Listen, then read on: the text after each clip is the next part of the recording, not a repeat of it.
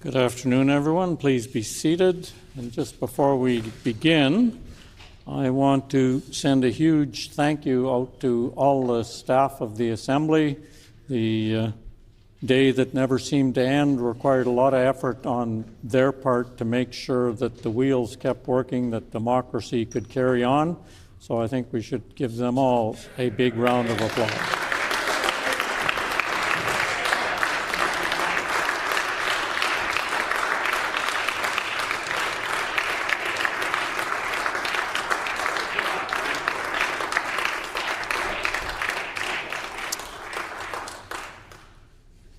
And now on to routine proceedings.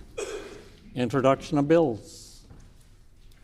Committee reports. The Honourable Member for Kirkfield Park. Honourable Speaker, I wish to present the 8th report of the Standing Committee on Legislative Affairs.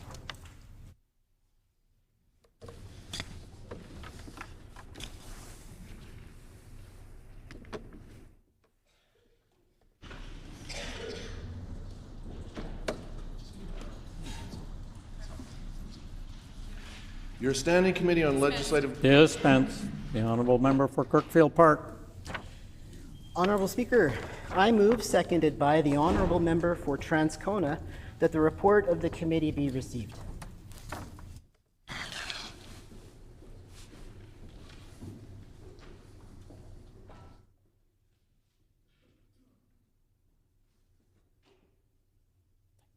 been moved by the Honourable Member for Kirkfield Park, seconded by the Honourable Member for Transcona, that the report of the committee be received. Is it the pleasure of the House to adopt the motion? Agreed and so ordered. The motion is accordingly passed. Tabling of reports. Ministerial statements. Member statements. No member statements. The Honourable Member for Seine River. You couldn't see me. Honourable Speaker, I rise today to recognize the River Park South Community Association, a dedicated group of volunteers who work hard to bring our community together. The association was formed in 2022 by a small group of residents who wanted to build a vibrant, inclusive, and supportive neighbourhood. Since then, they have worked hard to create opportunities for residents to connect and become part of community life. The organization is led by a volunteer board of directors who meet regularly to guide their work and make sure the association continues to grow and support residents. Their focus is on building a sense of belonging and improving the quality of life for folks in River Park South. Over the past few years, they've organized a wide range of events, from Canada Day celebrations to craft sales, giving folks a chance to come together, support local businesses, and enjoy everything our community has to offer. As we head into spring and summer, there's a lot to look forward to. On June 6th, they are planning to host the River Park South Community Garage Sale, a great chance to explore our community and connect with neighbours. And in July, they will host their annual Canada Day celebrations. These events and all the work that happens behind the scenes would not be possible without the dedication of the board. I want to thank Samik Gupta, Oluwatoyin George, Courtney Welch, Tara Boissonneau, Indrima Munshi, and Audra Martin for everything that they do. Your work has helped make River Park South a place where residents feel supported and proud to live. I ask that my colleagues join me in recognizing the River Park South Community Association who joins us today and thank them for all that they do. Thank you, Honourable Speaker.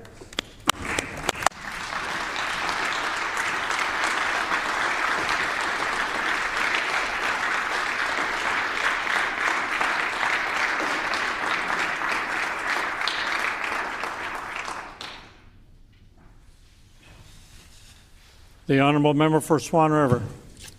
Thank you, Honourable Speaker. I rise today to recognize Ayushi Sharma, a grade 12 student at Rossburn Collegiate who has been named the 2026 Loran Scholar, one of the most prestigious undergraduate honours in Canada.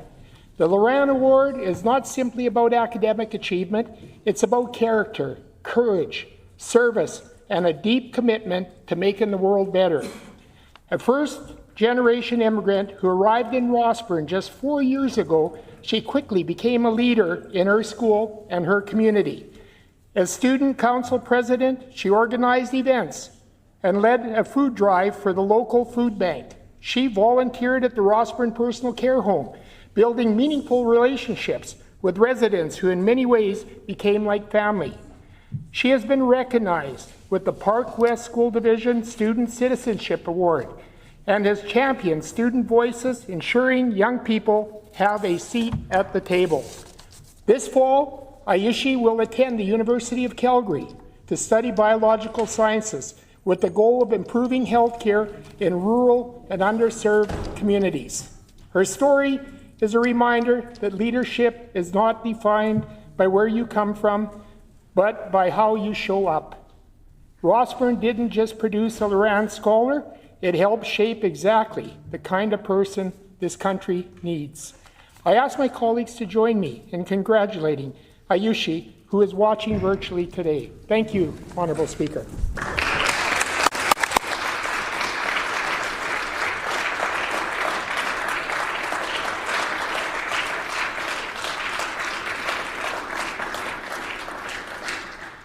The Honourable Minister of Sport, Culture, Heritage and Tourism.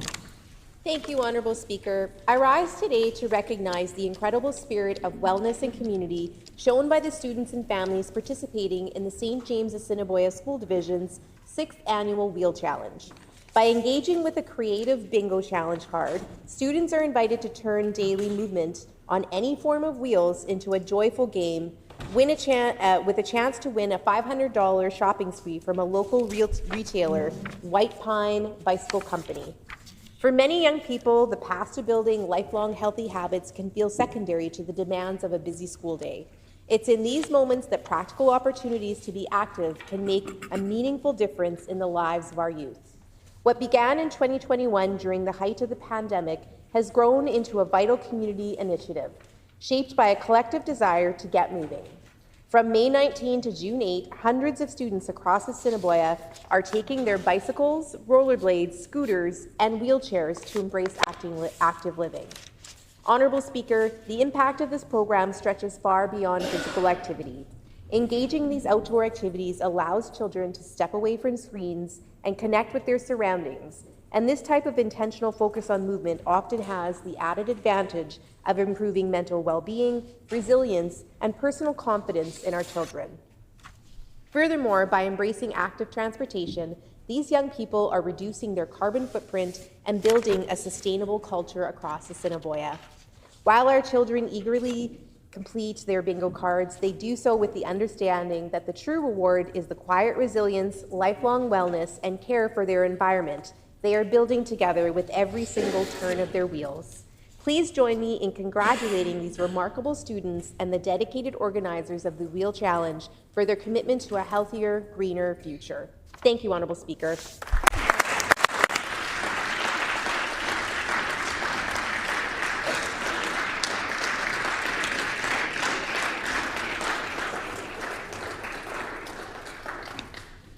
The Honourable Member for Dawson Trail. Chers collègues et invités, esteemed colleagues and guests, it is my honor today to recognize the exceptional merits of an outstanding member of the Dawson Trail constituency, Dr. Gabrielle Lemoine. J'ai l'honneur et plaisir aujourd'hui de reconnaître les mérites exceptionnels de Dr. Lemoine. Dr. Gabrielle Lemoine has served our community as a family physician and anesthesiologist for a remarkable 49 years, sharing his time between the same medical clinic and supporting surgeries at both the St. Anne and Steinbach Hospital. In his career spanning generations, he has helped heal and comfort countless patients, both young and old, in their time of need. Le Dr. Lemoine a fait preuve d'un engagement remarquable au service de la santé de la région du Sud-Est. He has also served as a volunteer on various boards, including the Villa Youville and Knights of Columbus. Dr. Gabrielle Lemoine's dedication has earned the respect of colleagues and the admiration of the community. Indeed, his lasting contributions were recognized at a sold-out gala hosted by his peers and a surgical suite at the Sainte Anne Hospital has been named in his honor. Passionné et dévoué, le Dr. Gabriel Lemoine laisse un legs positif et durable à la communauté.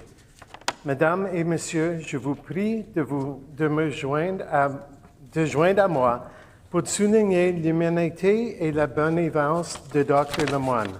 Please join me in recognizing Dr. Lemoine for his commitment and lasting contributions to our community. He joins us in the gallery today.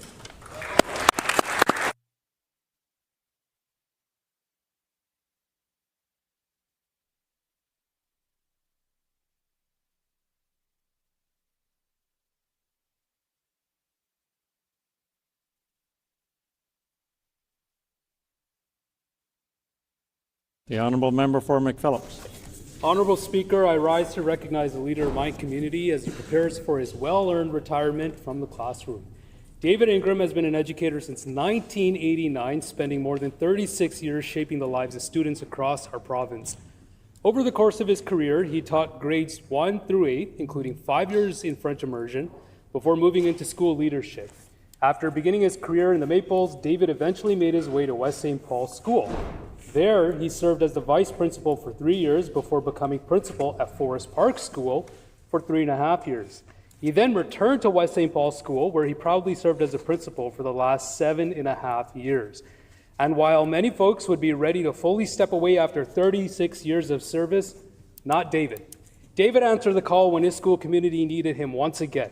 After semi-retiring last June, he returned to help support staff and students and has now agreed to continue serving as principal through December. That kind of dedication says a great deal about the person David is. For 35 years, West St. Paul has been David's home. He has coached baseball and hockey and has always been someone who shows up for young people and families in the community he cares so deeply about. Through his leadership and kindness, he has made a lasting difference in the lives of many families in McPhillips. I ask all my colleagues to join me in congratulating David Ingram, who is joined by his wife Sherry today, on an outstanding career and wishing him the very best in a well-deserved retirement. Thank you, Honourable Speaker.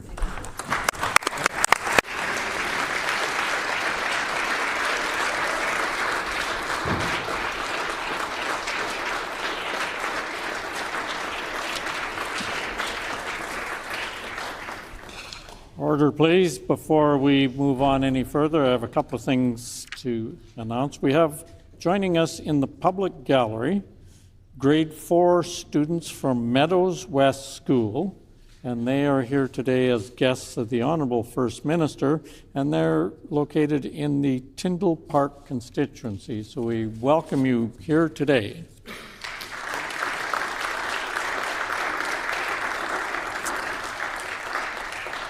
And now it is the season of goodbyes. We're 3 pages who are working their last shift here today. First, we have Anna Kersey. She'll be graduating from St. John's Revencourt School this June. She will be continuing her studies at the University of Ottawa in the Joint Honours Program for Political Science and Public Administration. Following her undergraduate degree, she plans to further her education in law school with the long-term goal of pursuing politics or becoming a lawyer. With deep interest and passion for politics, working as a page has helped her understanding of the legislative process, the importance of representing people, and the impact of public service. Anna is very grateful for getting to observe the dedicated and passionate legislators here today, and extends her gratitude to everyone at the Legislature she has met and learned from. Anna would also like to acknowledge her mom, Linda, who helped support her in getting this role and who raised her to have skills, compassion, ambition that have given her the confidence to pursue opportunities like this. Each shift brought something new and valuable. As this experience comes to an end, Anna feels extremely fulfilled and appreciative for this past year. Anna will cherish this experience and use it to guide her in Ottawa and throughout her future. In the gallery is Anna's mother, Linda Sander, and sister, May Kersey. And we welcome you here. And we welcome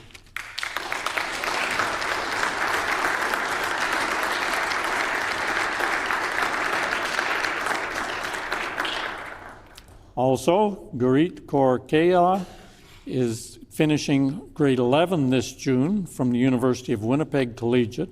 She will finish her grade 12 year of high school in May 2027. Following high school, Gurit wishes to go to the Asper School of Business at the University of Manitoba in hopes of pursuing law school afterwards. As she plans her future aspirations, she will forever be grateful for the experience she obtained through paging at the legislature that helped her become a more responsible and educated person. She claims that she enjoyed working in this professional and diverse environment with many thoughts and views. Having learned many new things, Gurit would like to thank everyone who helped her throughout her paging career this year. She would especially like to thank those who kindly and patiently taught her how to fulfill her duties. Gurit hopes that she gets a chance to work in the Manitoba legislature again so that she could expand her knowledge and experience even further. She hopes to see you all again. In the gallery are family members Mother Narinjit Kaur Kela and brother Guril Singh Kela, and we welcome you here today.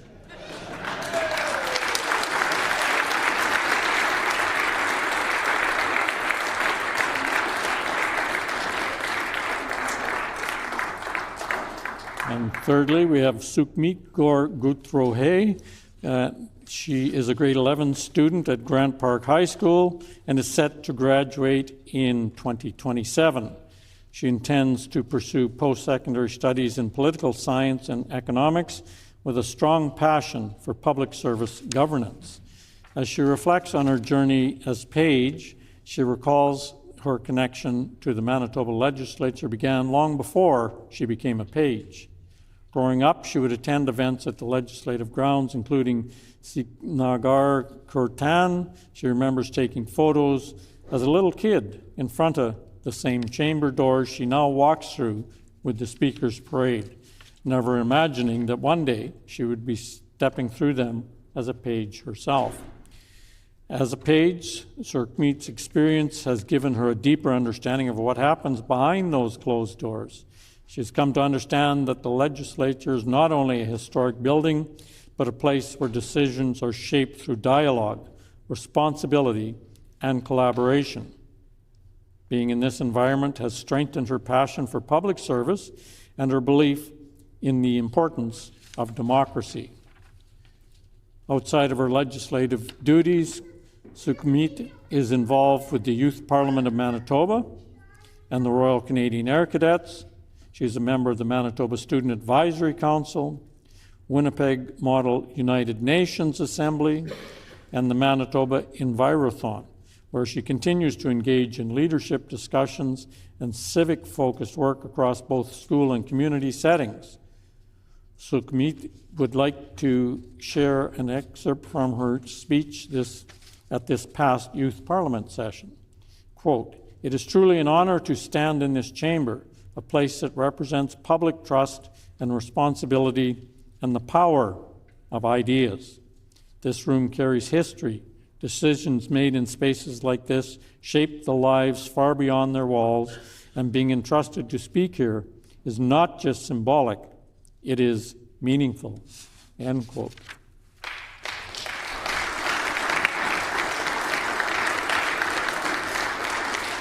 Furthermore, Sukhmeet has deeply valued being a part of the day-to-day work of the Assembly and to see firsthand the work that takes place in this chamber. It has been a substantial experience that she will always carry forward as she continues her studies and work involvement and future involvement. She says thank you for welcoming her into this environment.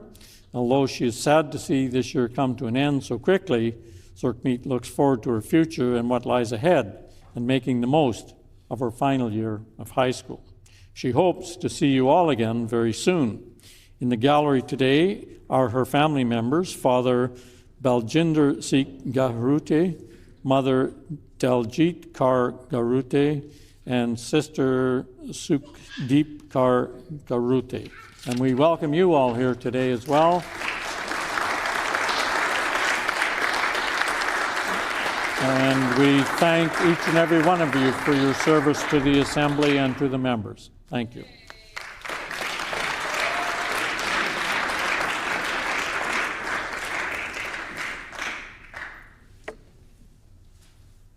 And it is now time for oral questions. The Honourable Leader of the Official Opposition.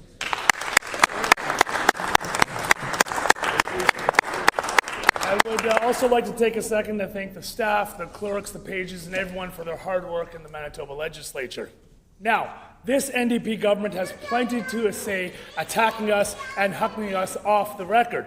But when the cameras are on, for 30 hours straight, they have nothing to say. Not a single member from this canoe government stood up to defend their own terrible budget bill. Why? Because they're hearing the same things that we are hearing from Manitobans, and that is that this NDP budget does not go far enough. $50 for renters is not affordability when this NDP government increases your rent by hundreds of dollars. $100 a year for homeowners tax credit is not enough when they've raised it by hundreds, if not thousands of dollars. A couple cents off a Slurpee is just a joke by this Premier. Why is the Premier ignoring Manitobans who are telling him they need more help to make life more affordable, and his junk food tax isn't cutting it?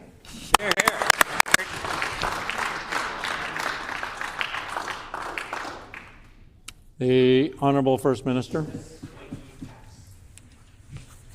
Honourable Speaker, I want to take this opportunity to congratulate Anna, Garit, and Sugmeet for the amazing job that they've all done here in the Manitoba Legislature. I think we all know that the future is very bright in this province, and hopefully they only take the positive things out of their time here and none of the negative.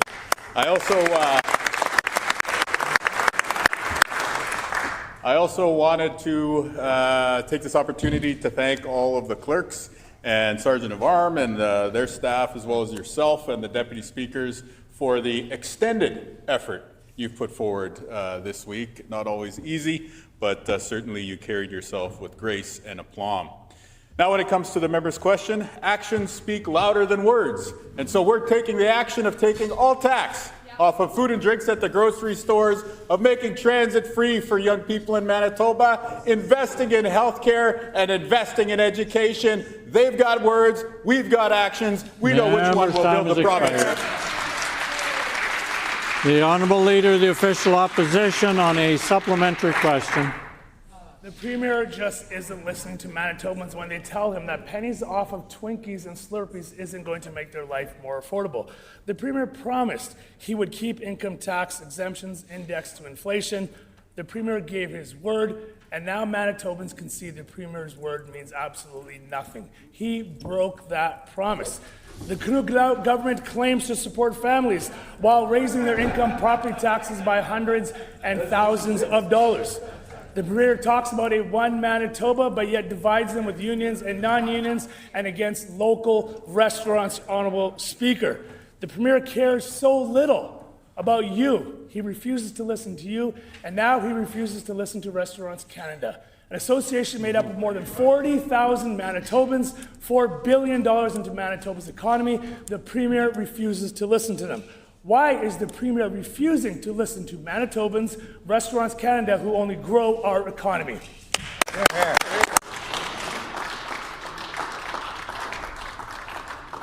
The Honourable First Minister. Honourable Speaker, I believe this is one Manitoba, that we are united as a province. And that's why when the members opposite tried to divide Manitobans in the last election, we chose to say, let's focus on the big things together, like fixing healthcare and strengthening our economy. Now, of course, that's the very same message I took to Kananaskis, Alberta this week. I said that we are one Canada, that we should focus on the big things that unite us, like strengthening healthcare and making a stronger economy. The members opposite want to stay in the past and want to dig themselves deeper and deeper into the depths of negativity. We prefer to watch Manitoba's youth soar above and rise up to a bright future as part of one united Canada. The Honourable Leader of the Official Opposition on a final supplementary question. A united premier only if you get in line with him.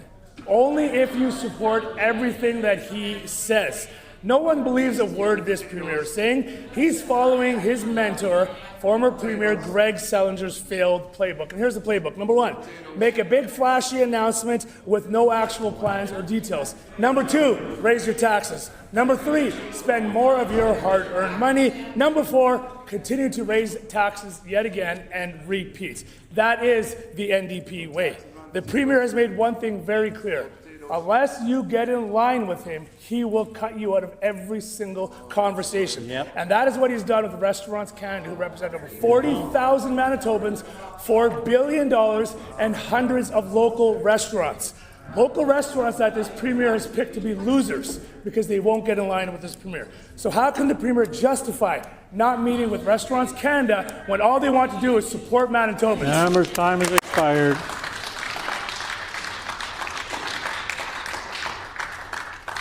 The Honourable First Minister.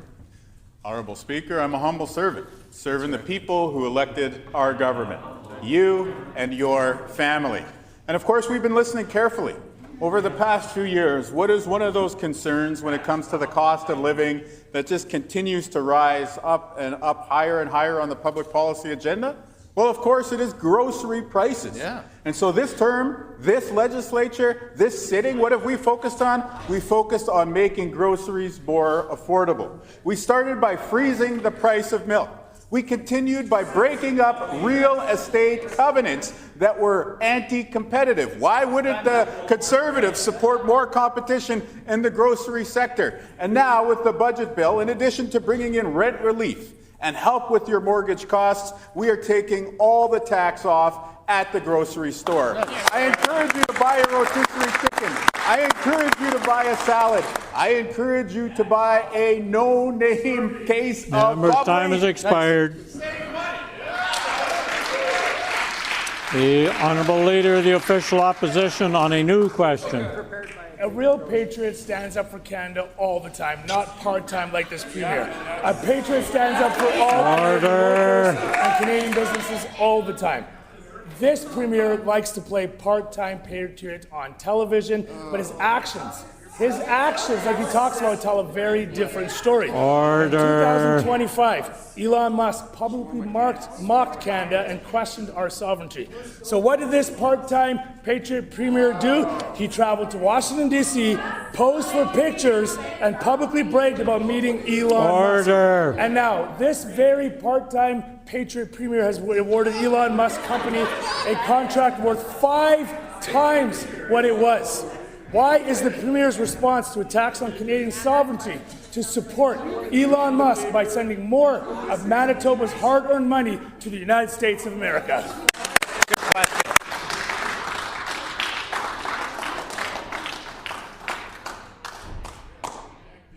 The Honourable First Minister.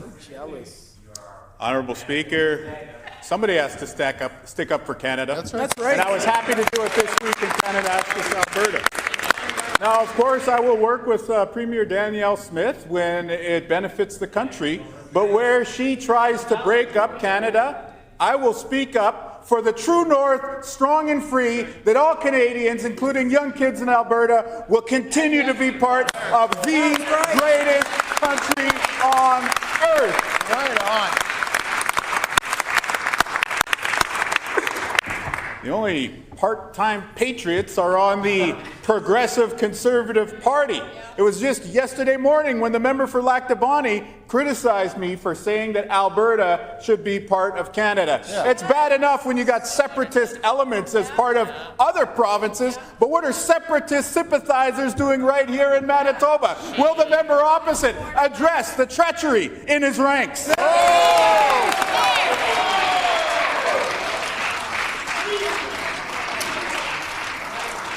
The Honourable Leader of the Official Opposition on a supplementary question. It is a sad, sad day in Manitoba when their premier stands up and thinks that protecting and standing up for Manitoba means sending millions of dollars to the United States of America. Because that is exactly what this NDP government and part-time Patriot Premier has done, Honourable Speaker. This Canoe government is sending millions of your dollars to the United States of America, while local companies are struggling. Local Manitobans are struggling. They create jobs here in Manitoba, and this Premier chooses to send millions of dollars to the United States. We know this Premier cares more about his federal spotlight than he does about Manitobans, and more about the United States than he does about supporting local Manitoba businesses. So can the Premier tell Manitobans why?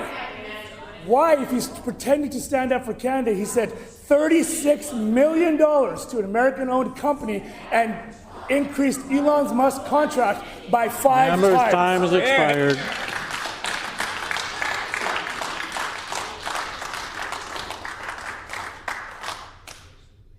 The Honourable First Minister. I'll stand up for Canada any day, any time or place. I love this country. This country took a little kid from the reserve and gave me the beautiful family, wonderful career, and amazing life that I have today. And for that, I will forever be grateful, as should all young people in this country. We should all be patriots, and we should all find ways to give back to the communities that have provided for us. The members opposite, since he was sitting at the cabinet table, this government has reduced U.S. procurement by 31%. That's right. So perhaps in the final question, he'll explain why there was so much more money heading to the United States of America. We know that he said about Donald Trump on YouTube, thank you. I would say thank you. He was talking about the tariffs that have taken money off of your family's dinner table. We will never thank Donald Trump. We will never bow down to America. We will always be the true north. Member's time has expired.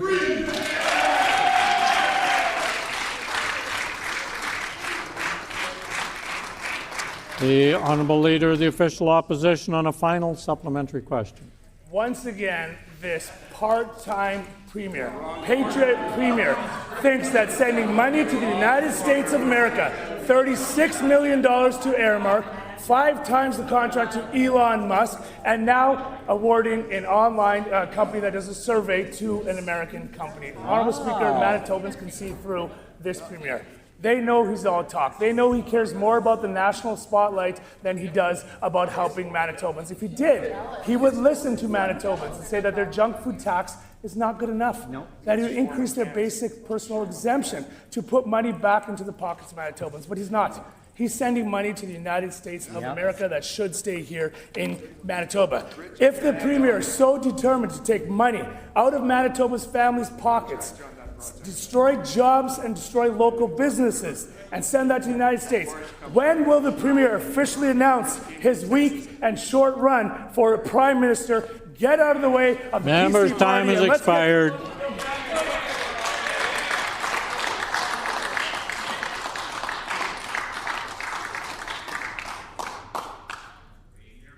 The Honourable First Minister.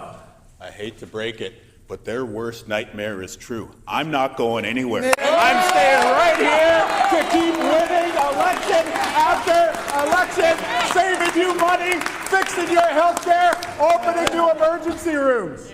Now, the members opposite have stumbled onto a piece of news. Here's the thing. When it comes to Elon Musk and his affinity for supporting Donald Trump's attacks on Canada, we cut him off. We ended the subsidies for Tesla vehicles in this country. And news afoot, when we're talking about modes of conveyance, would show you that Tesla Canada has recently put the Manitoba government on notice. Tesla Canada intends to file legal action against us for cutting off Elon, and we have a simple message to them. Elon, get Donald Trump to stop the tariffs, and then we can talk about the EV rebates.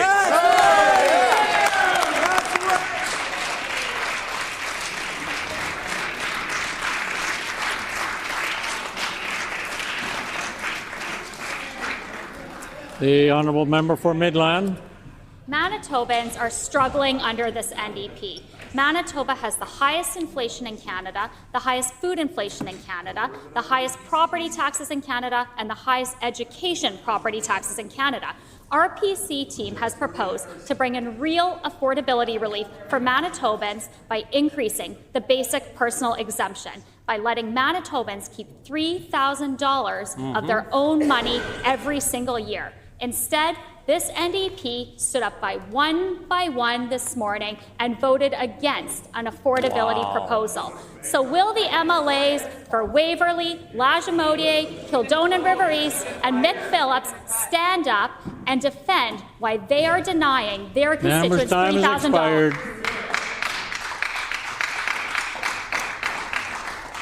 The Honourable Minister of Finance. Honourable Speaker, on the one hand, you've got a group offering something that will create huge disproportionate benefits to the wealthiest in Manitoba, create a huge fiscal hole, result in another $2 billion deficit. That's their offer. What's our offer? Targeted relief that Manitobans need now, like taking the PST off of all groceries across this entire province.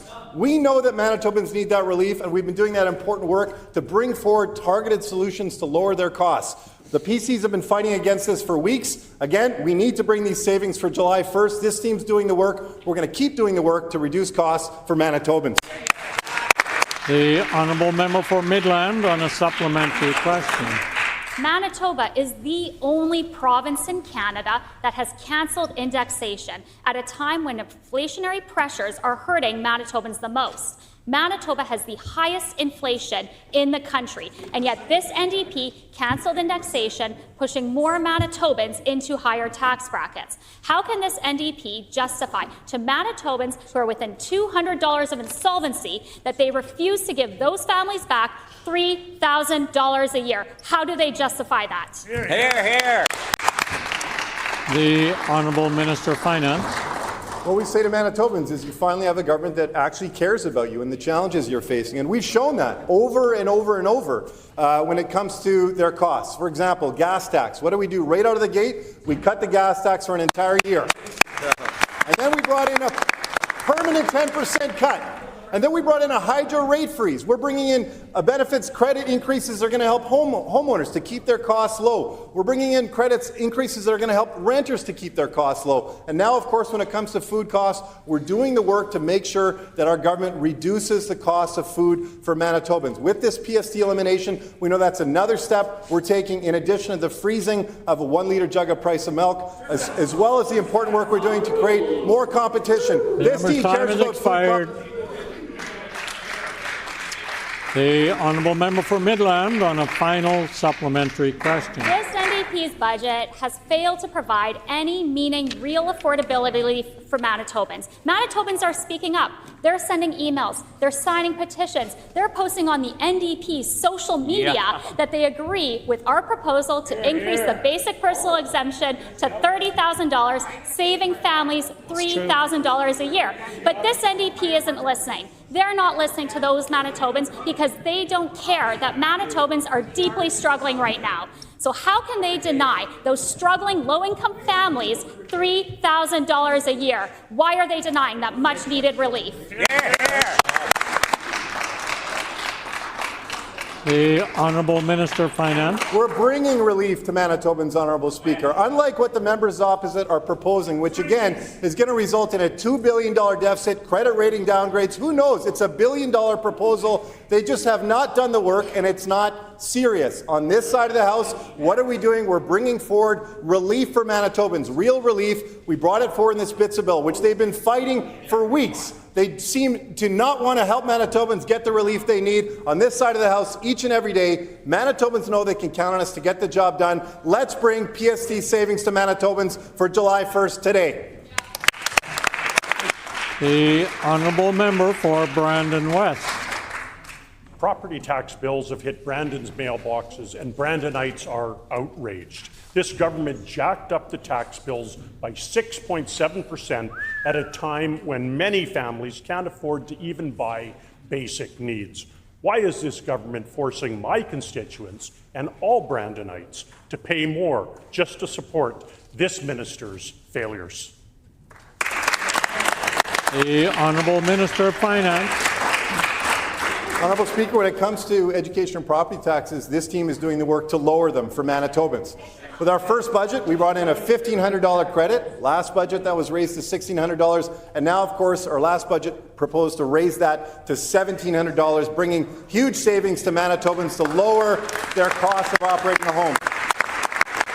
But we're not just helping homeowners, we're helping renters too. The members opposite raised taxes on renters by $175, and we're doing the work of restoring that renters tax credit, and we're bringing it up to $675. Again, that's in this BITSA bill that the members opposite, it's a big mystery why they're fighting against tax cuts for Manitobans, but that's what they're fighting against. We're doing the work of reducing costs, including the costs of owning and operating a home with our education property tax credit. The honourable member for Brandon West on a supplementary question. $100 savings in 2027 while they're expecting thousands of dollars from Manitobans now. This is another clear example of being Brandon blind and Westman weak.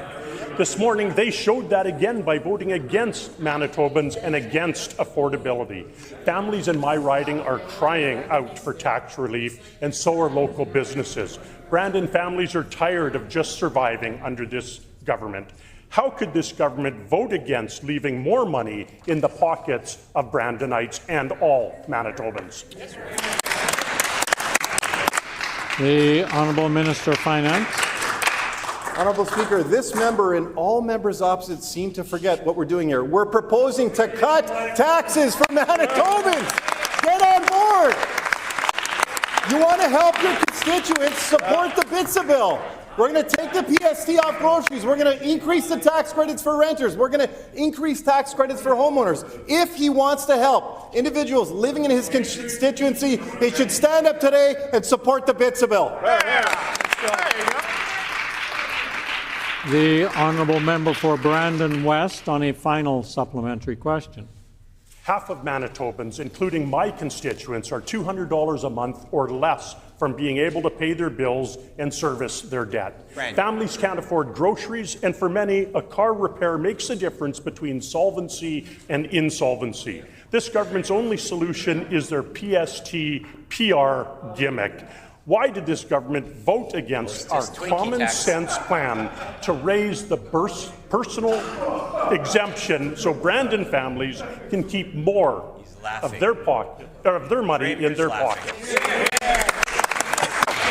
The Honourable Minister of Finance. Spells it out for you. Honourable Speaker, if the member opposite cares about affordability challenges, he should support this BITSA bill and he should support our budget. That's right. We've done an incredibly important work in helping to bring savings to Manitobans, and of course, we're proposing here free transit for youth in Manitoba. No cost for childcare for the lowest income families in this province. Let's take the PST off all groceries. These are real targeted measures that are going to help Manitobans where they need it. Years of inaction by the members opposite left Manitobans in a tough position. They left Manitobans with the highest inflation we've seen in recent memory, 8%. What did we do when we got in? We quashed that immediately with a gas tax cut. Only one team in this province that wants to make life more affordable. They're sitting on this side of the House, Honourable Speaker. The Honourable Member for La Vérendrye. Honourable Speaker, this NDP government has created confusion and division between grocery stores, convenience stores, and local restaurants over who qualifies for their misleading PST exemption scheme. That's what happens when this NDP government constantly picks winners and losers instead of supporting all Manitobans equally. Can the Finance Minister confirm whether restaurants and all prepared foods will be included in this PST policy? Simply yes or no. The Honourable Minister of Finance. So cutting the PST is good. Honourable Speaker, by taking the PST off all groceries, we are helping all Manitobans. We're all buying groceries from that. It's that simple. And again, the member opposite's stance, or he fights against BITSA. That's a bill that has a proposal for a $1,700 education property tax rebate. It proposes to take education property taxes off of almost every single home in the members' riding. We're doing the work to lower costs for Manitobans. Again, for years, Manitobans had a government that didn't care, that jacked up hydro rates, that raised taxes on renters, made life more expensive for producers. This team is doing the work to make life more affordable. We're going to keep doing that, and we ask the members opposite, stand up today, do something with your time in this House, support the Bitsa bill now. The honourable member for La-Vérendrye on a supplementary question. Honourable Speaker, I asked about restaurants specifically. Restaurants Canada, a national organization representing 42,000 Manitobans working in their sector, say repeatedly that they have tried meeting with this Premier, but were told he's too busy. Meanwhile, the Finance Minister claims they regularly consulted with Restaurants Canada, but Kelly Higginson, president of Restaurants Canada, told the Free Press they were never consulted on the PST ploy and couldn't even secure a meeting to discuss PST exemption on prepared takeout foods. Why could this Premier not be bothered to meet with them, and why did the Finance Minister lie about his consultation with them? Order, please. The Speaker is standing. The Speaker is standing and will be heard in silence whether members like it or not. And the honourable member for La-Vérendrye has used unparliamentary language. He will withdraw it and apologize. The honourable member for La-Vérendrye. Honourable Speaker, I withdraw and apologize.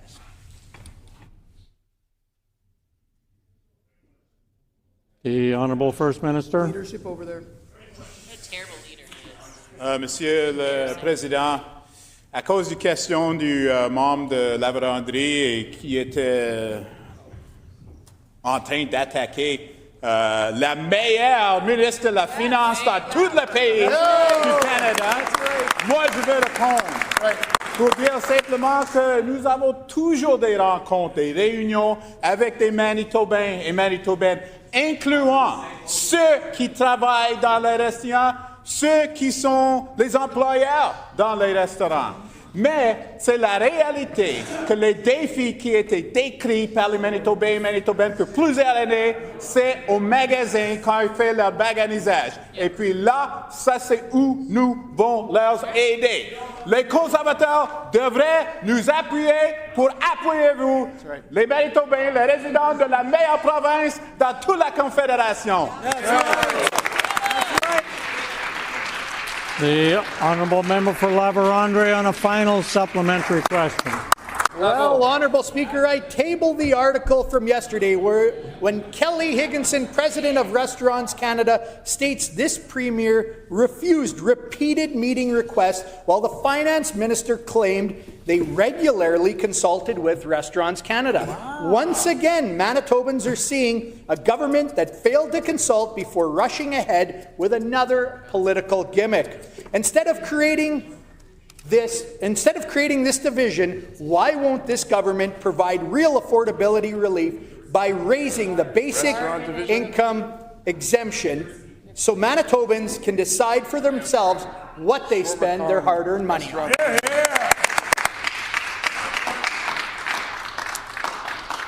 The Honourable First Minister. Si le membre continue à attaquer un de mes collègues, je vais continuer de le répondre dans deux langues officielles. Quand on parle de la question que le membre a avancée, toute cette question est basée sur le fait que notre budget va appuyer les Manitobains et vos familles. Il est en train de reconnaître que couper les impôts aux magasins va aider votre famille. Et sa seule question est de demander pourquoi pas le faire plus. La réponse est, ça c'est un budget avec beaucoup d'appui pour la famille, avec beaucoup d'appui pour le logement abordable, et puis avec le budget déficit le plus petit dans tout le pays. So, for translation for the members opposite, if you keep attacking my colleagues, I'll keep dunking on you in both official languages. And your whole premise of your question is that cutting the PST is good. So support BITSA!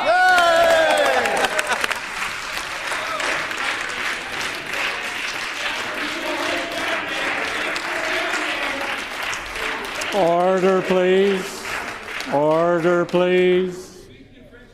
Order, please. Order.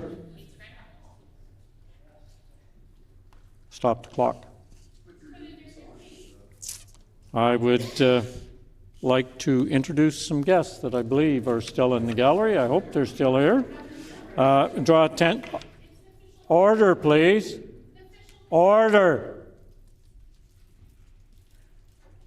I'd like to draw the attention of all honourable members to the public gallery, where we have with us today Patrick Simard, uncle, and Joel Simard, cousins, who are guests of the Honourable Minister of Municipal and Northern Relations, and we welcome you here today.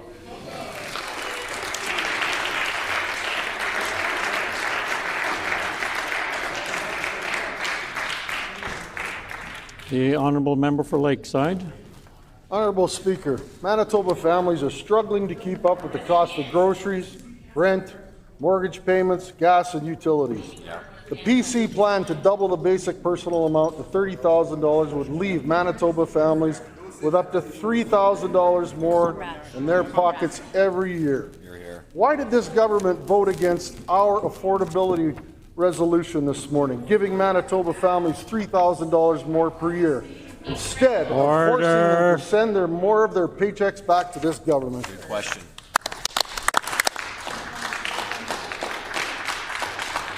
The Honourable First Minister.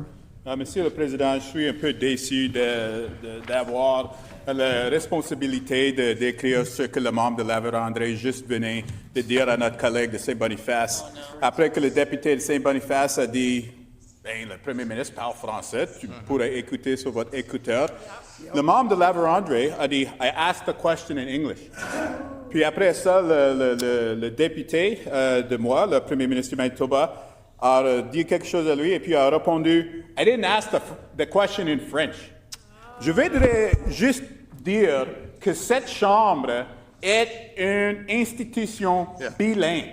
C'est-à-dire que ça ne dépend pas si la personne a demandé la question en anglais ou français. Nous avons le droit, la responsabilité de répondre dans le français ou dans l'anglais.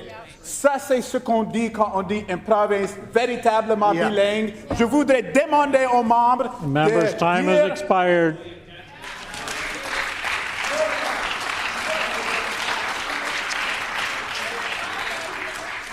The Honourable Member for Lake Order. The Honourable Member for Lakeside on a supplementary Honourable question. Speaker, for a family trying to pay bills, keep their children fed, and make ends meet, $3,000 a year is not a small amount. It's real affordability relief that would make a substantial difference at the kitchen table. Does this Minister of Finance not agree that giving families $3,000 more each year to help feed their children is a good idea? The Honourable First Minister. Alors, je m'excuse d'avoir pris trop long dans la dernière réponse. Alors, je demande à la membre de la Vérandrée de s'excuser à la francophonie manitobaine pour ses commentaires aujourd'hui. Il y a beaucoup de francophones dans son circonscription. Il y a beaucoup, même le nom de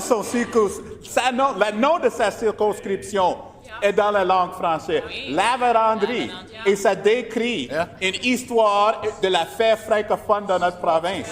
Alors, la manière où il a lancé ce commentaire à le député de Saint-Boniface, ça nous montre qu'il y a beaucoup de travail à faire pour respecter les droits de la francophone qui ont dû lutter pour leurs droits des langues minoritaires ici dans notre province. Nous, comme les néos, nous les appuie. Les conservateurs sont toujours en train de le nuire.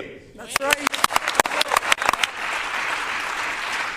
The Honourable Member for Lakeside on a final supplementary question. Honourable Speaker, Manitobans do not need token measures that barely touch the cost of living. They need broad, meaningful tax relief that leaves more money in their pockets every paycheck. Doubling the basic personal amount to $30,000 would help working families, seniors, and low-income Manitobans keep more of what they earn. Why won't this government support this PC plan to give Manitobans real affordability relief? The Honourable First Minister. Les conservateurs ne sont pas sérieux. Nous avons avancé un budget sérieux avec des appuis pour vous et votre famille, et puis avec un plan pour réduire le déficit ici dans notre province. Mais en partageant ce message dans la langue française, est-ce qu'on a des réponses sérieuses? Même dans l'anglais? Non. On a un commentaire d'un député avec une circonscription qui a un nom français qui est en train de dire à un député qui est fièrement francophone, I asked the question in English. I didn't ask it in French. Ça, c'est un exemple pour les jeunes de la Manitoba de comment pas respecter la francophonie manitobaine. Ici, dans notre gouvernement, nous avons la responsabilité pour tous les Manitobains et Manitobaines, n'importe langue que vous parlez chez vous. Et nous serons toujours là pour appuyer vous et votre famille pour un système de santé augmenté et puis plusieurs appuis pour une vie plus abordable.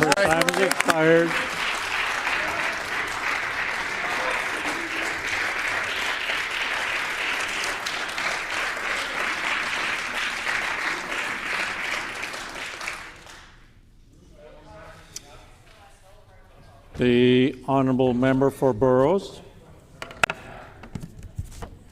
Honourable Speaker, from day one, our government has been focused on recruiting and retaining the doctors Manitobans need.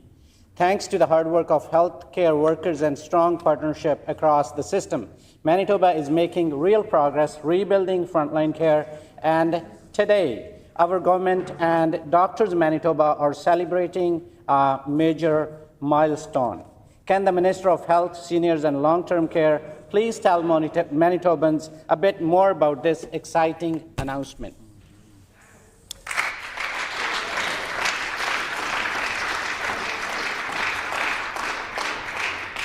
The Honourable Minister of Health, Seniors and Long-Term Care. I thank my friend, the MLA from the Boroughs, for that wonderful apologies, Honourable Speaker. I thank my friend and colleague for that wonderful question. After years of cuts under the PC government, we are rebuilding Manitoba's healthcare system, and we're seeing the results. Not only does Manitoba lead all of Canada in access to a family doctor, but today, Doctors Manitoba confirmed that there are now a record over 3,700 doctors working here in Manitoba. That is a record for our great province. And we're working hard to grow that number every single day. We're expanding training seats, we're improving recruitment, and we're working every day to ensure retention. Member's time has expired. The Honourable Member for Portage-La Prairie. Thank you, Honourable Speaker. My colleague from Brandon West asked about families losing everything. And I watched the Premier sit in his chair laughing at those constituents that are starving out there. Manitobans are being crushed by grocery prices, rent, mortgages, and payroll taxes. Yet this NDP government refuses to support raising the basic personal exemption to $30,000, a plan that would let hardworking Manitobans keep more of their paycheck. Why is this NDP government choosing to push low and middle income Manitobans with higher taxes? Why now? The Honourable First Minister. 3 quick facts for the record. Page 144 of this budget lays out the net impacts of all tax measures. Taxes are going down $50 million because of the budget that they are trying to delay. Second fact is that Harvest Manitoba, who works on the front lines with Manitobas who are struggling, asked us to cut the sales tax on all food and drinks at the grocery store. They asked, we are delivering. The third fact I would put on the record is that as these conservatives criticize, divide, and delay, we are missing out on needed investments in healthcare, needed investments in school, needed investments in transit for Order. youth, needed investments in a new menopause clinic for women, needed investments in repairing highways and roads across the province, needed investments in growing the economy, including with the Member's Port time of has Churchill. expired.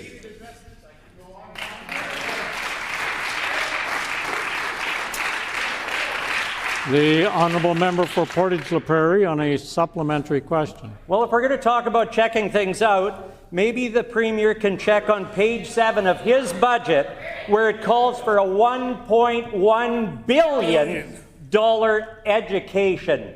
That is ridiculous. Property tax increase. A PC government will raise the basic personal exemption to $30,000. So Manitobans can stop paying taxes on the first $30,000. Can the minister explain why this NDP government believes a single parent, a tradesperson, or on fixed income should be paying higher taxes, or why the education property taxes are being raised by Member's time has $1.1 expired. billion?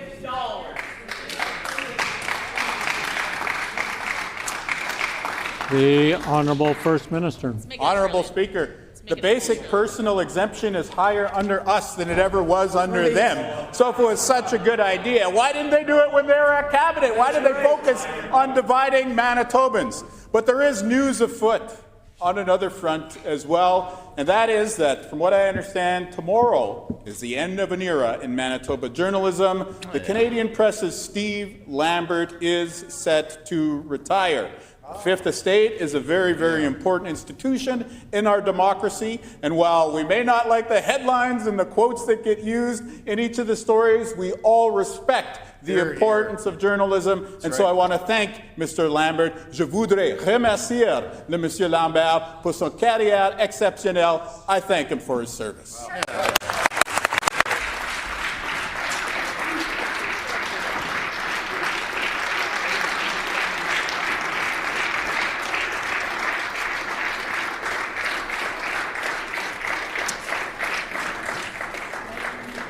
The time for oral questions has expired.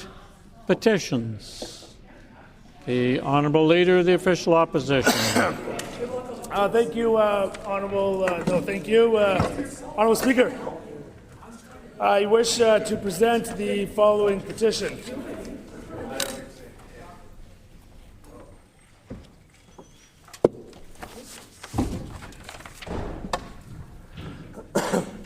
To the Legislative Assembly of Manitoba. The background to this petition is as follows. Number 1, children with disabilities often require childcare beyond the age of 12. Children with disabilities aged 12 to 17 face a gap in publicly available care programs.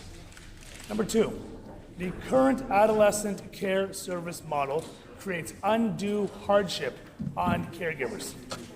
Number 3, while developing children may be entering into extracurricular activities, school clubs, or spending time with friends independently, children with disabilities have reduced opportunities for such social and recreational opportunities due to the lack of spaces. The current self-managed adolescent care model places additional workloads onto already stressed families, requiring parents to seek all alternative options and prove their need for care. Number 5, the current adolescent care system as part of overall respite and support available to families is failing families of children with disabilities, as identified in the Manitoba Advocate for Children and Youth's Bridging the Gaps report. Number 6, to date, none of the 9 recommendations have been completed beyond 50%. Number 7, The recommendations in this report touch on many of the issues facing families, with adolescent care being but a small component of their overall needs.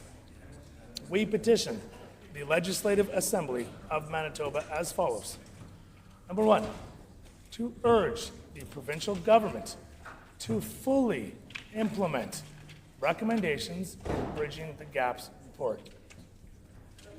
Number 2, to urge the provincial government to immediately implement official policies and procedures that are more respectful and collaborative, which also minimize harm faced by families seeking help from Children's Disability Services.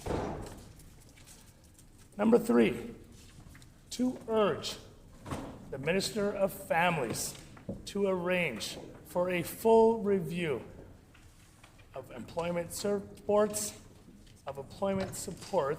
provided by Children's with Disability Services for children with disabilities aged 12 to 17, including direct consultation with impacted families, and to explore a full spectrum of options to support families, empowering them to choose solutions that best fit their needs.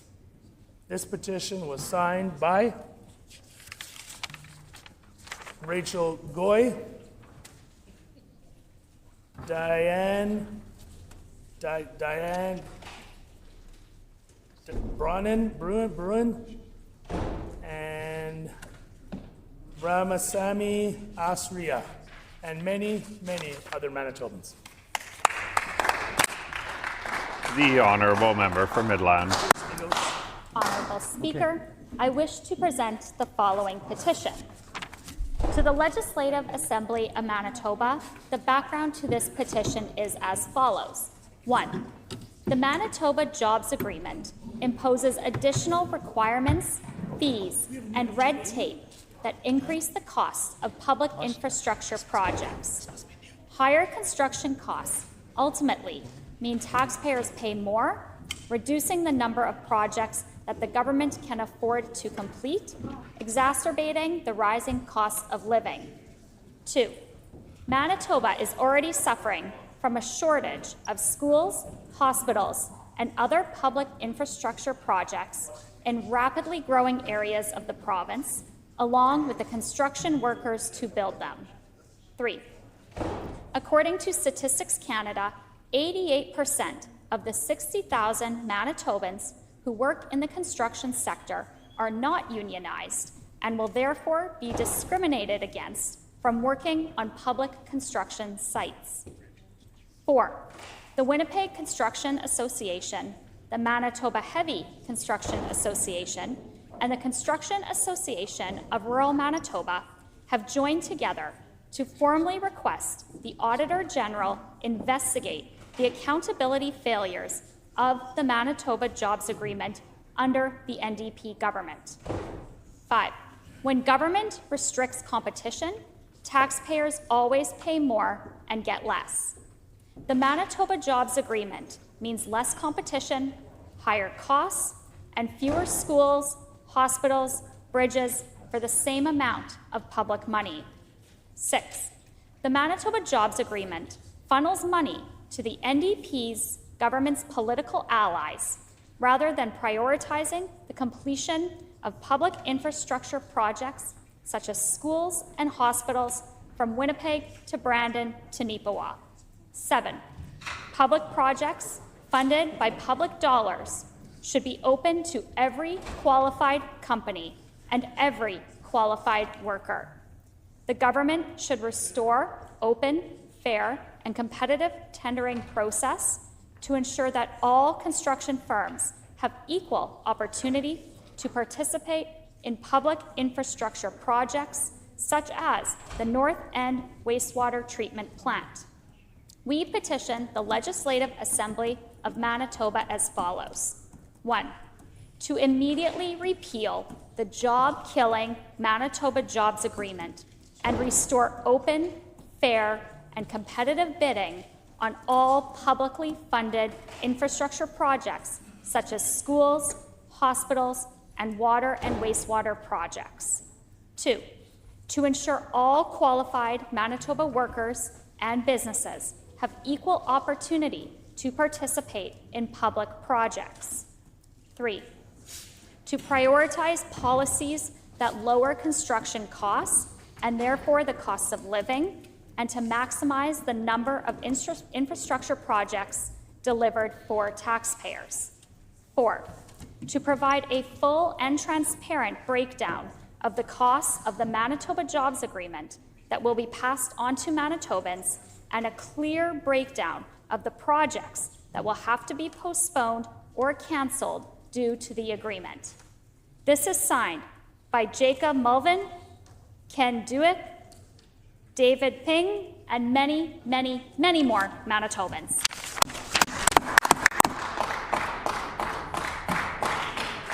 I'll remind all members that you can read up to 3 names at the end of your petition, and you can say the word many twice at the end of your petition. The Honourable Member for Swan River. Thank you, Honourable Deputy Speaker. I wish to present the following petition to the Legislative Assembly of Manitoba. The background to this petition is as follows. Number 1, Manitoba Housing will be placing homeless people and people with multi-layered mental illnesses and addictions into what has always been known as seniors housing. Number 2, Manitoba Housing is placing people in elderly persons housing EPH buildings without vetting them. Number 3, there is no minimum age limit stated on the Manitoba Housing information page for elderly persons housing buildings.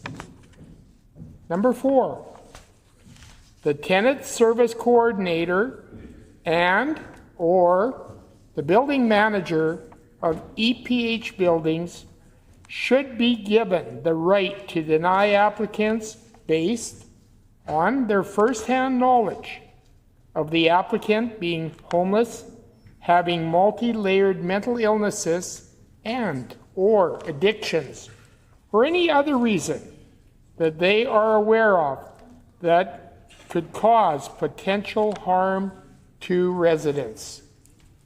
Number 5, proper vetting should include a criminal record check, a vulnerable persons record check, and the consent of the tenant service coordinator and or the building manager of elderly persons housing building. We petition the Legislative Assembly of Manitoba as follows. Number 1, to urge the Minister of Housing, Addictions and Homelessness to use seniors housing for what it was intended, the seniors. Number 2, to urge the Minister of Housing, Addictions and Homelessness to require a minimum age of 55 years for residents in all elderly persons housing EPH buildings. Number 3, to urge the Minister of Housing, Addictions and Homelessness to engage in proper vetting of all applications of people desiring to live in EPH elderly persons housing buildings. This petition has been signed by John Pasternak, Wendell Kustra, Derek Ches, and many, many other Manitobans. The Honourable Member for Springfield-Rochelle. I wish to present the following petition to the Legislative Assembly of Manitoba. The background to this petition is as follows. 1. The intersection of Provincial Trunk Highway 75, PTH 75, and Provincial Road 305, PR 305, at St. Agathe has become increasingly dangerous for motorists and pedestrians. 2.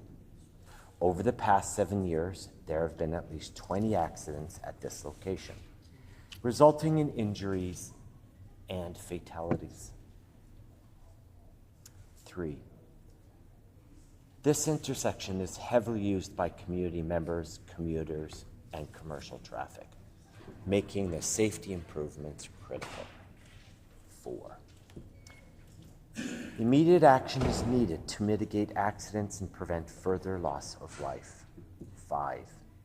An in-service road safety review was completed in 2022, which included recommended improvements, but no action plan. 6. Immediate action and implementation on the maintenance issues and short-term strategies identified in the 2022 study are needed. 7. Immediate Order. action. I'd invite the member to speak up a little bit so that our Hansard and ASL interpreters could perform their roles. The honourable member for Springfield-Rochelle. 6. Immediate action and implementation on the maintenance issues and short-term strategies identified in the 2022 study are needed. 7. Development of an action plan with timelines for the immediate term strategies identified in the 2022 study is required. 8. Installation of traffic lights or a controlled signal system will make the intersection safer. 9. Additional strategies such as reduced speed limits approaching the intersection and the addition of rumble strips to alert drivers of the upcoming intersection will save lives. 10. Construction of dedicated turning lanes to reduce collision risk and other traffic calming designs will help reduce collisions, injuries, and fatalities at the intersection. We petition the Legislative Assembly of Manitoba as follows. 1. To urge the Minister of Transportation and Infrastructure to undertake safety improvements at the intersection of PTH 75 and PR 305 at St. Agathe. 2. To urge the Minister of Transportation and Infrastructure to prioritize measures that will reduce accidents and fatalities, including but not limited to those outlined in the 2022 In-Service Road Safety Review. This is signed by Teresa Tinsley, Okasawa Storley, Edward Storley, and many other Manitobans. Thank you. The honourable member for Red River North. I wish to present the following petition to the Legislative Assembly of Manitoba. The background to this petition is as follows.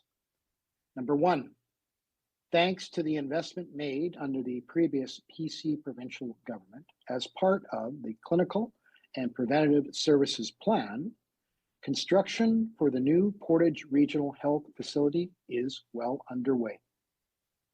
The facility and surrounding community would greatly benefit from the added diagnostic machinery and equipment, but specifically the addition of an MRI machine. Number 2, an MRI machine is a non-invasive medical imaging technique that uses a magnetic field and a computer-generated radio wave to create detailed images of organs and tissues in the human body. It is used for disease detection, diagnosis, and treatment monitoring. Number 3, Portage La Prairie is centrally located in Manitoba and is on the number 1 highway in the Southern Health Santé Sud Health Authority. Currently, there is only one MRI machine in the RHA. Number 4, an MRI machine located in the Portage Regional Health Facility will reduce transportation costs for patients, as well as reduce the burden on stretcher service and ambulance use. It will bring care closer to home and reduce wait times for MRI scans across the province. Number 5, around Portage La Prairie are the Dakota Teepee, Dakota Plains, Sandy Bay, and Long Plains First Nation reserves. Indigenous peoples in Canada disproportionately face barriers in access to services and medical care. An MRI machine located in the Portage Regional Health Facility will bring care closer to their home communities and provide greater access to diagnostic testing. Number 6, located in close proximity to the new Portage Regional Health Facility is the Southport Airport. This aerodrome has a runway length that is more than adequate to support medical air ambulance services. This would provide the opportunity to transport patients by air from more remote communities to access MRI imaging services. Number 7, the average wait times for Manitobans to receive an MRI scan is currently 6 to 8 months. Having an MRI machine in the Portage Regional Health Facility will help reduce wait times for patients and provide better care sooner. Honorable Deputy Speaker, we petition the Legislative Assembly of Manitoba as follows. To urge the provincial government to support the investment and placement of an MRI machine in the Portage Regional Health Facility in Portage La Prairie, Manitoba. This petition is signed by Kim Menard, Sandra Lambert, and Sandra Cambard, and many, many Manitobans. Thank you, Honorable Deputy Speaker. The Honourable Member for Steinbach. Thank you, Honourable Deputy Speaker. I wish to present the following petition to the Legislative Assembly of Manitoba, and the background to this petition is as follows. 1, the intersection of Provincial Trunk Highway 75, PTH 75, and Provincial Road 305, PR 305, at St. Agath has become increasingly dangerous for motorists and pedestrians. 2, over the past 7 years, there have been at least 20 accidents at this location, resulting in injuries and fatalities. 3, this intersection is heavily used by community members, commuters, and commercial traffic, making safety improvements critical. 4, immediate action is needed to mitigate accidents and prevent further loss of life. 5, an in-service road safety review was completed in 2022, which included recommended improvements but no action plan. 6, immediate action and implementation on the maintenance issues and short-term strategies identified in the 2022 study are needed. 7, development of an action plan with timelines for the medium-term strategies identified in the 2022 study is required. 8, installation of traffic lights or a controlled signal system will make the intersection safer.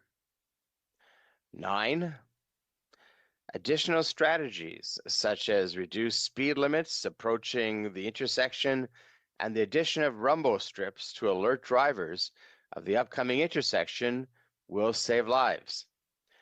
10.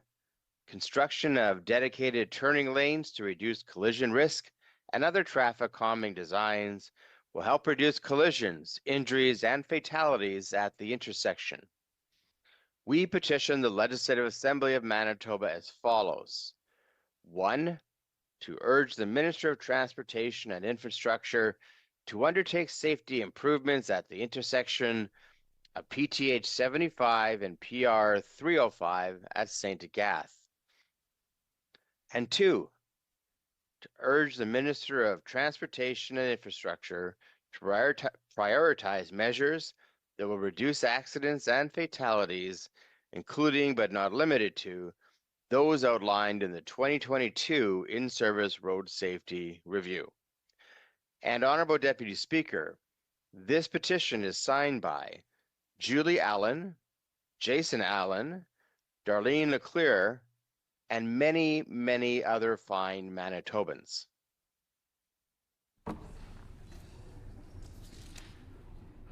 No more petitions, grievances. The Honourable Member for Agassiz. I wish to present the following petition to the Legislative Assembly of Manitoba. The background to this petition is as follows. 1. Children with disabilities often require childcare beyond the age of 12. Children with disabilities aged 12 to 17 face a gap in publicly available care programs. Number 2, the current adolescent care service model creates undue hardship on caregivers. 3, while developing children may be entering into extracurricular activities, school clubs, or spending time with friends independently, children with disabilities have reduced opportunities for such social and recreational opportunities due to the lack of spaces. Number 4, the current self-managed adolescent care models place additional workloads onto already stressed families, requiring parents to seek all alternative options and prove their need for care. 5, the current adolescent care system, as part of overall respite and support available to families, is failing families of children with disabilities as identified in the Manitoba Advocate for Children and Youth's Bridging the Gaps report. 6, to date, none of the 9 recommendations it contains have been completed beyond 50%. 7, the recommendations in this report touch on many of the issues facing families, with adolescent care being but a small component of their overall needs. We petition the Legislative Assembly of Manitoba as follows. 1, to urge the provincial government to fully implement recommendations in the Bridging the Gaps report.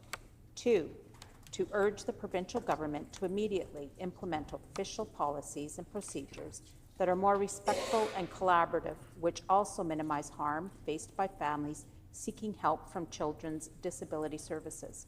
3, to urge the Minister of Families to arrange for a full review of employment supports provided by Children's Disability Services for children with disabilities aged 12 to 17, including direct consultation with impacted families, and to explore a full spectrum of options to support families, empowering them to choose solutions that best fit their needs.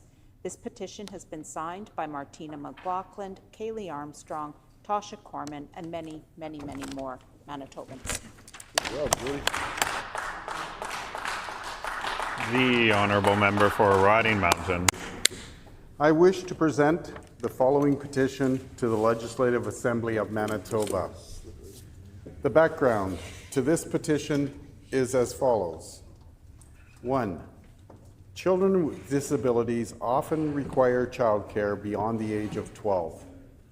Children with disabilities aged 12 to 17 face a gap in publicly available care programs. 2, the current adolescent care service model creates undue hardship on caregivers. 3. While developing children may be entering into extracurricular activities, school clubs, or spending times with friends independently, children with disabilities have reduced opportunities for such social and recreational opportunities due to the lack of spaces. 4. The current self-managed adolescent care models place additional workloads onto already stressed families, requiring parents to seek all alternative options and prove their need for care. 5. The current adolescent care system, as part of the overall respite and support available to families, is failing families of children with disabilities, as identified in the Manitoba Advocate for Children and Youth Bridging the Gaps report. 6. To date, none of the 9 recommendations it contains have been completed beyond 50%. 7. The recommendations in this report touch on many of the issues facing families, with adolescent care being but a small component of their overall needs. We petition the Legislative Assembly of Manitoba as follows. 1. To urge the provincial government to fully implement recommendations in the Bridging the Gaps report. 2. To urge the provincial government to immediately implement official policies and procedures that are more respectful and collaborative, which also minimize harm faced by families seeking help from Children's Disability Services. 3. To urge the Minister of Families to arrange for a full review of employment supports provided by Children's Disability Services for children with disabilities aged 12 to 17, including direct consultation with impacted families, and to explore a full spectrum of options to support families, empowering them to choose solutions that best fit their needs. Honourable Deputy Speaker, this petition has been signed by Carla Robinson, Janadri Meyer, Courtney Kovacic, and many, many other fine Manitobans. Thank you. The Honourable Member for Lap. Thank you, Honourable Deputy Speaker. I wish to present the following petition to the Legislative Assembly of Manitoba. The background to this petition is as follows. 1.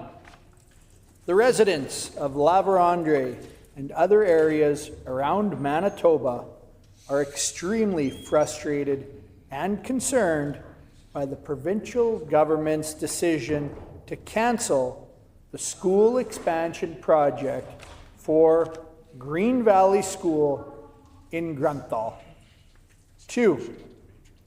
In 2021, the PC provincial government committed funding to expand Green Valley School for a new gymnasium and classrooms.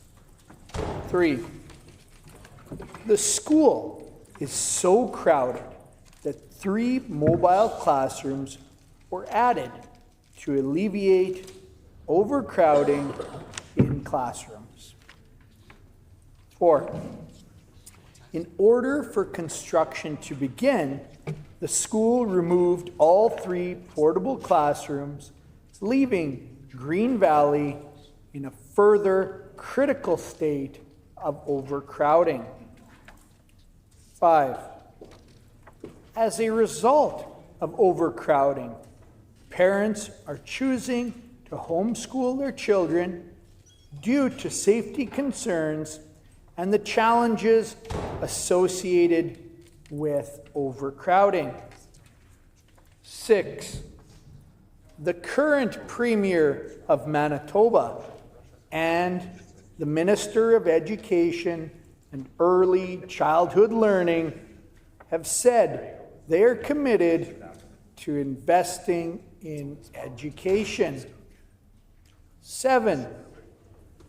The concerns of residents of La Vérendrye and the surrounding area are being ignored by the provincial government.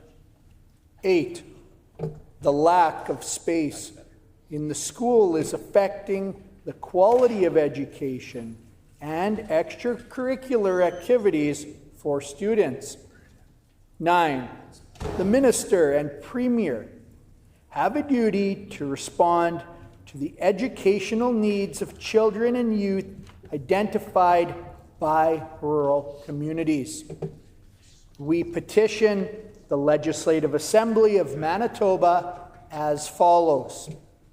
1, to urge the Minister of Education and Early Childhood Learning to immediately bring back the 3 portable classrooms to help alleviate the stress and overcrowding classrooms. 2, to urge the provincial government to reinstate the expansion project for Green Valley School. This petition has been signed by Candice Bax-Friesen, Martha Petrovich, and Nathan Petrovich, and many, many other Manitobans. The Honourable Member for Lakeside. Thank you, Honourable Deputy Speaker, and I wish to present the following petition to the Legislative Assembly of Manitoba. The background to this petition is as follows. Number 1, Kelly Verwey, a beloved young woman from Portage la Prairie, Manitoba, was tragically killed in a car crash caused by a repeat violent offender with a long criminal history. Number 2, despite repeated violations of his bail conditions, the offender was free to roam the streets and to ultimately claim Kelly's life. This tragedy was entirely preventable. Number 3, while the criminal code falls under federal jurisdiction, provinces have been given the responsibility for administration of justice, allowing for meaningful provincial action on bail reform to ensure public safety. Number 4, other provinces have taken proactive steps to strengthen bail enforcement, but Manitoba has not used all the available tools to address this issue effectively. Number 5, the provincial government has the ability and the responsibility to advocate for and implement measures that protect its citizens by ensuring that repeat violent offenders are not released into our communities without proper safeguards. Number 6, immediate action is required to close gaps in the justice system that allow dangerous criminals to remain free, which puts innocent Manitobans at risk. We petition the Legislative Assembly of Manitoba as follows. Number 1, to urge the provincial government to take immediate and decisive action on bail reform to address serious deficits in the enforcement by utilizing all available provincial mechanisms to strengthen warrant enforcement, increasing bail supervision, and opposing release of offenders, thus ensuring that repeat violent offenders are held accountable and that public safety is prioritized over leniency. And number 2, to urge the provincial government to lobby the federal government to immediately repeal provisions of the criminal code that allow for the continued victimization of law-abiding Manitobans while granting repeat offenders additional rights. Now, this petition has been signed by Krista Hodgins, Zoe Murray Mulvey, and Judith Olson, and many, many fine Manitobans. Thank you, Honourable Speaker. The Honourable Member for Interlake Gimli.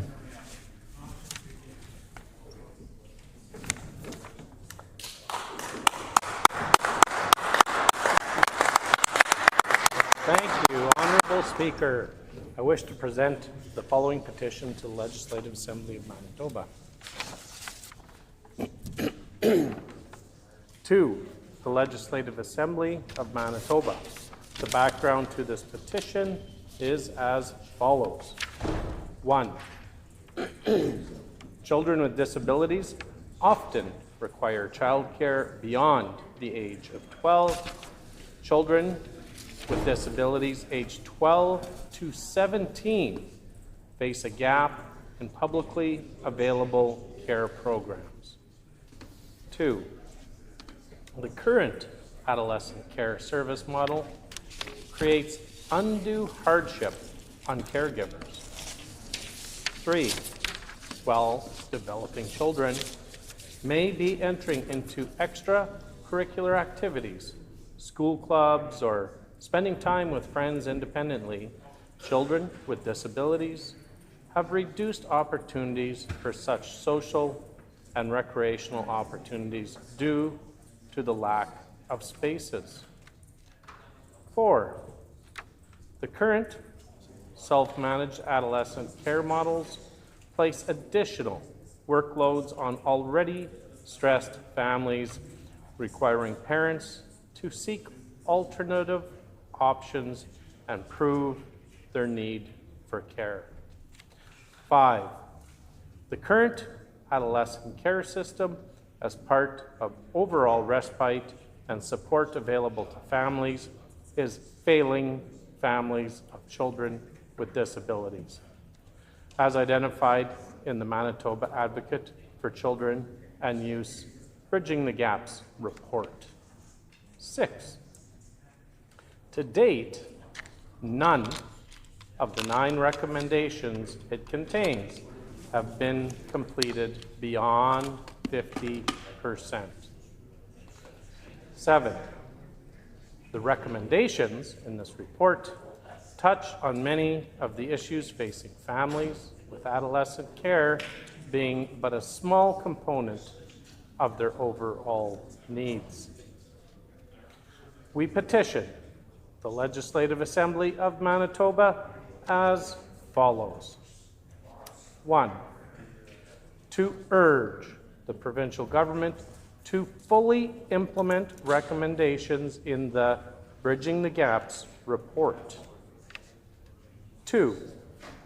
To urge the provincial government to immediately implement official policies and procedures that are more respectful and fully collaborative, which also minimize harm faced by families seeking help from Children's Disability Services. 3. To urge the Minister of Families to arrange for a full review of employment supports provided by Children's Disability Services for children with disabilities aged 12 to 17, including direct consultation with impacted families, and to explore a full spectrum of options to support families, empowering them to choose solutions that best fit their needs. This petition was signed by Norma Jean McKay, Sheila McKay, and Jaylyn Morso, and many, many other fine Manitobans. Thank you, Honourable Speaker.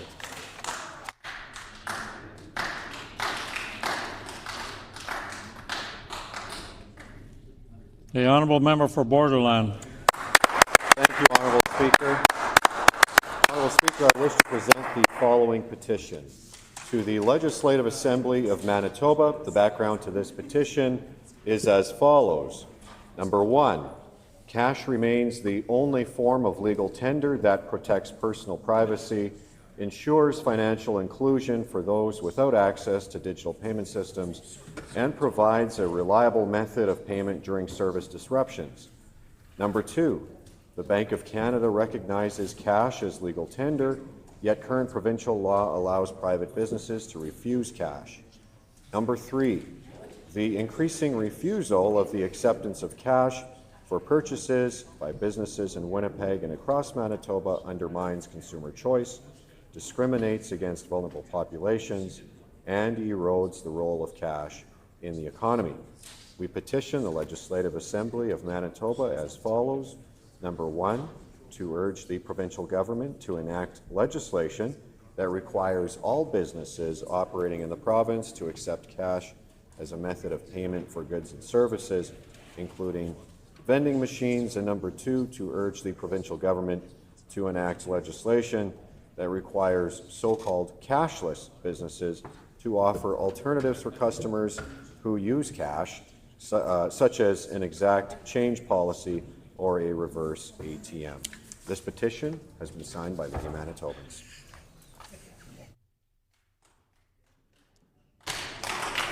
The honourable member for Lac du Bonnet.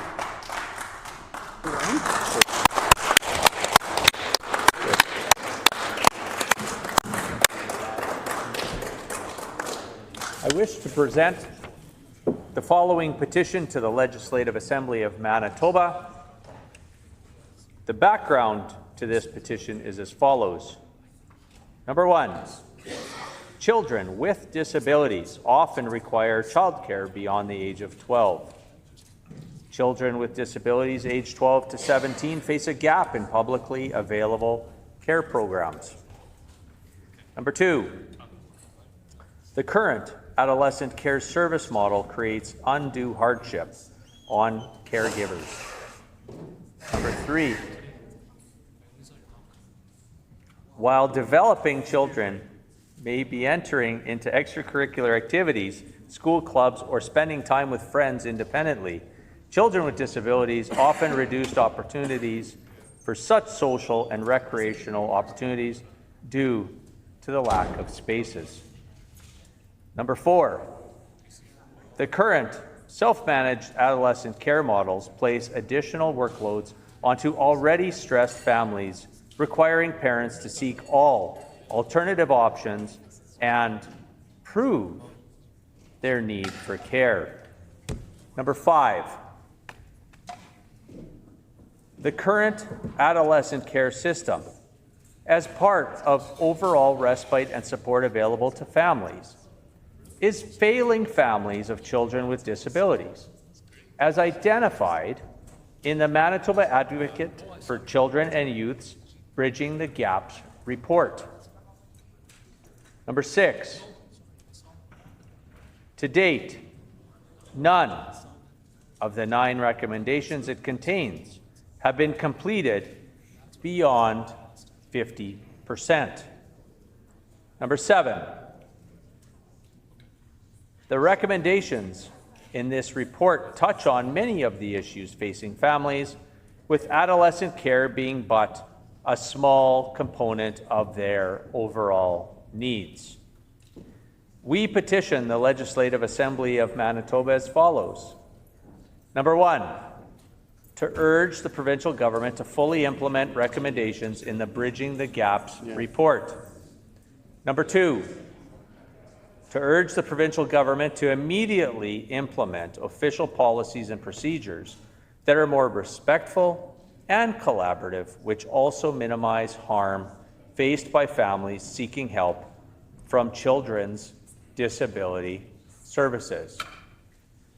Number 3, to urge the Minister of Families to arrange for a full review of employment supports provided by Children's Disability Services for children with disabilities aged 12 to 17, including direct consultation with impacted families, and to explore a full spectrum of options to support families, empowering them to choose solutions that best fit their needs.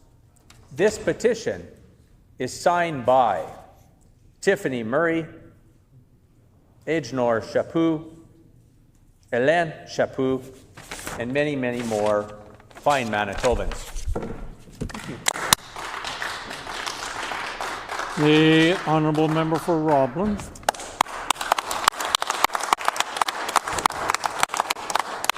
Thank you, Honourable Speaker. I wish to present the following petition. To the Legislative Assembly of Manitoba. The background to this petition is as follows. Phoenix School, a kindergarten to grade 5 school located in Headingley, has experienced consistent enrollment growth over the last several years. Enrollment is expected to reach 275 students in the next 2 years. Because the school is now over capacity, the school division has had to install portable classrooms on site as of fall 2024. For several consecutive years, the top capital priority of the St. James Assiniboia School Division has been the renovation and expansion of Phoenix School. In 2022, the Phoenix School expansion and renovation project was approved to proceed to the design phase. The project included, among other amenities, a new gymnasium, 2 new classrooms, a multi-purpose room, and room for 74 childcare spaces. In June 2024, the school division received notice from the provincial government that the project has been deferred. There is no guarantee if or when the project will move forward. There are currently hundreds of children on a wait list for childcare in Headingley. The daycare operator in Phoenix School has been told that they will continue to have space within the school for the 2024-2025 school year only, that further expansion of childcare space within the school is not possible, and that space may be reduced moving forward due to the shortage of classrooms. If new space is not constructed as planned, many families may be left without childcare. It is critical that the expansion and renovation of Phoenix School proceed as planned in order to support the needs of students, teachers, and families in the growing community of Headingley. We petition the Legislative Assembly of Manitoba as follows: to urge the provincial government to proceed with the planned renovation and expansion of Phoenix School without further delay. And this petition is signed by many, many Manitobans.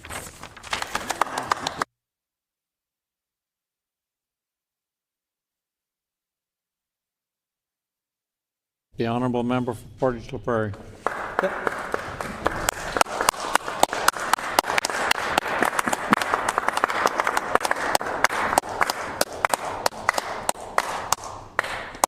Thank you.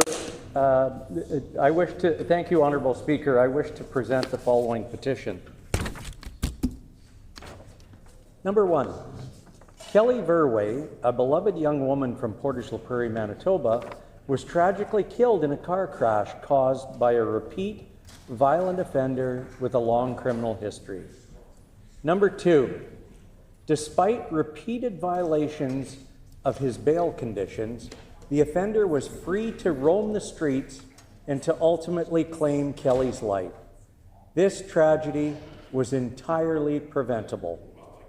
Number 3, while the criminal code falls under federal jurisdiction, provinces have been given the responsibility for the administration of justice, allowing for meaningful provincial action on bail reform to ensure public safety.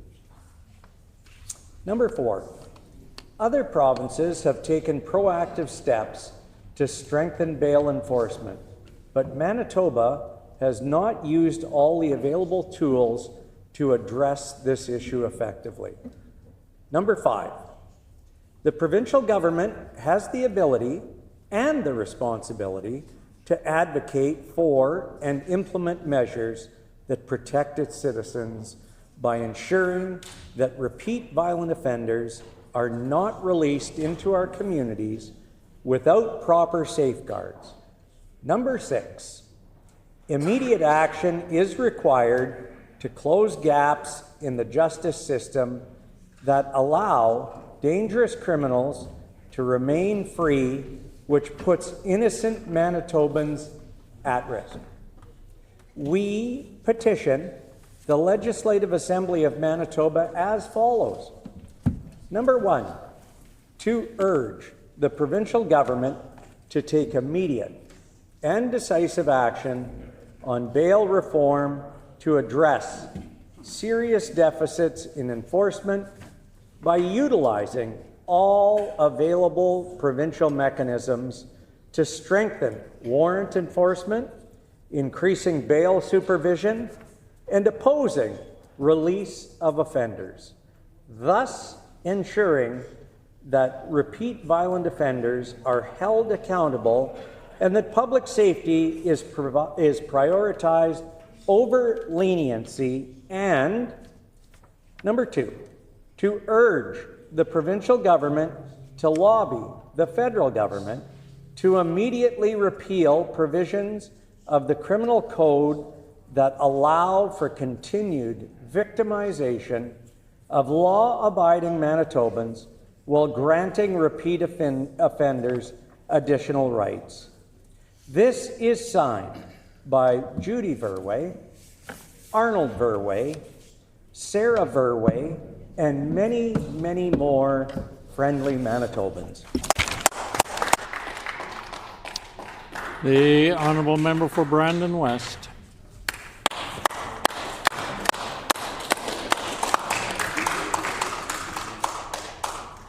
Thank you, Honourable Speaker, and I wish to present the following petition to the Legislative Assembly of Manitoba. And the background to this petition is as follows. Number 1, parent councils across the Brandon School Division have united as the Brandon Parent Council Collaborative to collectively advocate for safer, more sustainable lunch programming and to change the legislation to be equitable and inclusive for all students. Number 2, parent-led lunch programs have historically operated under a model that is no longer reflective of current societal and family realities, with most households having all adults working outside the home. Number 3, the geographic expansion of school catchment areas combined with school of choice enrollment has increased the need for accessible, school-supported lunch programs for all students, not just those classified as bus students. Number 4, students are increasingly dependent on schools for midday nutrition, supervision, and emotional stability, making the lunch period a vital part of the school day that impacts safety, readiness to learn, and overall well-being. Number 5, there is widespread willingness among educational assistants to support lunch programs if formalized through the Brandon School Division. We petition the Legislative Assembly of Manitoba as follows. Number 1, to urge the provincial government to acknowledge lunch programming as a core component of the school day, deserving of proper planning, staffing, and oversight by the school divisions, not volunteer parent-led councils. Number 2, to urge the provincial government to change school policies so they are equitable for all students, not just those classified as bus students. And number 3, to urge the provincial government to change school policies to designate 60 minutes in the middle of each day as a period of education, not childcare. And Honourable Speaker, this petition was signed by Himanshu Shah, Nikitu Shah, Ian Healy, and many, many other fine Manitobans.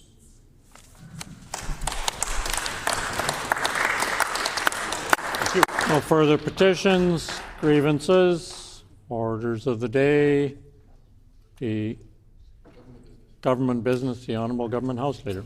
Honourable Speaker, can you please call all stages of Bill 53, followed by third reading and concurrence of Bill 5, Bill 6, Bill 36, Bill 35, Bill 29, and Bill 45?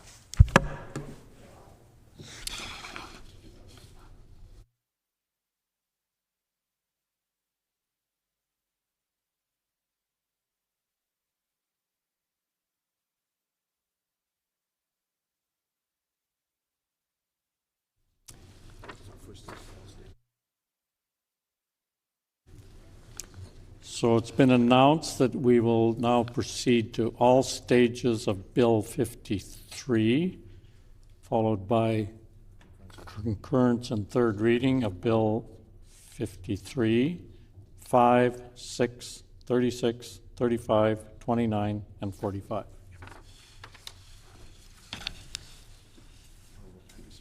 The Honourable Member for Agassiz? On House business? On House business. The Honourable Member for Agassiz on House business. Honourable Speaker, could you please canvass the House for leave? Number 1, to not see the clock until all questions have been put at Committee of the Whole and at concurrence and third reading of Bill 53, the Budget Implementation and Tax Statutes Amendment Act 2026, and 2, to allow a 1-hour recess from 6 to 7 with a 5-minute bell at the end of that hour. Is there leave to allow the 2 requests made by the Honourable Member for Agassiz? Is there leave? No, I hear a no. Leave has been denied. So then we will now proceed to Committee of the Whole for Bill 53. Deputy Speaker, please take the chair.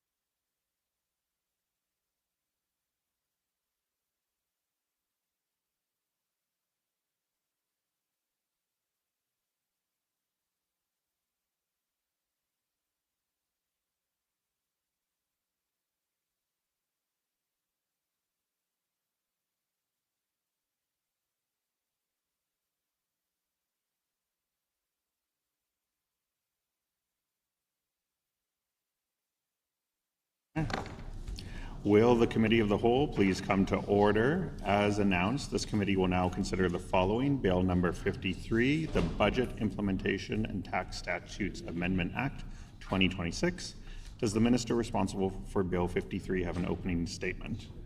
The Honourable Minister of Finance. Thank you, Chair. I'm very pleased to speak to Bill 53, our budget bill that brings savings to homeowners and renters and removes the PST from all groceries starting July 1st. For weeks now, members opposite have been filibustering this bill, delaying relief for Manitobans. While families are feeling pressure every time they go to the grocery store, the opposition has chosen to delay. On this side of the House, we're focused on delivering relief, not delaying it. Let's pass this bill and make sure Manitobans can start saving on July 1st. Thank you so much. We thank the Minister. Does the critic from the official opposition have an opening statement? The Honourable Member for Midland. Thank you, Deputy Speaker, Chairperson. And I want to start first by saying that the budget bill that the NDP government has put forward misses the moment for Manitobans. It's been very clear over the past number of weeks that this NDP does not even believe in their own budget bill. They refused to sit late earlier this week to pass through a second reading of the bill. They've then again said that they don't want to stay late tonight to pass third reading, despite the fact that their boss, the Premier, indicated that he wanted this done by May 28th, which is today. So time and time again, this NDP government has shown that they don't believe in their bill. And the reason they don't believe in their budget bill is because they know it does not do enough for Manitobans. Manitobans are living in an affordability and a cost of living crisis. Manitoba has the highest inflation in the country at 4.3%. Manitoba has the highest food inflation in the country at 4.9%. And over 50% of Manitobans are reporting that they are within $200 of insolvency. More Manitobans, compared to other provinces, are relying more and more on credit card debt. And what this shows is that Manitobans need more. Manitobans need more than the pennies that this NDP government is offering them. Manitobans need real affordability relief because Manitobans are struggling, and they are struggling deeply. This is why, over the past number of months, we have been calling on the NDP to raise the basic personal exemption to $30,000. What this would do is it would ensure Manitobans would pay zero provincial income tax on their first $30,000 of income. That would return $3,000 a year back to Manitoba families. It would return over $1,500 back to a single person, perhaps that low-income mom who's trying to pay for her family, to pay for food on the table, pay for gas to get to work, pay for fuel to get her kids to sports, perhaps pay for childcare and daycare throughout the summer months. Or that $3,000 could be for that family that needs additional money to pay for whatever their household budget challenges are. Because we on our side of the house, we know that every family has a different household budget, and that their households have very different challenges. That could be affording to pay for healthy food, which we know with Manitoba's food inflation being the highest in the country at 4.9%. Those dollars could go a long way. But we also know some Manitobans are struggling to pay for fuel. We have significantly high fuel costs at the moment. Those Manitobans need extra dollars to get to work, to get their kids to school, to sports practices. But we also know some Manitobans need that extra money to pay for camp and daycare. Or Manitobans might want that extra money to just have a nice family night out, whether that's a pizza night out, bowling. Manitobans know best how to spend their hard-earned dollars. And that's why returning $3,000 back to Manitoba families, they're the ones that can determine where they need that money the most. And Manitobans have spoken up. Manitobans have written emails and letters. They've signed petitions. They're reaching out to this NDP government to let them know that what this NDP has brought forward in their budget bill is simply not enough during a cost of living crisis. Manitobans want to see the basic personal exemption increase to $30,000. Manitobans want that $3,000 back in their pockets at the end of the day. Manitobans are speaking up loud and clear. The problem is this NDP is not listening. They haven't listened over the past number of months. They didn't listen after over 50 hours of debate and discussion on this topic, and they're not listening to Manitobans who are calling for them to do more. Because this budget bill that we're discussing today and have been discussing does not do enough for Manitoba families, and that's clear. And what's clear is this NDP is embarrassed by their budget bill. They are so embarrassed that they don't even want to talk about it. They haven't put up a single speaker to discuss their own budget. If they believed in their budget so much as they say they do, their members would speak to it, but they haven't. If they believed in their budget so much, they would have been willing to stay late to discuss it and to pass second reading earlier this week, but they did not. If they believed in their budget so much, they'd be willing to stay tonight to discuss it and pass it, but they do not believe it. Manitobans need more, and our PC team are supporting Manitobans. Thank you.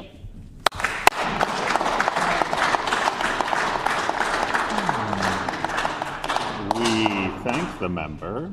During the consideration of a bill, the enacting clause and the title are postponed until all other clauses have been considered in their proper order.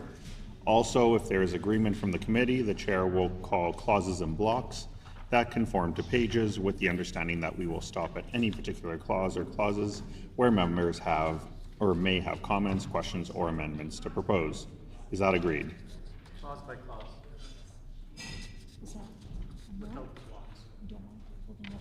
No. I hear a no. Shall clause 1 pass? No. I hear a no. The honourable member for Midland.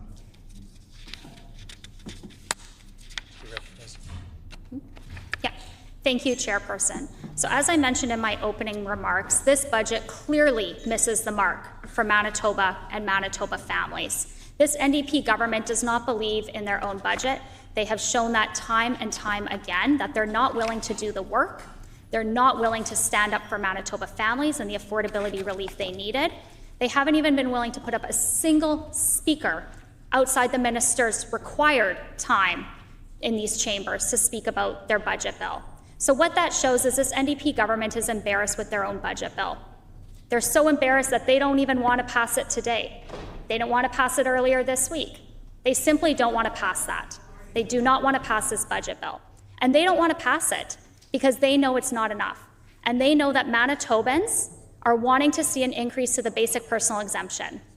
This minister is the only minister in Canada that has cancelled indexation of income taxes. Every other province in Canada indexes according to income taxes. Because what that does is it ensures that inflation does not push more Manitobans into a higher tax bracket. Manitoba has the highest inflation in the country at 4.3%, the highest food inflation in the country at 4.9%. And every other province, every other finance minister, every other premier across the country has recognized that their citizens need to be protected from inflationary pressures. That is exactly what indexation does. So while other provinces have included indexation in their plans or have increased their basic personal exemption, Manitoba is the only province in Canada to do the opposite. And that is very, very telling. This shows that this is an NDP government that does not care about the inflationary pressures and the cost of living crisis that is facing Manitobans. If they cared, they would at the very least do the standard to have indexation in the province, like every other province across the country is doing right now. Because every other province, every other finance minister, every other premier understands that their citizens, that their taxpayers, that families within their provinces are facing high inflationary pressures. The only ones who don't are here in Manitoba, and that is very unfortunate for Manitoba families. Manitoba families are directly losing out as a result of the decisions that this finance minister and this premier and this Canoe government have made to push more Manitobans into higher tax brackets. They have brought back bracket creep. They are collecting more income tax from Manitobans, despite the fact that Manitoba has the highest provincial income taxes west of the Maritimes, despite the fact that Manitoba has the highest inflation in Canada, despite the fact that Manitoba has the highest food inflation in Canada, where 55% of Manitobans are within $200 of insolvency. This NDP does not care. This NDP does not care that Manitobans are struggling, because if they truly cared, then they would put more affordability measures in their budget. They would be increasing the basic personal exemption. They would be including indexation to protect Manitobans from high inflationary pressures. But they're doing the opposite. They are not listening to you as Manitobans because they don't care. And that is very clear here today. So we do not support this BITSA bill because we know Manitobans need more. Manitobans need more affordability relief during times of crisis and cost of living, and that is right now. This NDP government is living under a delusion that Manitobans are okay, that everything is sunny, but it's not. And we're hearing from their constituents, we're hearing from Manitoba families across this entire province that they're deeply, deeply struggling. And that's why Manitobans are calling for an increase to the basic personal exemption. That's why Manitobans are calling for more affordability relief right now, because they need it. And we know Manitobans' struggles are real. We know Manitobans know best how to utilize their own household budgets. And we know every household budget is different. Every family has different challenges. It's not up to us to decide what those challenges are. Manitobans know that best. It could be paying for food at the grocery store, fuel to get to and from work or sports or daycare. It could be to put kids into summer camps, put kids into sports, or perhaps an extra little amount that Manitobans are not taking their kids or families on a pizza night out or bowling or the movies because they simply can't afford it. Manitobans know best. That's why we want to put more money into Manitobans' pockets, because Manitobans know best how to spend that money. Chairperson, it's very disappointing that this NDP government refuses not to listen to Manitobans, and the reason is they don't believe in their own budget, they're embarrassed, and they simply don't care. Thank you.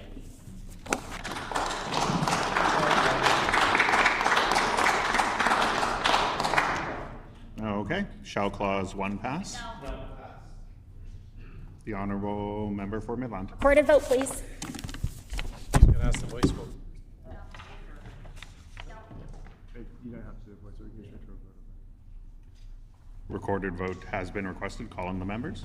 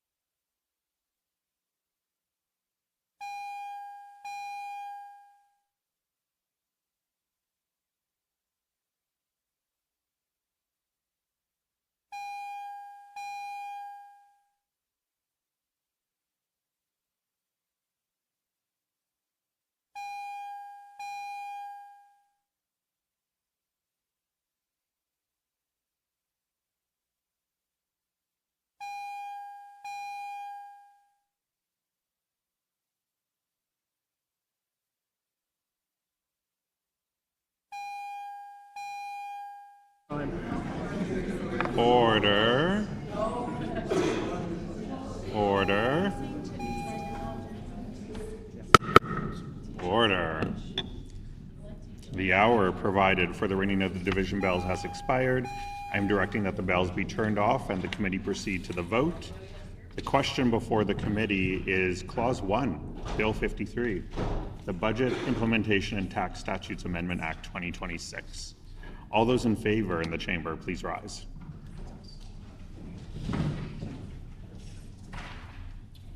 One, 2, 3, 4, 5, 6, 7, 8, 9, 10, 11, 12, 13, 14, 15, 16, 17, 18, 19, 20, 21, 22, 23, 24, 25. All those opposed in the chamber, please rise. 1, 2, 3, 4, 5, 6, 7, 8, 9, 10, 11, 12, 13, 14. We will now conduct the alphabetical roll call of members participating virtually, asking each remote member to audibly state their vote with either I vote yes or I vote no. Emily De La Cruz. I vote yes. Emily De La Cruz votes yes. Mrs. Hebert.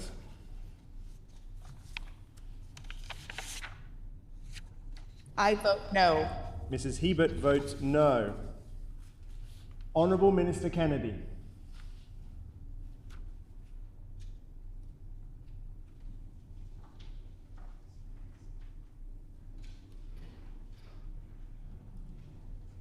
Honourable Minister Kennedy, please unmute.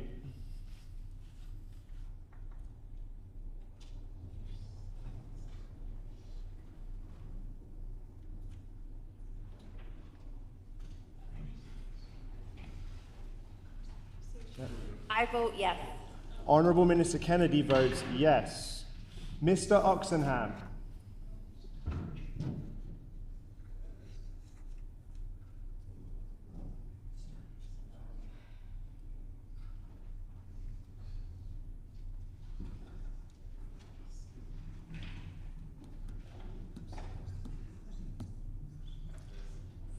Mr. Oxenham.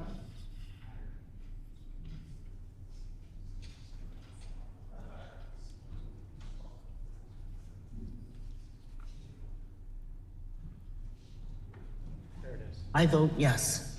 Mr. Oxenham votes yes. Mrs. Schott. I vote yes. Mrs. Schott votes yes. Mr. Schuler. I vote no. Mr. Schuler votes no. Mr. Wharton. I vote no. Mr. Wharton votes no. Ayes 29, nays 17. Clause 1 is accordingly passed. The Honourable Government House Leader. Could you please canvass the committee to see if there is leave to recess and reconvene the House? Is there leave to recess and reconvene the House? I hear a no. Leave is denied.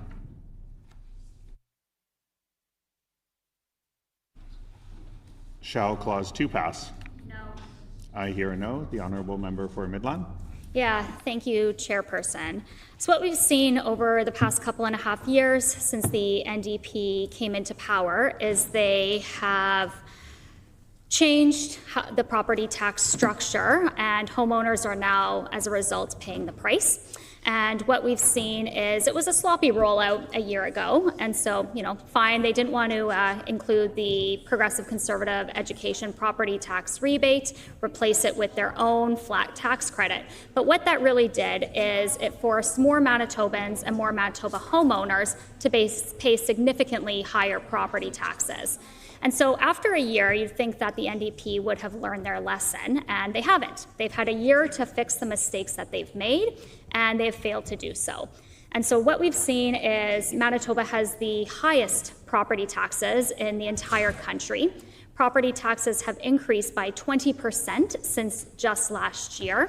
According to the latest CPI inflation numbers, property taxes are a big part of the reason why Manitoba does have the highest inflation in the country at 4.3%. And we can go through every single school division that has jacked up property taxes and mill rates as a result of the decisions that this NDP government has made. So what we've seen is in Louis Riel School Division, education property taxes have increased by 43% just since this NDP government came into power. In Seven Oaks School Division, education property taxes have increased by 39% just since this NDP government came into power. Pembina Trails School Division, property taxes have increased by 38% just since this NDP came into power. And so why is that, Chairperson?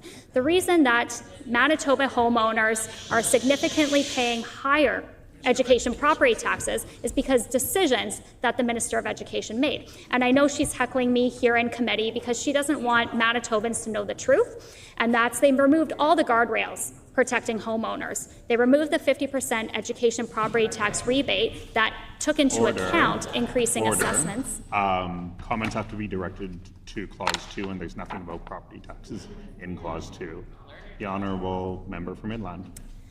Thank you, Chairperson. This goes to the point that this NDP government continues to raise taxes on Manitoba through the Income Tax Act, which is Part 1 of the BITSA bill. And we've seen time and time again that this NDP government continues to take taxes from Manitobans. They're taking taxes from Manitoba homeowners. They're taking taxes from all Manitobans through income tax changes. And as I spoke about extensively through the first clause, this NDP government has cancelled indexation, being the only government in Canada, the only minister in Canada, the only premier in Canada that does not have indexation on Manitoba's income taxes. And that's really an unfortunate thing for Manitoba families because this NDP government continues to take taxes from them in other ways, like the education property tax grab. They removed all the guardrails protecting homeowners, and now Manitoba homeowners are paying the highest. There's nothing about education property taxes in Clause 2. I could read Clause 2 for the group if we would like. Sure. 2.2 bracket 1, Clause A of the description of C in the formula in subsection 4.6 bracket 13 is replaced with the following bracket A, B times 0.108. Can you please canvass the committee to see if there's need? Sorry, I'll have to recognize the Honourable Government House Leader. Can you please canvass the committee to see if there is leave to recess and to reconvene the House? Is there leave from the committee to leave recess committee and reconvene the House? Agreed. Committee rise, call on the Speaker.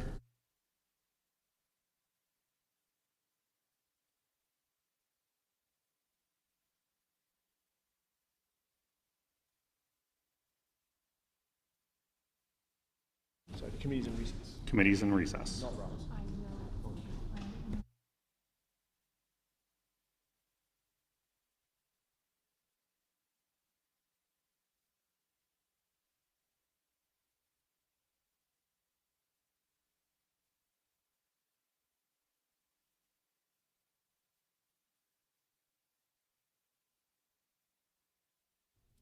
The Honourable Government House Leader.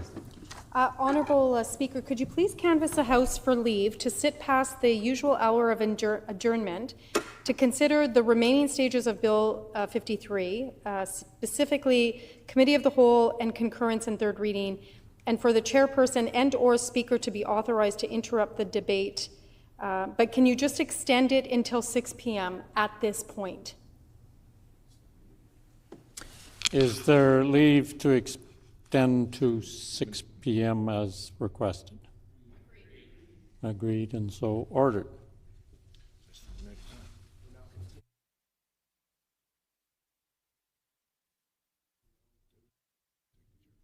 So now we'll continue with Bill 53 in Committee of the Whole. Call in the deputy.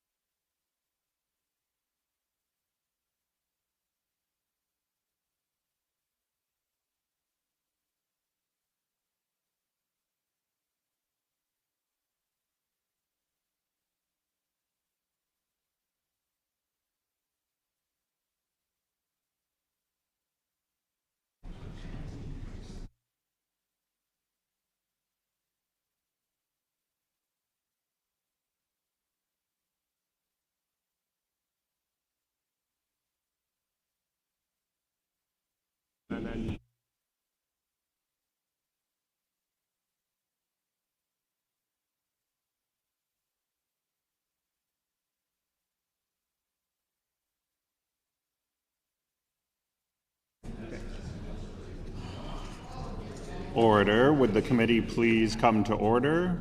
The Committee of the Whole is reconvening to consider clause by clause of Bill 53, the Budget Implementation and Tax Statutes Amendment Act. We are currently on clause 2. Shall clause 2 pass? I hear a no. The honourable member for Midland. Recorded vote. Recorded vote has been requested. Call in the members.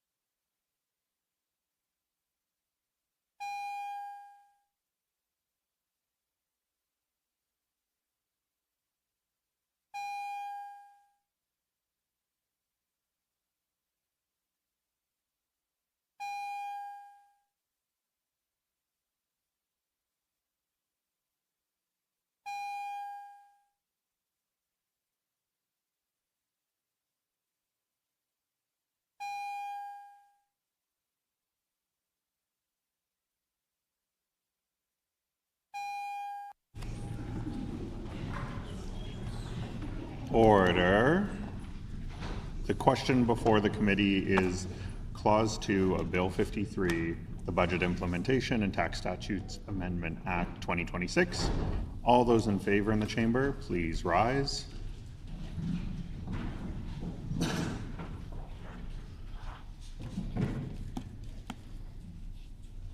One, 2, 3, 4, 5, 6, 7, 8, 9, 10, 11, 12, 13, 14, 15, 16, 17, 18, 19, 20, 21, 22, 23, 24, 25, 26, 27, 28, 29, 30, 31, 32, 33, 34, 35, 36.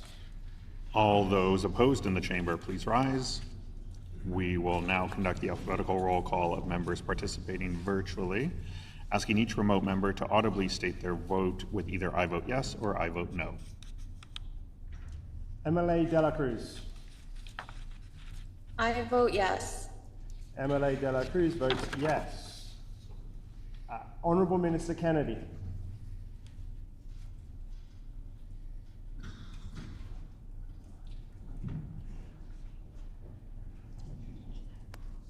Honourable Minister Kennedy. I vote yes.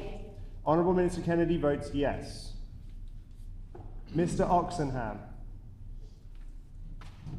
I vote yes. Mr. Oxenham votes yes. Honourable Minister Schmidt. I vote yes. Honourable Minister Schmidt votes yes. Mrs. Schott. I vote yes. Mrs. Schott votes yes. Ayes 36, nays 0. The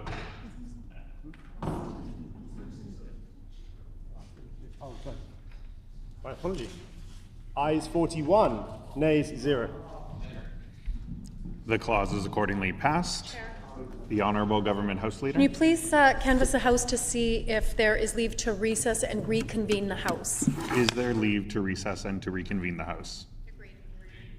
Committee recess. Call on the Speaker.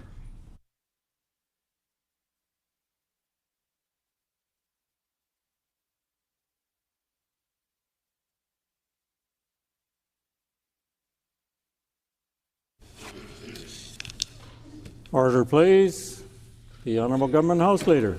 Honourable Speaker, could you please canvass the House for leave to sit past the usual hour of adjournment to consider the remaining stages of Bill 53, specifically Committee of the Whole and concurrence and third reading, and for the Chairperson or the Speaker to be authorized to interrupt debate at 7 p.m.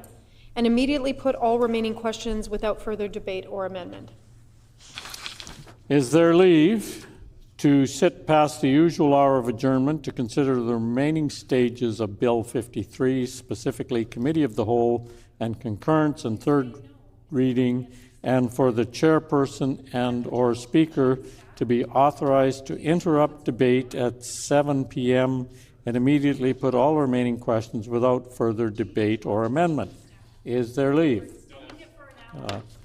Leave has been denied.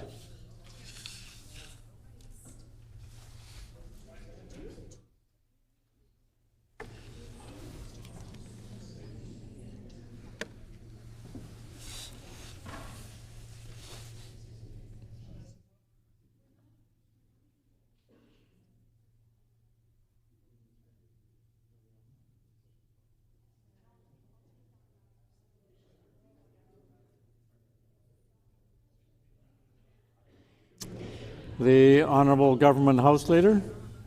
Okay, let's try this again. Can you please canvass the House for leave to sit past the usual hour of adjournment to consider all remaining stages of Bill 53, specifically Committee of the Whole and concurrence and third reading, until 7 p.m.? So is there leave to sit past the usual hour of adjournment to consider the remaining stages of Bill 53, specifically Committee of the Whole and concurrence and third reading, until 7 p.m.? Is there leave? Leave has been granted. So now we'll go back into committee of the whole, call in the deputy.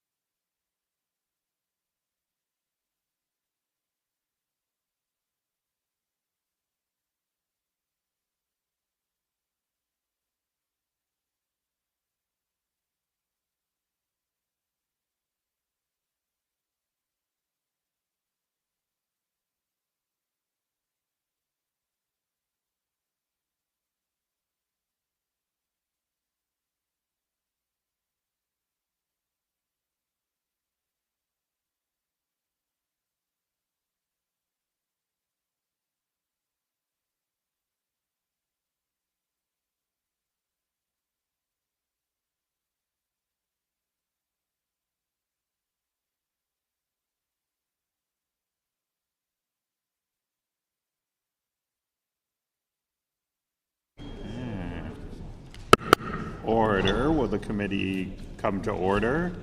The Committee of the Whole has been convened to consider clause by clause for Bill 53, the Budget Implementation and Tax Statutes Amendment Act 2026.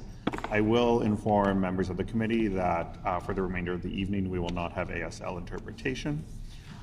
We just passed clause 2 and we will be moving on to clause 3. Shall clause 3 pass? I hear a no. The honourable member for Midland. Yeah, thank you. I just have a couple quick questions for the minister on this one. If the minister could just inform us about how he arrived at the $1 million number and how many homes are above that amount.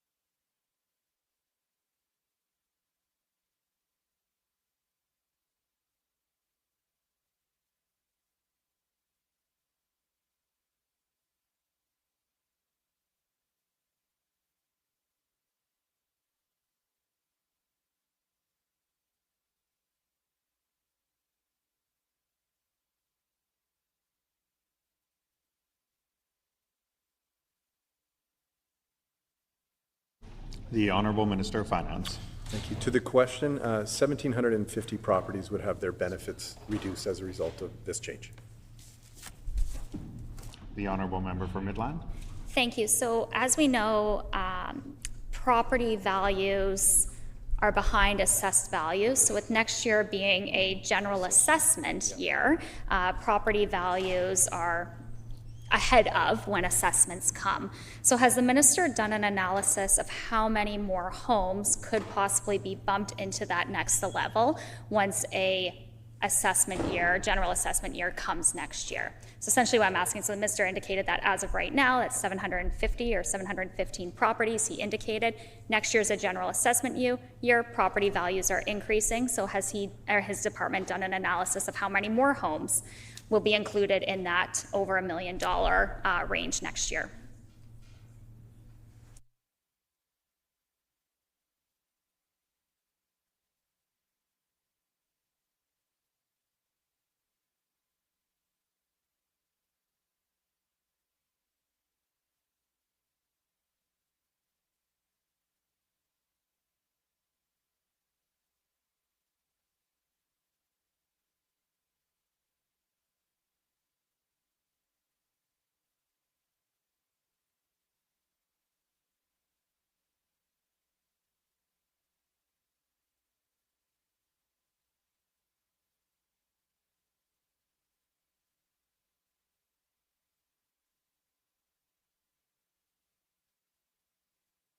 The Honourable Minister of Finance. Thank you, Chair. At this point, it would be just purely speculative. We don't know what's going to happen in that reassessment.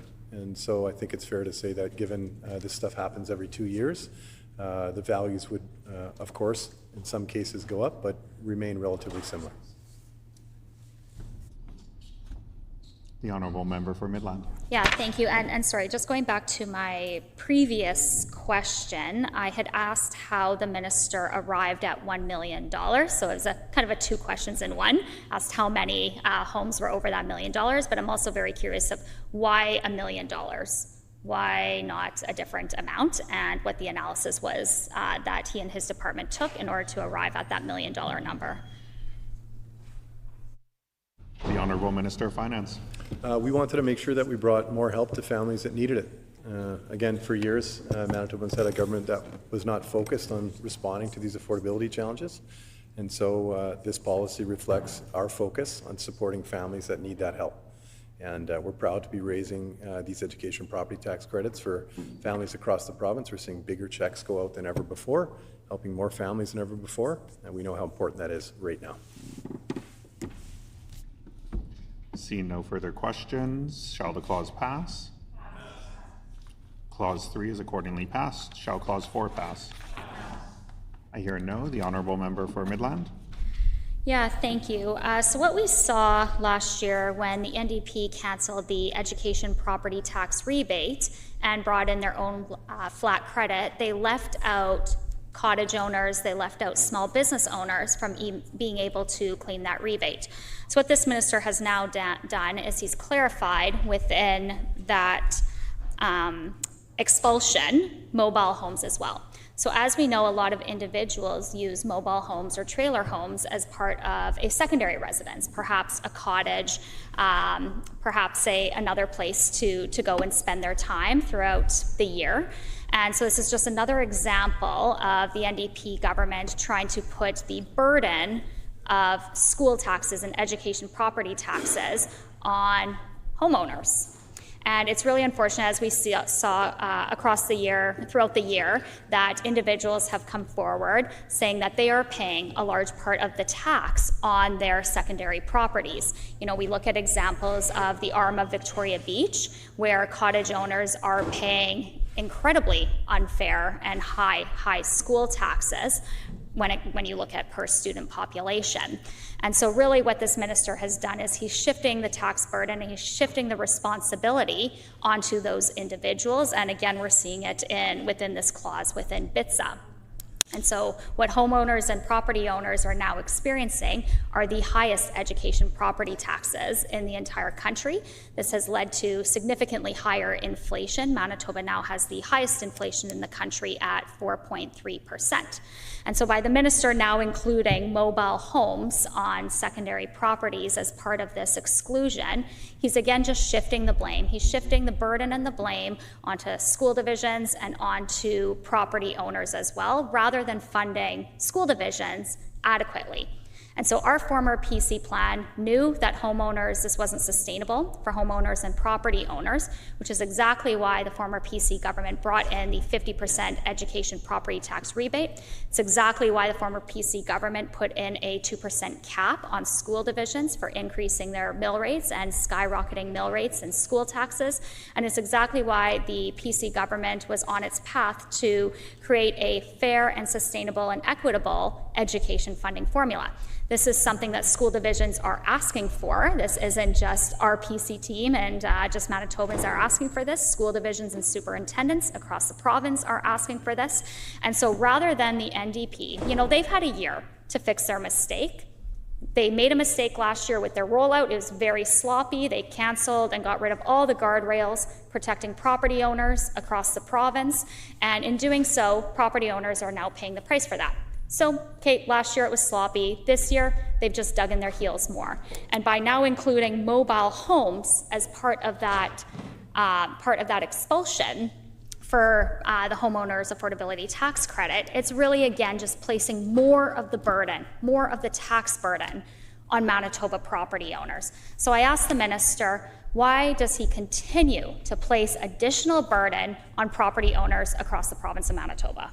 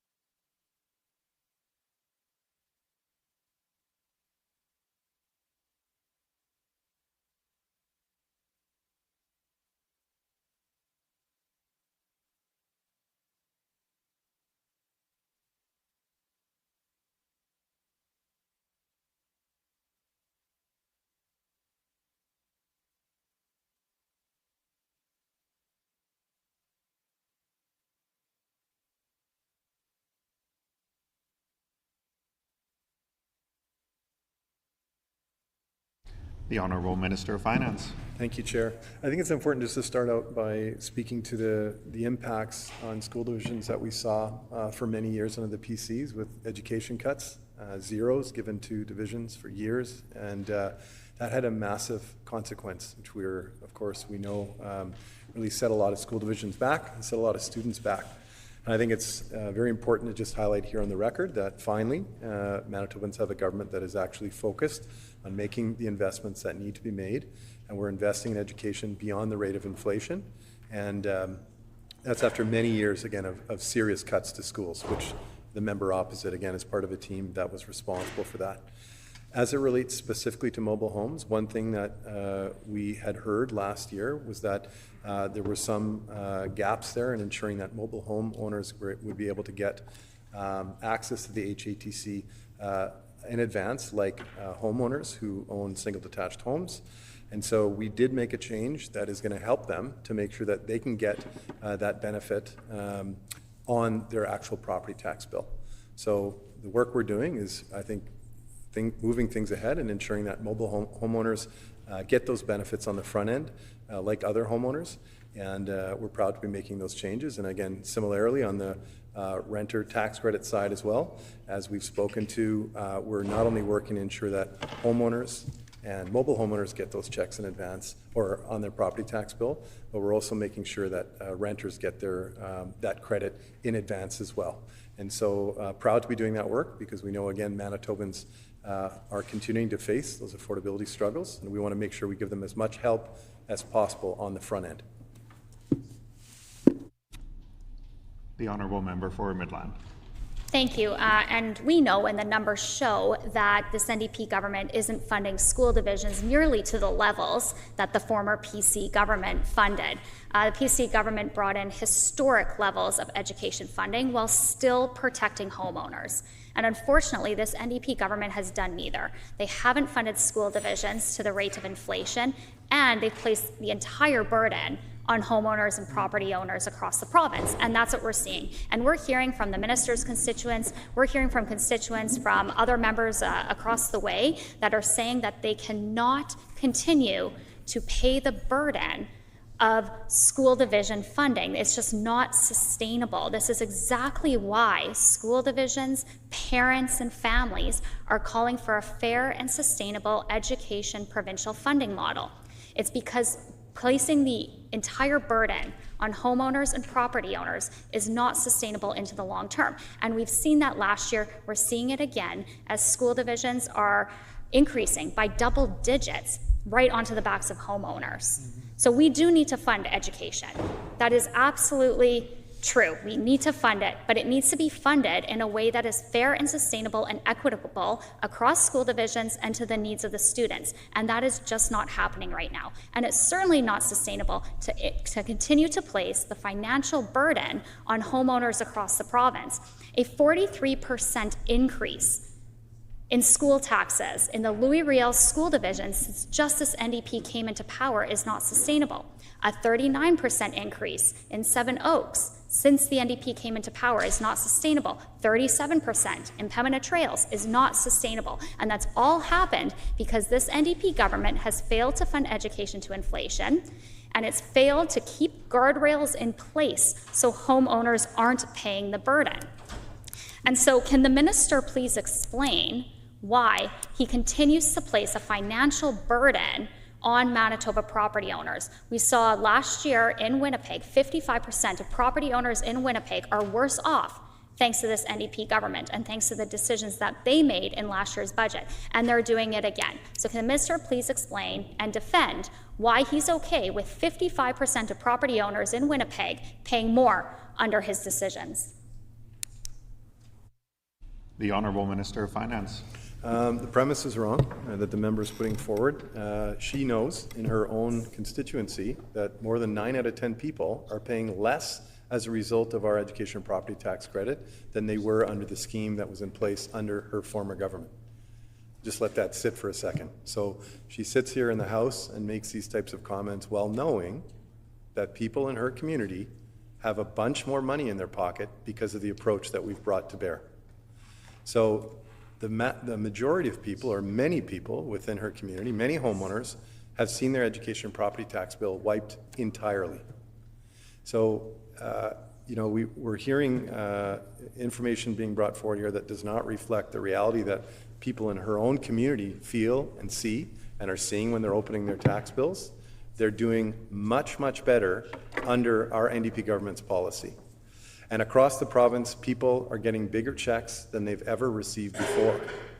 So we need to really, I think, do better in this House to speak accurately about what we're seeing across the province. What we are seeing is Manitobans getting more money in their pockets as a result of our policy, and that is especially true in the member's constituency.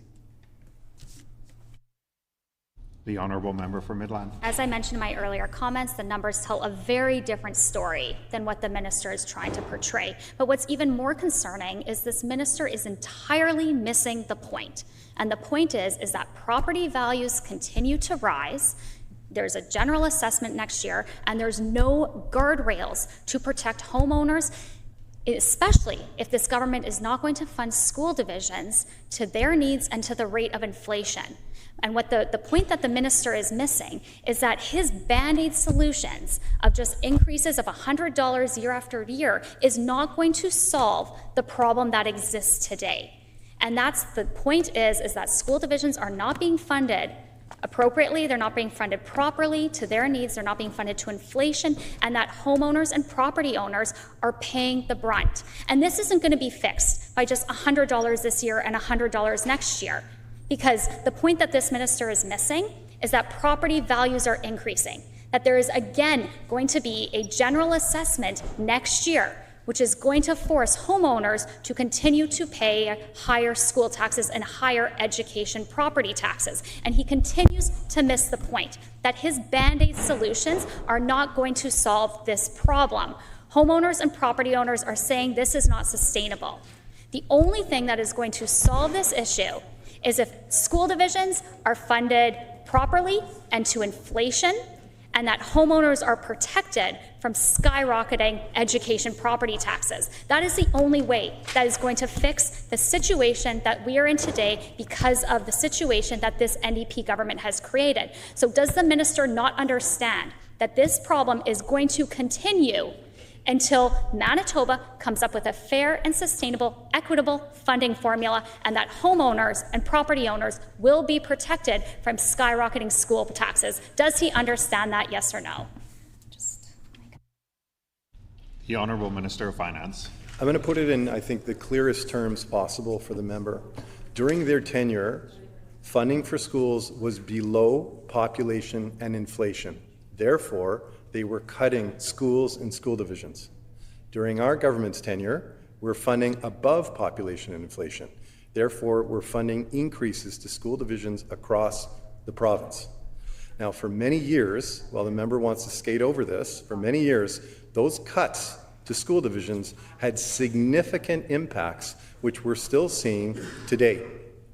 And unfortunately, while the member again wants to gloss over her party's record and the damage and impacts that their policies and decisions had on Manitoban schools, on teachers, on students, that has had a significant impact. Now, our government has responded to that by ensuring that we bring proper funding to bear above inflation, and it includes, of course, those population increases. So we are doing that important work of finally funding school divisions above inflation, beyond inclusive of population growth. And while we do that, we're putting more money in Manitobans' pockets than ever before. With education property tax credits that started at $1,500. Again, we hear the members talk about this, they like to frame it as tiny increases. I don't think the average Manitoban sees a $1,500 check, and then a $1,600 check, and then a $1,700 check as small money. This is a very significant increase in the amount of benefits that Manitobans are receiving. We've gone a long ways to reduce the education property tax burden for people across the province. And again, it's inconvenient for the member, but 9 out of 10 residents of her community, homeowners in her community, are better off thanks to the NDP government. The Honourable Member for Midland. Why has the minister specifically targeted mobile homes within this clause in his BITSA bill? Why mobile homes that often seniors have as a secondary property, individuals use as a secondary property? Like, we're not talking about multi-million-dollar cabins here. We're talking about mobile homes. So why is this minister choosing to target them to not receive the homeowners affordability tax credit? The Honourable Minister of Finance. As I mentioned earlier, we're doing the important work of ensuring that mobile homeowners are included as part of those group of Manitobans that will get the benefit of the education property tax bill on their property tax bill. And so what this change is ensuring that mobile homeowners will get that benefit on the front end, just like other homeowners across the province. We think that's an important step ahead to make sure that Manitobans in mobile homes can get that help when they get their property tax bill. Seeing no further questions, is the House ready for the question? Committee. Oh, sorry. Committee. Shall Clause 4 pass? Clause 4 is accordingly passed. Shall Clause 5 pass? I hear a no. The Honourable Member for Midland. A recorded vote. Recorded vote has been requested. Please call in the members.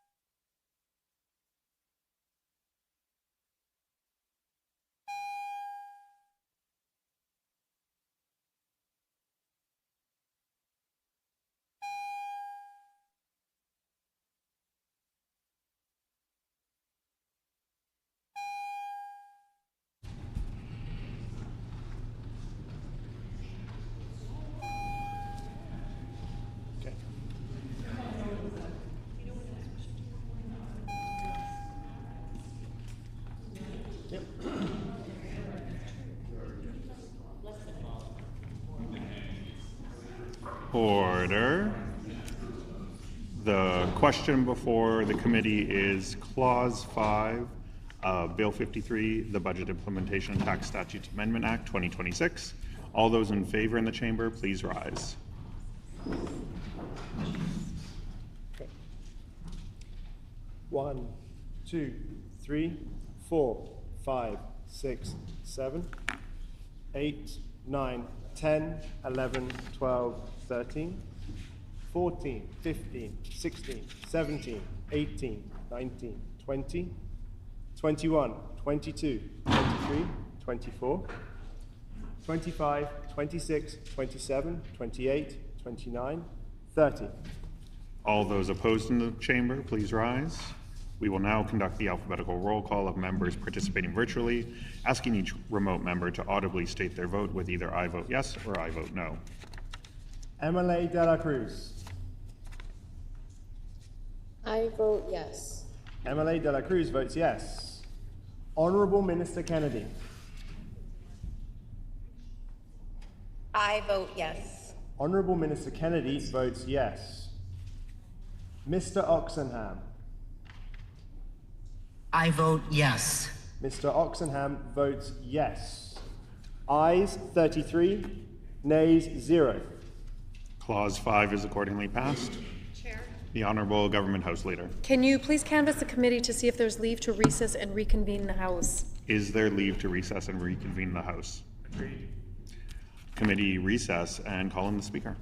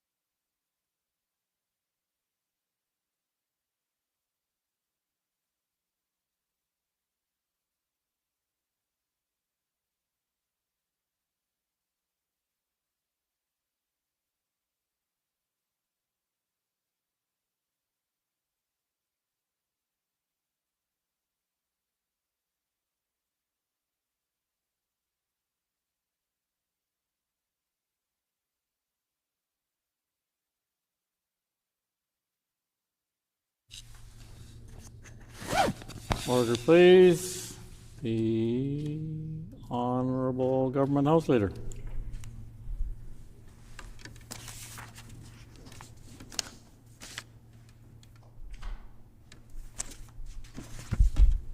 Could you please canvass the House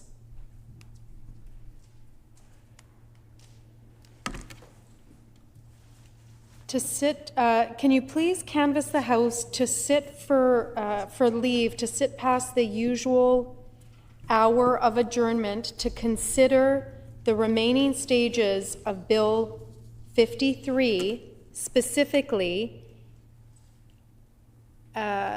Committee of the Whole and concurrence and third reading, and for the chairperson and or speaker to be authorized to interrupt debate at 12 a.m. and immediately put all remaining questions without further debate or adjournment and with no recorded votes allowed after midnight.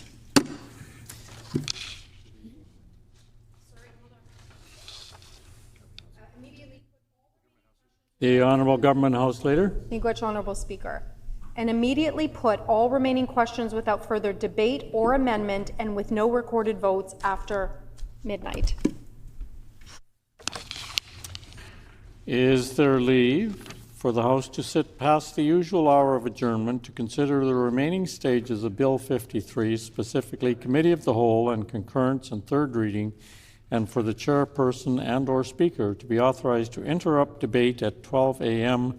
and immediately put all remaining questions without further debate or amendment and with no recorded votes allowed after midnight. Is there leave? Leave has been denied. The Honourable Opposition House Leader. Could you please canvass the House for leave to sit past the usual hour of adjournment to consider the remaining stages of Bill 53, specifically Committee of the Whole and concurrence of and third reading, and for the chairperson and/or speaker to be authorized to interrupt debate at 8 p.m. Just extend it.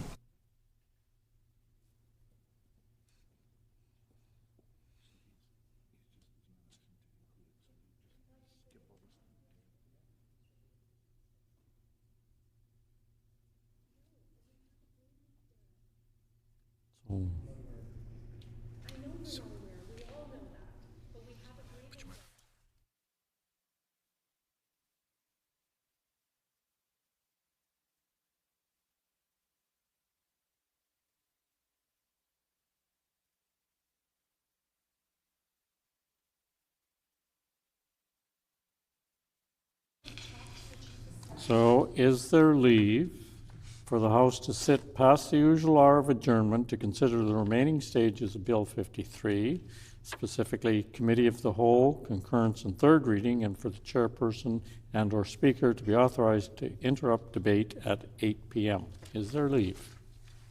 Agreed. Agreed and so ordered.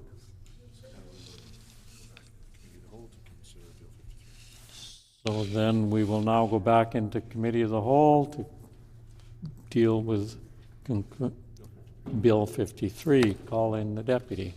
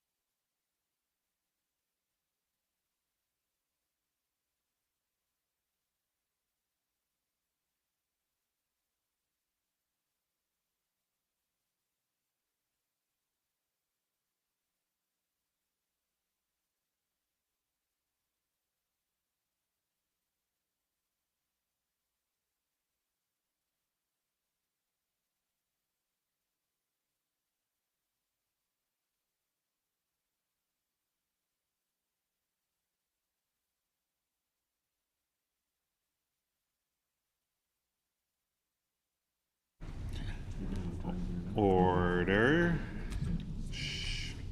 Committee of the Whole is resuming consideration of all clauses for Bill 53, the Budget Implementation and Tax Statutes Amendment Act 2026.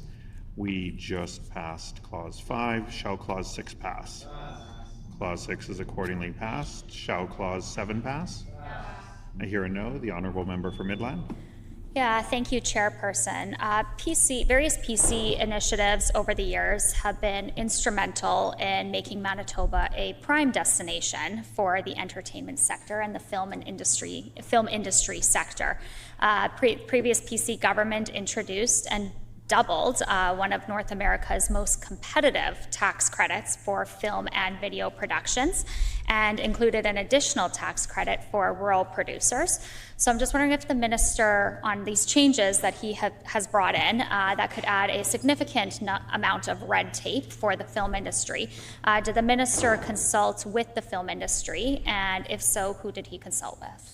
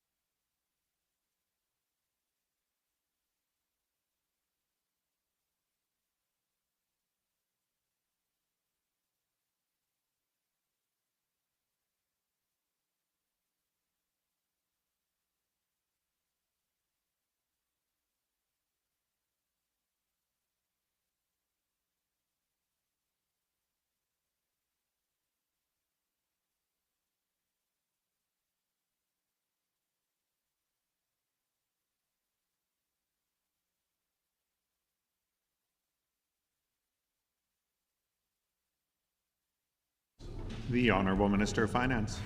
Thank you, Chair.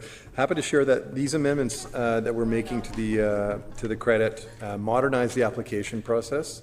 They'll create efficiencies for producers. We also know that they're proposing, or this will reduce financing costs, which will help to make Manitoba a more competitive place to film. We'll create guardrails to safeguard against fraud and give Manitoba companies the leverage needed to negotiate better deals with co-production partners. So we feel strongly that these modifications make Manitoba into a much more attractive place to film and create an environment that fosters the success of Manitoba companies.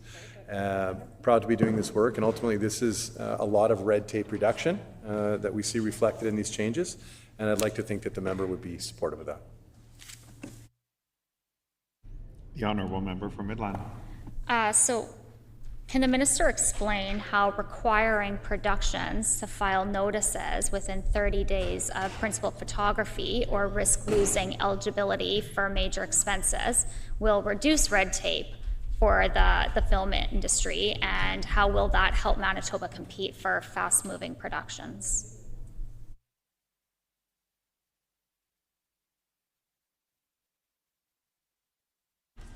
The Honourable Minister of Finance. Can I just clarify, is the member asking about the new requirement to pre-certify?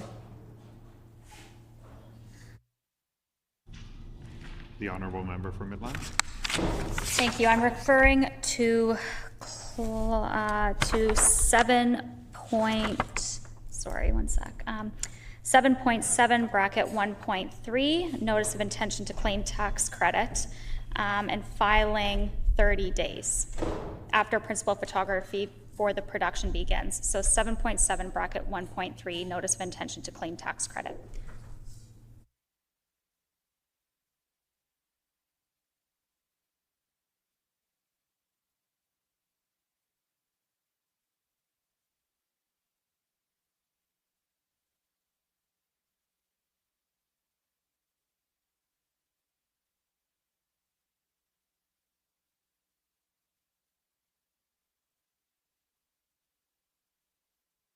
The Honourable Minister of Finance. Thank you so much, Chair. So this is about in an environment where we have an unlimited credit, we want to ensure that to whatever extent possible we have some line of sight on what's coming. The industry, as we understand it, knows this is important and are supportive of that. And again, this is about just ensuring that we can continue to do this good work of supporting the growth of the film sector in Manitoba. And this will ensure government has some sense of the likely spend in future years and gives us a line of sight on that so we can continue to do this important work of supporting growth in this sector. The Honourable Member for Midland. So based on that last answer that the minister provided, how will the minister ensure certainty in tax credit eligibility? Uncertainty is one of the fastest ways to drive investment out of the film industry and into competing jurisdictions like Alberta, British Columbia, and Ontario. And so, understand and recognize that the minister is trying to add some accountability here, which I do agree with, but also curious how they ensure that the film industry has some certainty in accessing those tax credits.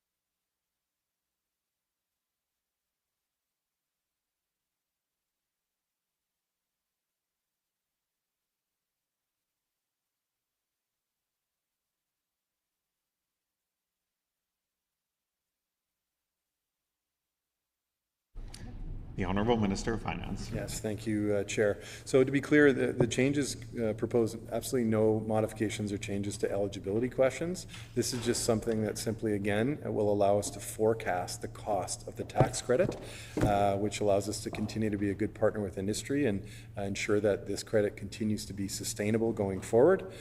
So this is simply a part of that process. Again, our understanding through Manitoba Film is that this is something that the industry understands and are happy to be, again, partners in. And this is just about better forecasting. And hopefully the member understands the importance, again, with an unlimited credit, why forecasting is important to government being able to do the important work of understanding its cost structure in future years. The Honourable Member for Midland. Yeah, so going back to a previous question of whether the minister consulted with the film industry on these changes and if the film industry had any concerns. So I'm curious if the minister consulted with Manitoba producers, crews, and unions like the International Cinematographers Guild before introducing these changes.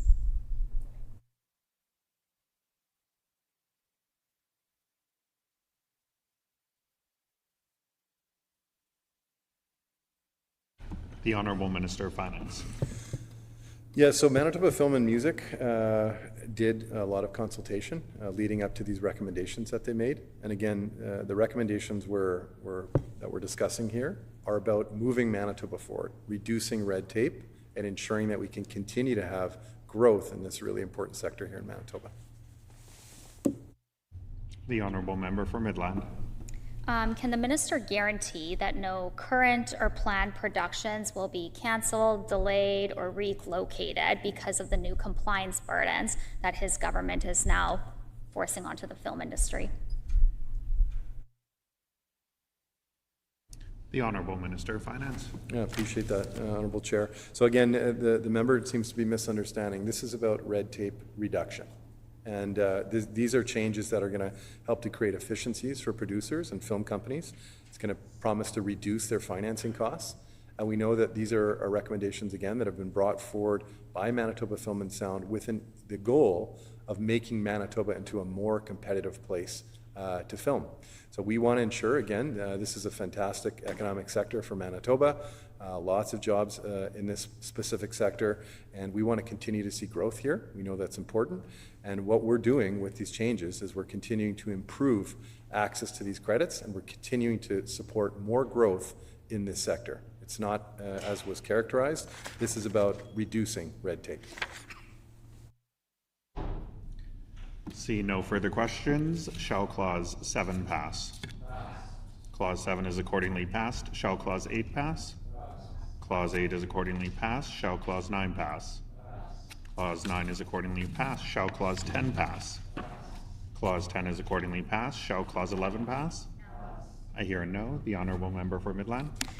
Yeah, thank you. So throughout this clause, this minister has added a significant amount of red tape, such as requiring productions to file notices within 30 days, requiring various certifications, creating a significant amount of uncertainty within the film industry as to whether they can access a tax credit, and certainly increasing new compliance burdens. And this could possibly drive investment out of the province of Manitoba. You know, Manitoba over the past number of years, and particularly under the former PC government, has expanded the film industry and expanded the number of small scale, and also large scale productions that have taken place within this province.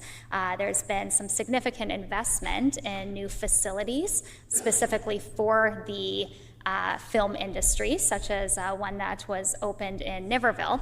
And so we've really seen that this tax credit that the PCs have brought in and really made it a North American renowned type of tax credit is being diluted by this NDP government. And film companies and the film industry has come to Manitoba because of the film credit that exists, because of the film credit that exists today. And unfortunately, this minister is changing a lot of why productions are coming into Manitoba, and he's changing that through additional red tape, through additional compliance burdens that is just going to drive investment out of the province. So can the minister please explain why he has not consulted with the film industry on these changes of additional red tape for film production companies? The Honourable Minister of Finance. You know, Chair, it's difficult to sit here and listen to what the member is attempting to put on the record, and frankly, it's just outright, it's not an accurate reflection, certainly, of what she has before her in terms of the changes that are being brought to bear. And I'll say it's insulting to the work that Manitoba Film and Music is doing. They've consulted extensively with industry through surveys, through meetings, and these proposed changes respond directly to challenges that have been highlighted by producers, administrators, and stakeholders through that process. So sitting here and repeatedly stating that we're adding red tape when she knows that that is not actually what we're proposing here might make for a clip that she can put online, but it doesn't bode well for her credibility. That is not accurate. We're doing the work, again, reducing red tape. This is responsive directly to what the industry told Manitoba Film and Music. We're proud to listen to the experts and the wonderful people who work there, those civil servants who are doing that great work of supporting our film industry and sector in Manitoba. And this responds to what they were told, again, through meetings and surveys, extensive consultation, that the sector needed to continue to move forward. And I think that's something that, again, mischaracterizing that for political benefit when we're talking about good work that was done by civil servants to try to move Manitoba forward, I don't think is right. So again, we're proud to be bringing these changes in that are responsive to what the sector wants to see, so we can continue to see more growth in our film sector. Seeing no further questions, shall Clause 11 pass? No. The Honourable Member for Midland. Recorded vote, please.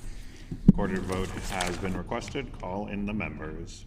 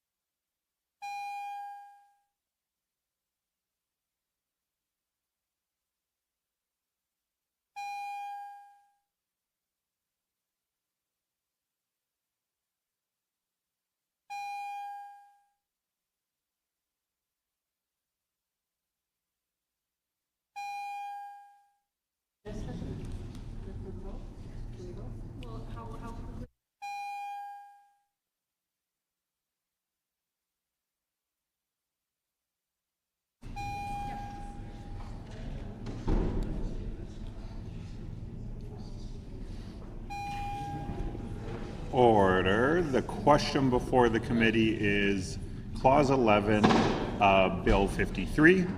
All those in favor in the chamber, please rise.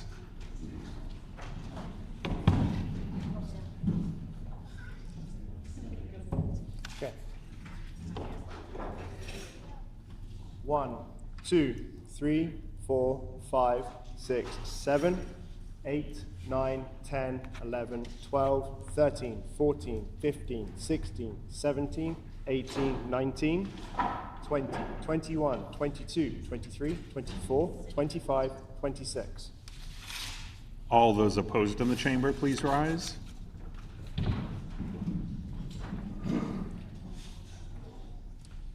One, 2, 3, 4, 5, 6, 7, 8, 9, 10, 11, 12. We will now conduct the alphabetical roll call of members participating virtually, asking each remote member to audibly state their vote with either I vote yes or I vote no. Honourable Minister Asaguara. I vote yes. Honourable Minister Asaguara votes yes. MLA De La Cruz. I vote yes. MLA De La Cruz votes yes. Ayes 28, nays 12. Clause 11 is accordingly passed. The Honourable Government House Leader. Could you please canvass the committee to see if there's leave to recess and to reconvene the House? Is there leave to recess and to reconvene the House? Agreed. Committee recess and call on the Speaker.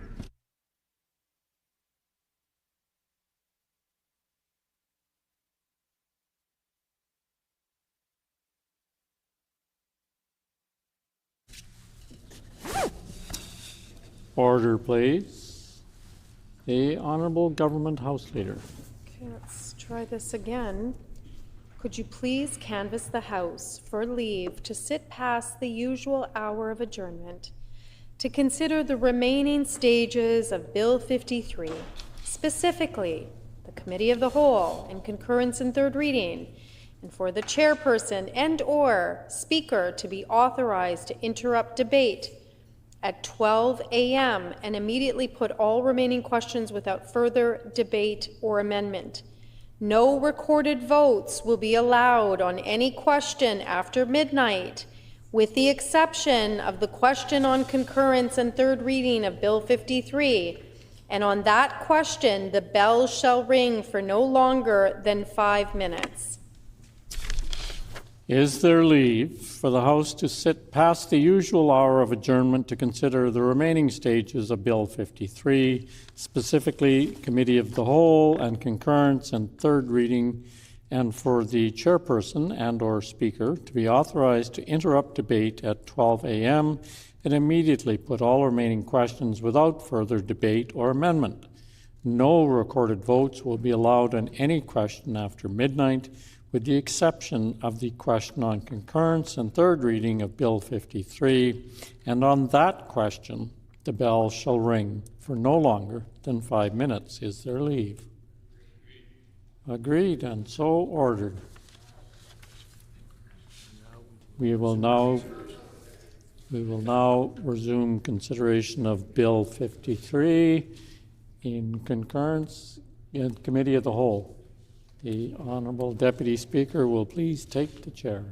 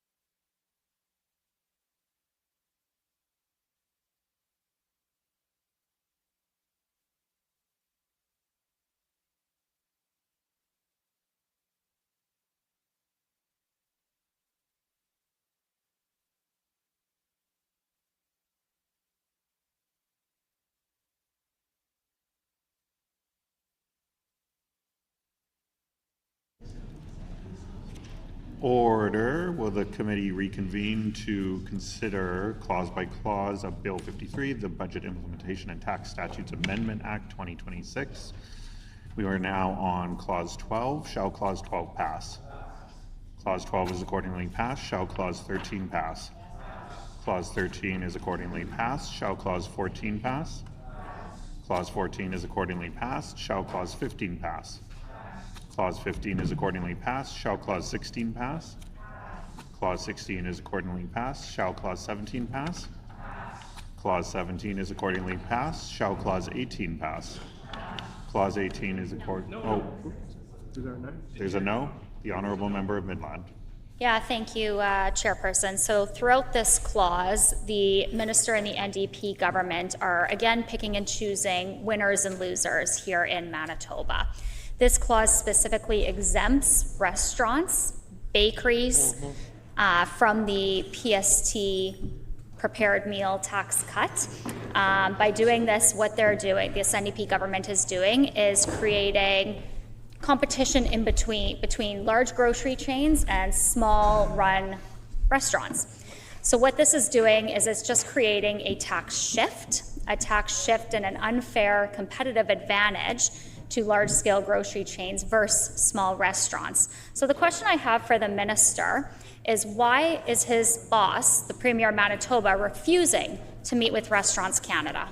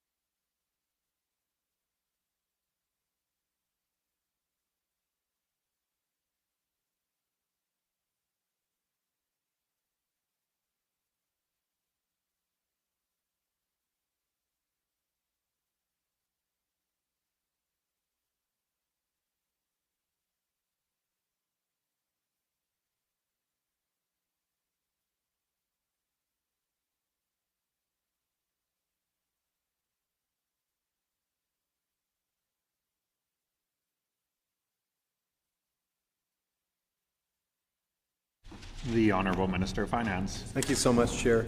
So in relation to the question of whether or not we had an opportunity to meet with Restaurants Canada, the answer to that is yes. I met with Restaurants Canada myself, along with our local restaurant association here in Manitoba. Our team in finance, my chief of staff, had another meeting with Restaurants Canada again. And we're proud to work with them, to be transparent and to ensure that they're part of the conversation.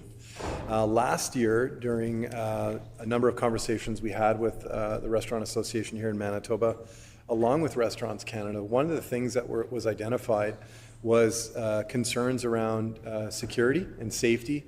And we were strongly requested to bring forward a security rebate or some support that would help restaurants to cover some of the costs associated with installing security infrastructure. And we were very proud to work with them, along with other parts of our business community, to bring that forward. But in a large part, it was really Restaurants Canada and our local restaurant association that did a lot of, I think, really important advocacy to identify why this was important. We listened to them, and they were a big part of that. So our government is a listening government. We're proud to be a listening government. We responded to the requests that they advocated for last year, and I think in a big way, with a very significant security rebate program that was very well received. And continues to be well received. So I think when it comes to responding to the needs of the community, the restaurant sector here in Manitoba, we're very responsive. We're always happy to meet and to continue those conversations. It's an open door policy in my office, and I know that goes for our entire government. And we are absolutely happy to continue meeting with them. In relation to what we've brought forward here in this BITSA bill, this is about helping Manitobans where they're buying their groceries. And so that is in any store across the province, whether it's a larger grocery store, a convenience store, any single store within Manitoba that sells groceries is going to have the PST removed from their groceries. So that, I think, is an important response right now with Manitobans facing continued affordability challenges. We're proud of the work that we're doing to respond to those challenges, and this is an important step forward. So again, we're looking for the members opposite to get on board and bring these savings to Manitobans on July 1st. The Honourable Member for Midland. Yeah, thank you, Chairperson. So what we've seen in this BITSA bill is an NDP government that is picking and choosing winners and losers. And as to the minister's comment about an open door policy, Restaurants Canada would have a very different response to that, because what they've said is this premier is refusing to meet with them. Restaurants contribute almost $4 billion in annual sales, more than 42,000 jobs across the province, and 40% held by youth. Youth unemployment skyrocketed to 14% earlier this year under this NDP government. And what this minister and the NDP want to do is they want to shift customers away from small businesses here in Manitoba. What they've done is they have created a system again and again, just like with the Manitoba Jobs Agreement, where they're picking and choosing winners and losers. And what this policy and what this clause in BITSA has done is it's created a clear and unjustifiable imbalance. It applies different tax treatment to identical products based solely on where they are purchased, and in doing so just shifts demand across the food marketplace. So that's directly from Restaurants Canada. They have come out and they've said that this premier is refusing to meet with them, despite the fact that they contribute $4 billion to our local economy, despite the fact that they contribute 42,000 jobs across the province. These are not small numbers. This is an industry that provides significant economic value to the province of Manitoba. And by this premier and NDP government refusing to meet with them, this premier is refusing to meet with Restaurants Canada and the restaurants industry in Manitoba. And I know the minister is heckling me right now, but I'm talking about the premier. The premier has refused to meet with them. That is what Restaurants Canada has said. So my question earlier was very, very clear to this minister. Why is his boss, the premier of Manitoba, refusing to meet with Restaurants Canada? And if they do have such an open door policy, then when can Restaurants Canada expect a meeting with the premier? And if this minister could provide a time and a date, because I know Restaurants Canada is watching right now. Thank you. The Honourable Minister of Finance. Okay. As we've already stated clearly, we are happy to meet with Restaurants Canada at any point, and we look forward to setting up a meeting at any point that they'd like to further discuss this. And we're going to continue working with them collaboratively, as we have in the past, where we brought forward security rebate that was responsive to concerns that they'd identified. And we're going to keep working with them and keep an open door, and we look forward to future conversations with Restaurants Canada whenever they are wanting to have that discussion. The Honourable Member for Midland. Thank you, Chairperson. They do want to have this discussion. They have asked for the meeting with the Premier, and the Premier is denying them that meeting. That is coming directly from them. My question was, when can they expect a meeting with the Premier? And I know the Minister wants to talk down to me, and I know his teammates on that side of the House are wanting to shout me down because they don't like what they're hearing. Because the reality is they have left out small businesses in Manitoba from this tax policy change. And the result of that is creating a system of winners and losers in the province of Manitoba. Restaurants in Manitoba want to be treated fairly, and I know they don't want to hear that, but that is the reality, and they should be treated fairly. And so what Restaurants Canada is asking for today is when they can expect a meeting with the Premier, rather than this Premier just continuously shutting the door on them. The Honourable Minister of Finance. We look forward to meeting with Restaurants Canada when they're able and wanting to have that meeting. The Honourable Member for Midland. Thank you. So throughout this policy of picking and choosing winners and losers, what this minister and this premier and NDP government have essentially done is they've said, you can buy a prepared meal at a grocery store, PST tax exempt, but you cannot buy that same prepared meal at a restaurant. That is picking and choosing winners and losers. And time again, what we're seeing is this NDP government come out with a flashy announcement without thinking through the consequences. Mm-hmm.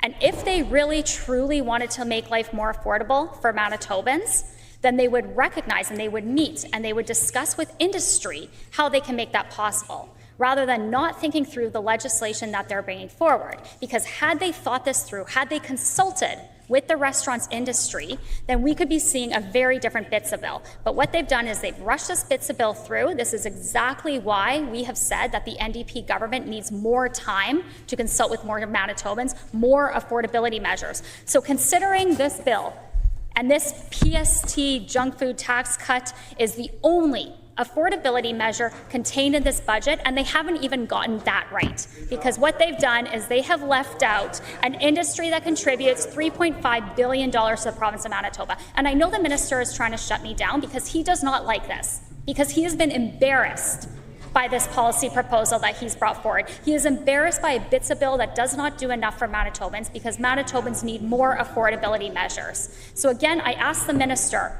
why he has allowed a PST reduction on prepared food at one industry, grocery stores, but not another. Why has he picked and chosen winners and losers in the province of Manitoba?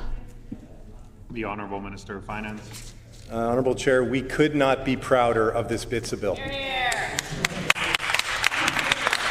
We could not be prouder. We know how important it is. We know how important it is to bring these savings to Manitobans as quickly as possible. Of course, we just heard the critics state that this PST removal of all groceries in Manitoba is, according to her and her team, the only affordability item. Of course, it's important on the record here to state that that is not accurate. This very BITSA bill that we're debating tonight contains two other very important affordability measures, which is increasing the size of the renter's tax credit. It also proposes to increase the size of the homeowner affordability tax credit, which is a very important increase as well that's going to help homeowners reduce their costs of owning a home. Beyond that, of course, our recent budget proposed to make childcare free for the lowest income families in Manitoba, and of course to take away the cost of transit, public transportation for youth in Manitoba. Those are significant commitments that are going to help save Manitobans money across the province, and that's built off a number of other very important affordability policies that we've brought in, including a broad middle-class tax cut, an increase to the basic personal exemption, changes to brackets that are keeping more money in people's pockets, a hydro rate freeze, a continued 10% cut to the fuel tax. We are doing the work of making life more affordable, and this BITSA bill builds on that good work that we've done to date. The Honourable Member for Midland. Will the minister commit to bringing in another BITSA bill that includes Restaurants Canada and their PST cut? The Honourable Minister of Finance.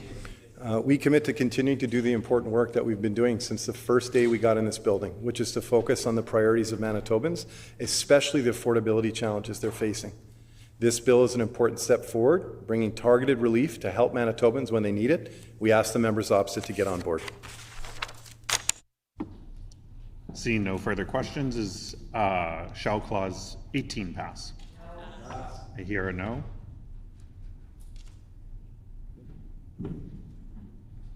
All those in favor, please say aye. All those opposed, please say nay. In my mind, the ayes have it. Clause 18 is accordingly passed. Shall Clause 19 pass? Clause 19 is accordingly passed. Shall Clause 20 pass?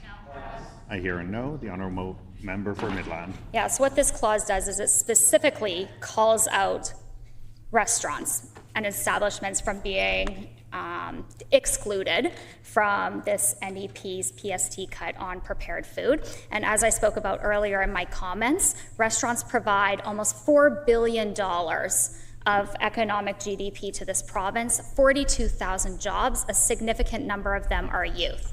With Manitoba's youth unemployment rate reaching almost 14% under this NDP government, youth rely on these jobs. They rely on jobs within the restaurant sector after school, during university, to help pay for university tuition. And all this policy has done is it's shifted.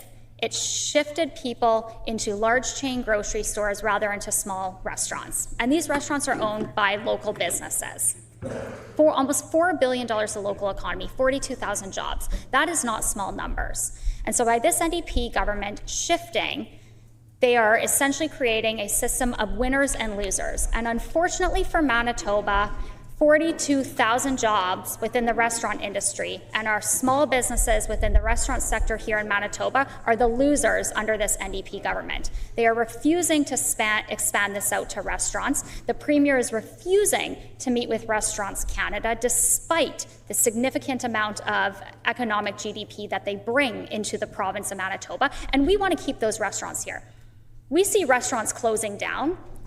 The revenue margins can be very, very small, if any. A lot of them are family run. They're trying to keep these restaurants in the family. And this minister, this Premier, and this Canoe government are not giving them the same playing space as they are with large chain grocery stores. And that is incredibly unfortunate for the restaurants industry. The restaurant sector and Restaurants Canada have been very outspoken about the fact that this NDP government is leaving them out at a time when Manitobans are struggling to afford to go to restaurants. So the last thing you'd think this NDP government would want to do is deter Manitobans from spending money into the economy. And that's exactly what they're doing with this policy. So can the minister please again explain, while Restaurants Canada is watching today, why he has been so okay with leaving out restaurants and small businesses from his BITSA bill? The Honourable Minister of Finance. Thank you, Chair. We are focused on making life more affordable for families in Manitoba at the grocery store. That's where they buy their groceries. That's where they're feeling the pressures the most. And so we're proud to be responding to that. Again, this is one measure of a number of important affordability measures that we've brought forward. For example, our increase of a renter's tax credit. That is increasing a tax credit for renters that was cut by the members opposite. They increased taxes on a renter by $175 with the changes they brought in when they reduced it from $700 to $525.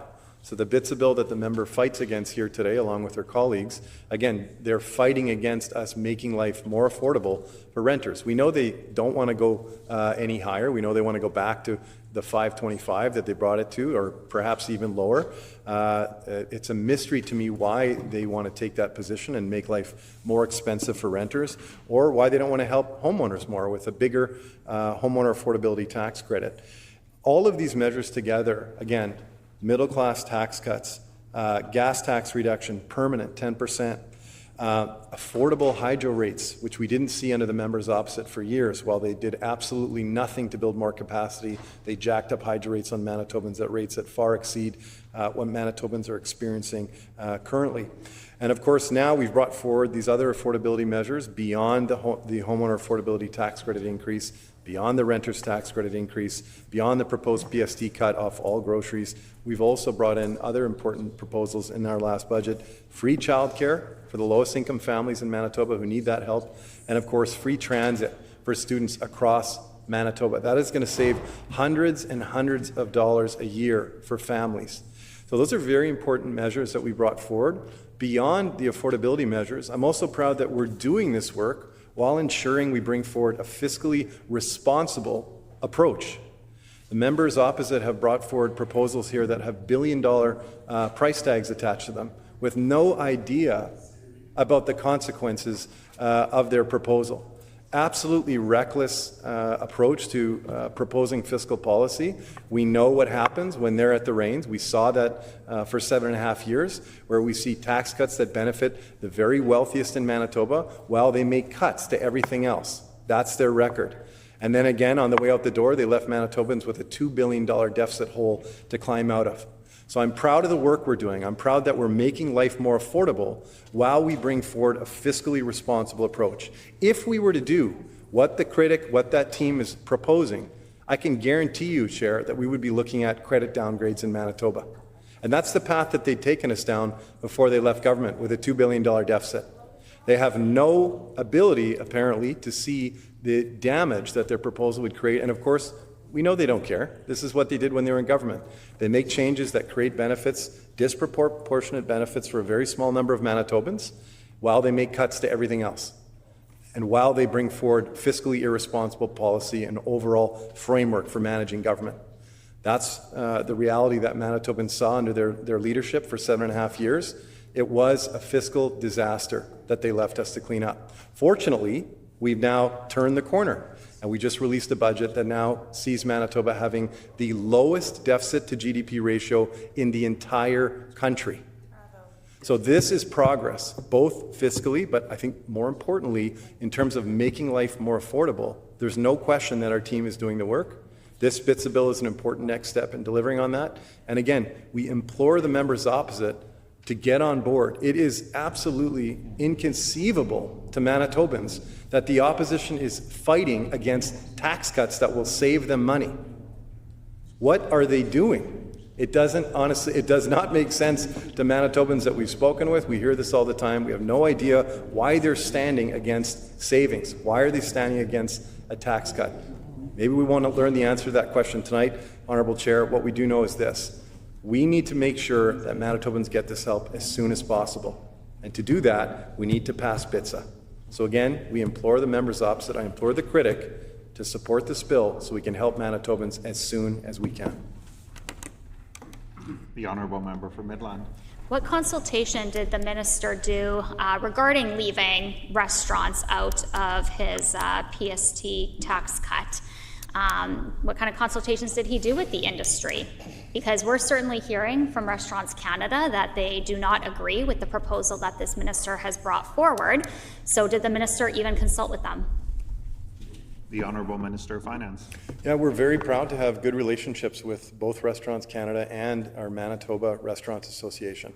Sean and Chris at the federal level, Sean locally, these are people that we have very strong relationships with.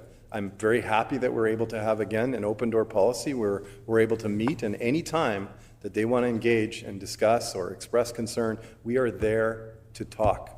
And again, that's going to be the policy going forward as it's been since we've come into government. And just to be clear about something, you know, one of the main things I've heard, Chair, since coming into this role from people across Manitoba in my role as finance minister is the level of surprise and shock they have at having access to a government that they can actually talk to. I know that every one of my colleagues in cabinet would probably have something very similar to share. For years, and the members opposite can go out in the field and test this out, the number one thing I've heard is that there's a sense of absolute shock that they can actually reach out to a ministerial office and have somebody get back to them, not only get back to them, eagerly sit down with them to talk. And for 7.5 years, it was a closed door policy. So this business of suggesting that somehow we're not engaging or consulting, not only is that ridiculous, it's preposterous on the basis that they had a closed door for 7.5 years. So not only Restaurants Canada, not only, again, our Manitoba Restaurants Association, the door's open. We're happy to continue meeting with them, and we will always be happy to continue meeting with them. And again, as I said earlier, looking forward to my next discussion with Sean and the team here in Manitoba and Chris at the Canada level, and the door will always remain open to them and any other stakeholders who want to engage with our government. The Honourable Member for Midland. Yeah, thank you, Chairperson. It's almost comical that the minister could say that with a straight face, because industry is saying telling a very, very different story. We've heard major industries indicate that this premier and this minister and this NDP government are not consulting with them on major changes that they are making. The construction industry is a perfect example that was not consulted before a job-killing, forced unionization jobs agreement was brought in. And they have publicly said that they weren't consulted. Numerous construction industry associations have come out and said they weren't consulted. Restaurants Canada has said that the premier is shutting his door on them and not consulting with them on this change within BITSA on PST prepared foods. Just in the last week alone, those are major industries that contribute a significant amount of jobs and economic GDP to the province of Manitoba that have said that this NDP government is not listening, they don't care, and they're not even consulting.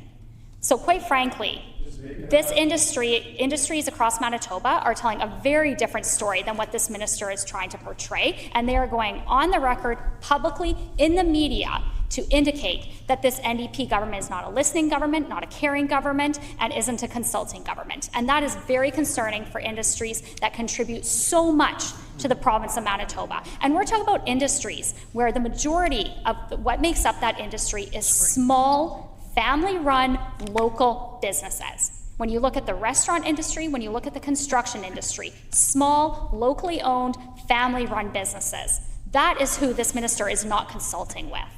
But they provide a significant amount of GDP to the province of Manitoba and a significant thousands and tens of thousands of jobs to the province of Manitoba, and they're not even being consulted.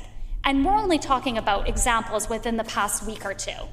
So those are two major industries in the past week or two that have said that this minister and this NDP government are not consulting and not listening. And that is very concerning for Manitoba. So again, on behalf of Restaurants Canada, I ask, will Restaurants Canada receive a response to meet with the Premier by tomorrow?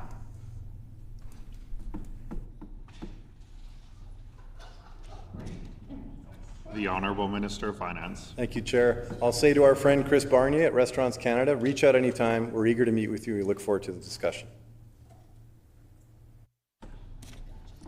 The Honourable Member for Midland.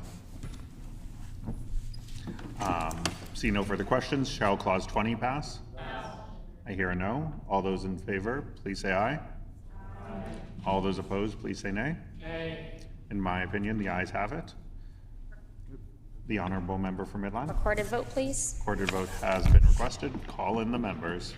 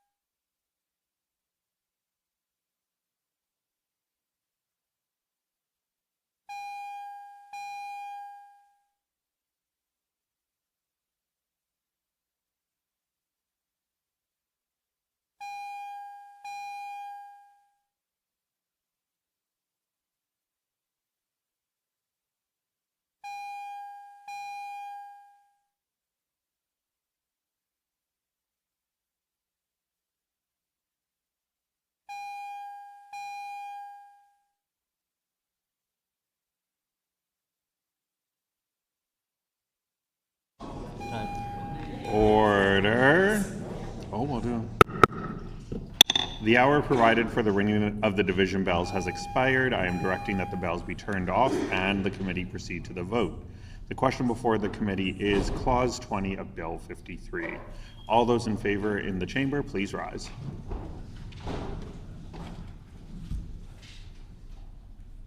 One, 2, 3, 4, 5, 6, 7, 8, 9, 10, 11, 12, 13, 14, 15, 16, 17, 18, 19, 20, 21, 22, 23, 24, 25, 26, 27, 28. All those opposed in the chamber, please rise. 1, 2, 3, 4, 5, 6, 7, 8, 9, 10. We will now proceed to the virtual vote. Emily De La Cruz. I vote yes. Emily De La Cruz votes yes. Ayes 29, nays 10. The clause is accordingly passed.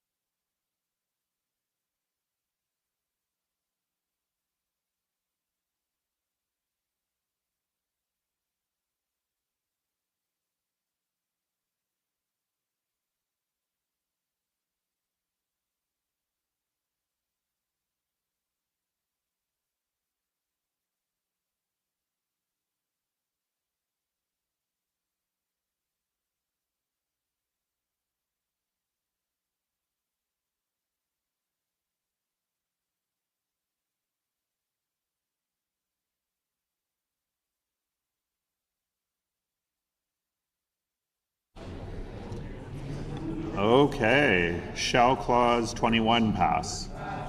Clause 21 is accordingly passed. Shall clause 22 pass? Clause 22 is accordingly passed. Shall clause 23 pass? Clause 23 is accordingly passed. Shall clause 24 pass? Clause 24 is accordingly passed. Shall clause 25 pass? Clause 25 is accordingly passed. Shall clause 26 pass? Clause 26 is accordingly passed. Shall clause 27 pass? Clause 27 is accordingly passed. Shall clause 28 pass? Clause 28 is accordingly passed. Shall clause 29 pass? Clause 29 is accordingly passed. Shall clause 30 pass? Clause 30 is accordingly passed. Shall clause 31 pass? Clause 31 is accordingly passed. Shall clause 32 pass? Clause 32 is accordingly passed. Shall clause 33 pass? Clause 33 is accordingly passed. Shall clause 34 pass? Clause 34 is accordingly passed. Shall clause 35 pass? Clause 35 is accordingly passed. Shall clause 36 pass?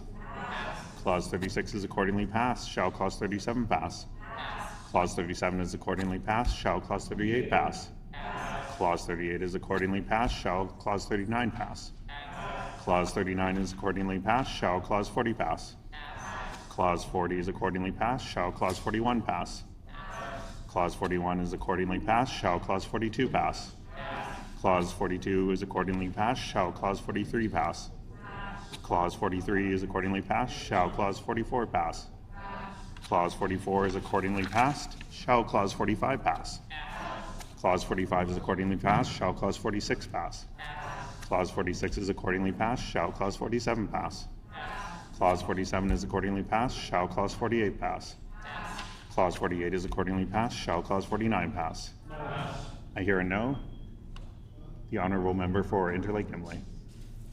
Yeah, reducing the investment in this great building that we sit in here today. I mean, if members look around up at the ceiling, you know, it's only paint in here, but the outside of this building needs major restoration, and I know we brought in the legislation back under the Pallister government to ensure this building is restored and maintained so it doesn't crumble around us, much like this NDP government is. And it's reducing from $8 million down to $8 million from $10 million for investments in this building and ensuring that the foundation is solid. You can see the foundation was dug up around this building and waterproofed, and that work needs to continue. And I'm just wondering how this minister can justify reducing the investment in this building before it gets to the point of beyond repair. The Honourable Minister of Finance. Thank you, Chair. This represents just a little bit of belt tightening, and we know that, of course, investments in this building are incredibly important. We're proud to continue supporting these investments. This is still a significant investment, $8 million a year, making sure that we can continue to do good work to make sure that the People's Building stays in the beautiful condition that it's in. And should we determine later that there's more funds needed, we will absolutely examine that when that time comes. For now, we brought this forward as a small belt-tightening initiative. And again, this is part of our broader work of ensuring that we keep a fiscally sustainable path going forward after the PCs left Manitobans a fiscal disaster when they left government. The Honourable Member for Interlake Gimli. Well, time erodes the investment in this building. $10 million when this legislation was brought in doesn't buys a lot more than the $10 million that is being was put in this last year. So time itself has eroded erodes buying power, much like these votes are being eroded from the NDP government. And $10 million down to $8 million, that's why this was put into legislation in the first place, because when the NDP were in government for those 17 years, they didn't put a penny into this building other than resurfacing the Golden Boy. And that is shameful, shameful. The foundations were cracking and infiltrated by water. What we have in Manitoba is what we call frost jacking. And between the stones, water gets in there and it freezes and it cracks the stones. And more water gets in, it freezes, and it cracks them even more. So if it's a bell curve, does that mean that they're spending not just what time has eroded for buying power, they're also going to be slashing by $2 million. If there's a substantial need or a fault as they expose the foundations around this great building, is there will to put in more money when that happens? The Honourable Minister of Finance. Yeah, it seems that the only thing eroding here tonight, Honourable Chair, is the size of the caucus sitting across from us. Continues to get smaller and smaller.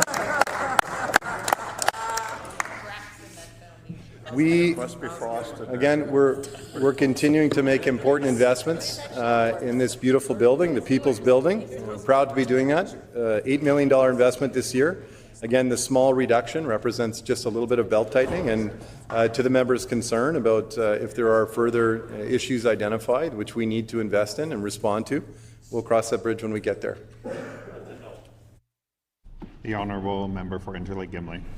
Yeah, so that's a clear no. I guess this building, Manitoban's building, is going to be, the walls will be falling in, and they'll probably be falling in anyway if this NDP government stays in power for another year. So where is the money going to come from if the building is in need of more repair than the budgeted amount?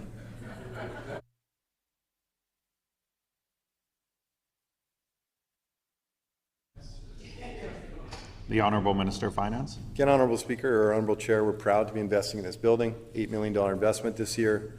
Small reduction, again representing a little bit of belt tightening, and shows our government's focus on fiscal sustainability, something we did not see for 7.5 years under the members opposite. The Honourable Member for Midland. Yeah, so this minister has reduced by 20% $2 million. Can the minister please inform the House in the spirit of transparency and accountability where that $2 million is being redirected to?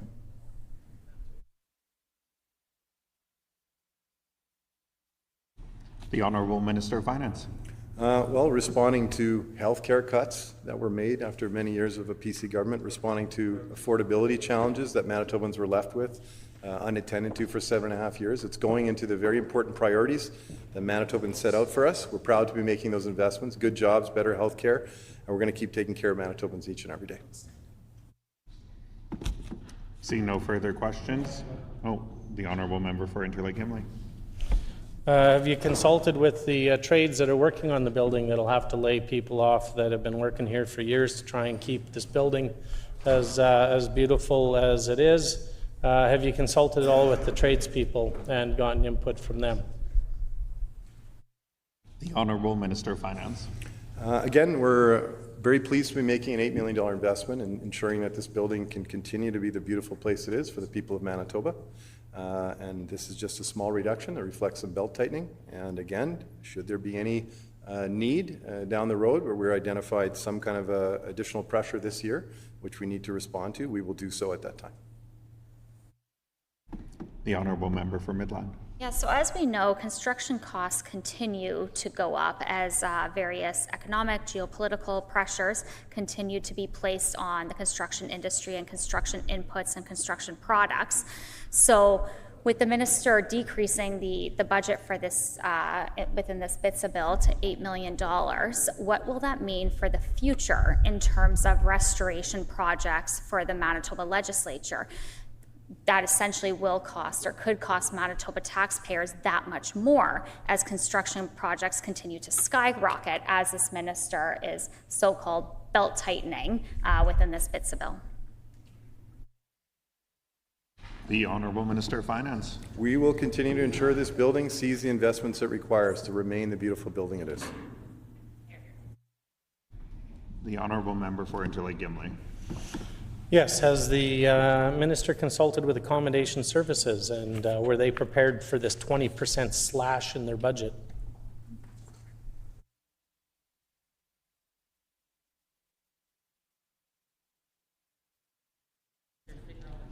The Honourable Minister of Finance.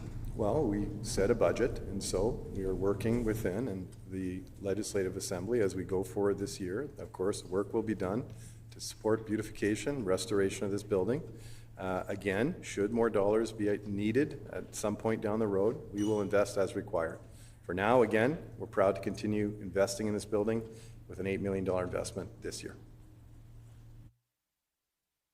The Honourable Member for Midland. Is this going to result in any cancellation or suspension or postponement of current contracts as it relates to restoring the People's Building?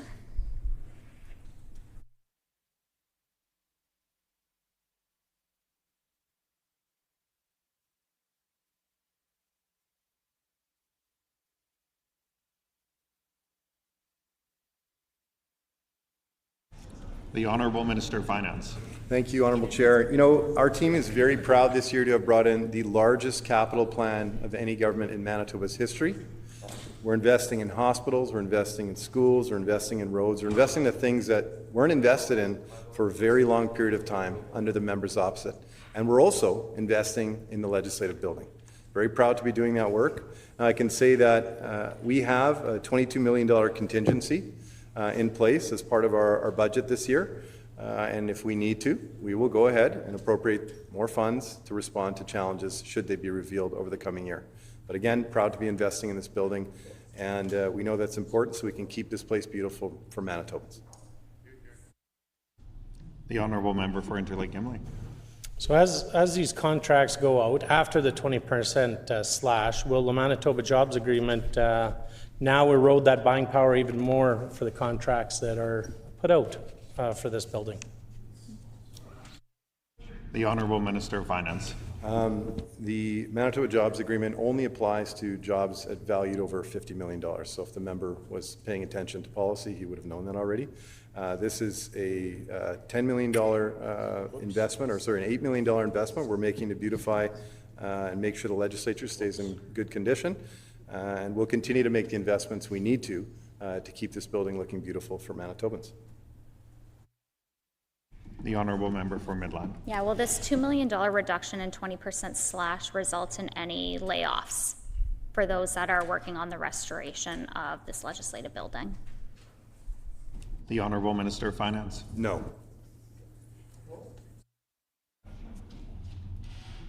Seeing no further questions, shall clause 49 pass? I hear a no. All those in favor, please say aye.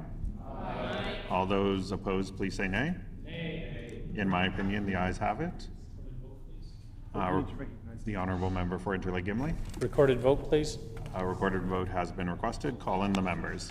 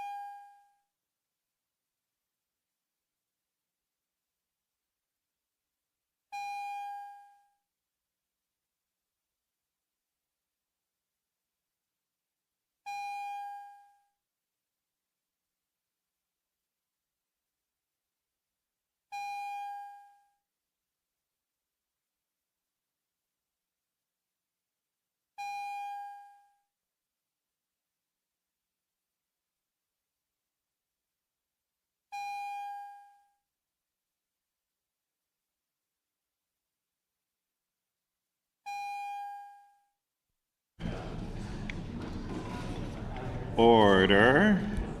The question before the committee is, shall Clause 49 of Bill 53 pass? All those in favor in the chamber, please rise.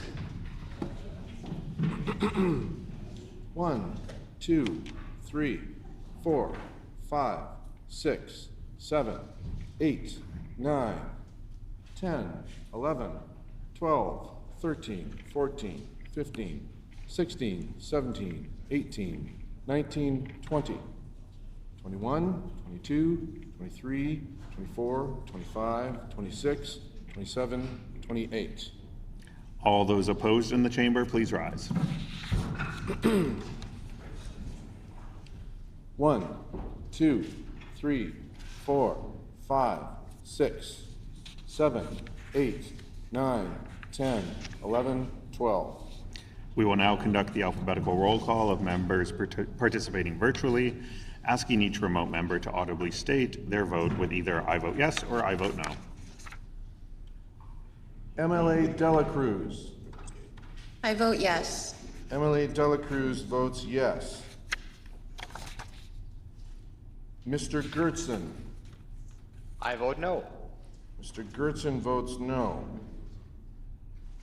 Mrs. Hebert.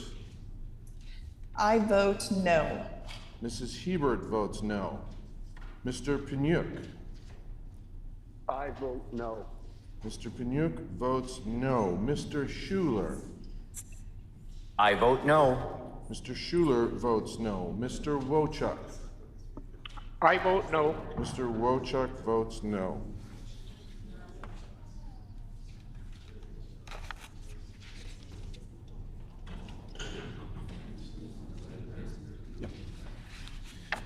Ayes 29, nays 17.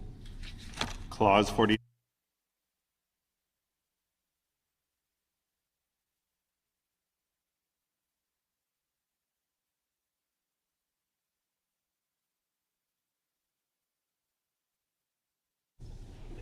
Thank you. So Clause 49 is accordingly passed. Shall Clause 50 pass? Clause 50 is accordingly passed. Shall Clause 51 pass? Clause 51 is accordingly passed. Shall Clause 52 pass? No. I hear no. The Honourable Member for Midland. I have an amendment. Honourable Member for Midland. Yeah. I move, seconded by the member for Portage La Prairie, that Clause 52 of the bill be amended by adding the following after the proposed subsection 328.2 bracket 3. Limit on tax. 328.2 bracket 3.1 bracket. A bylaw must not establish an amount or rate of short-term accommodation tax that exceeds 6% of the price paid for the use of the short-term accommodation.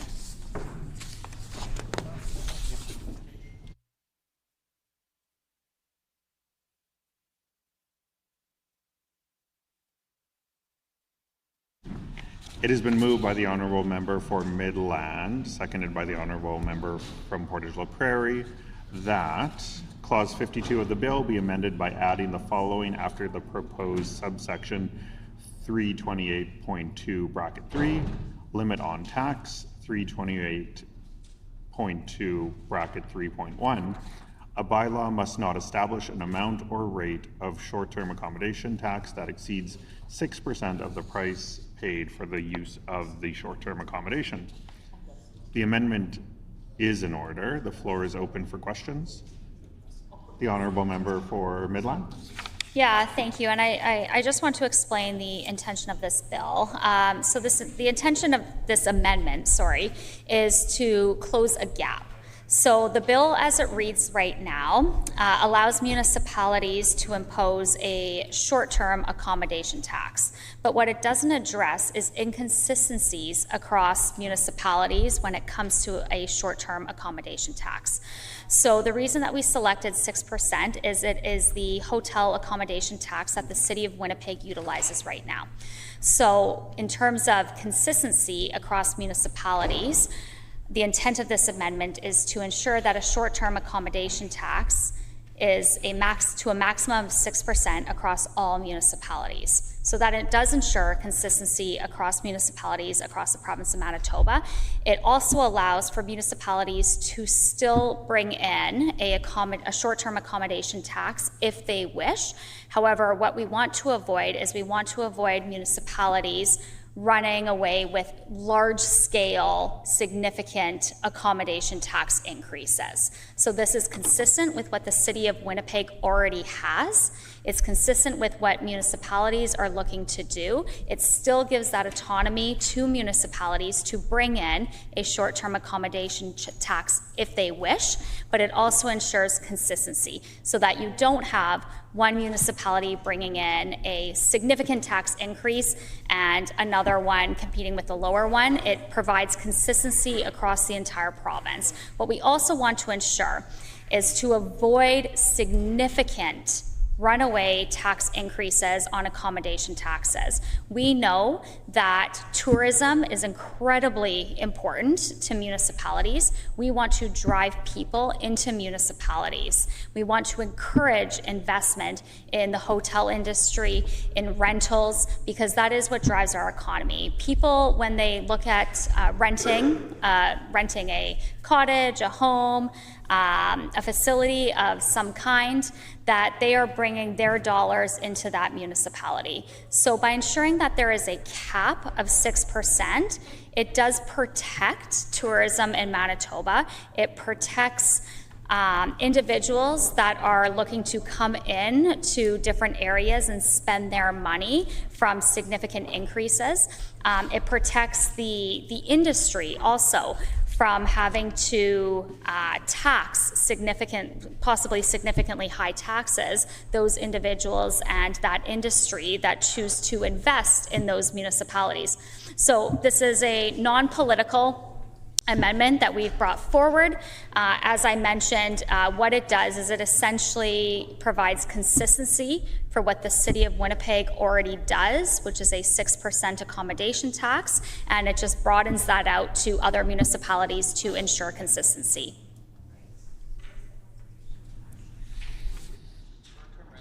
Seeing no further questions, is the committee ready for the question? Shall the amendment pass? Yes. I hear a no. All those in favor, please say aye. Aye. All those opposed, please say nay. Nay. In my opinion, the nays have it. The amendment is the honourable member for Interlake Gimli. On division? On division.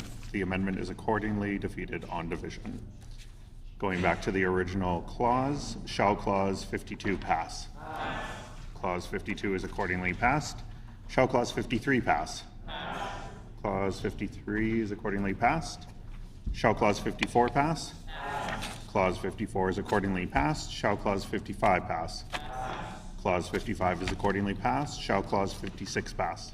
Pass. Clause 56 is accordingly passed. Shall clause 57 pass? Pass. Clause 57 is accordingly passed. Shall clause 58 pass? Pass.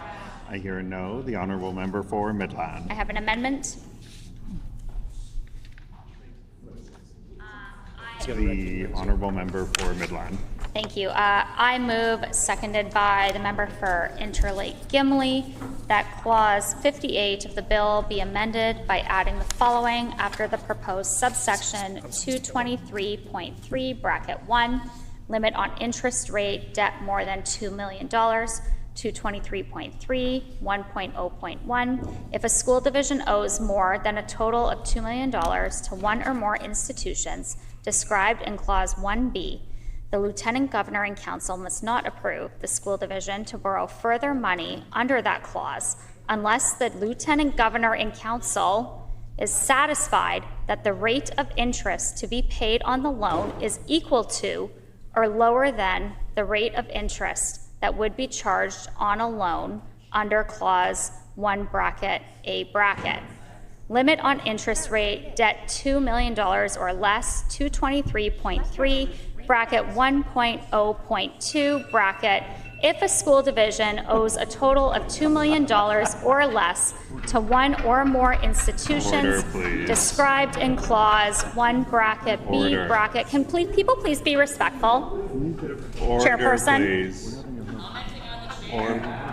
order.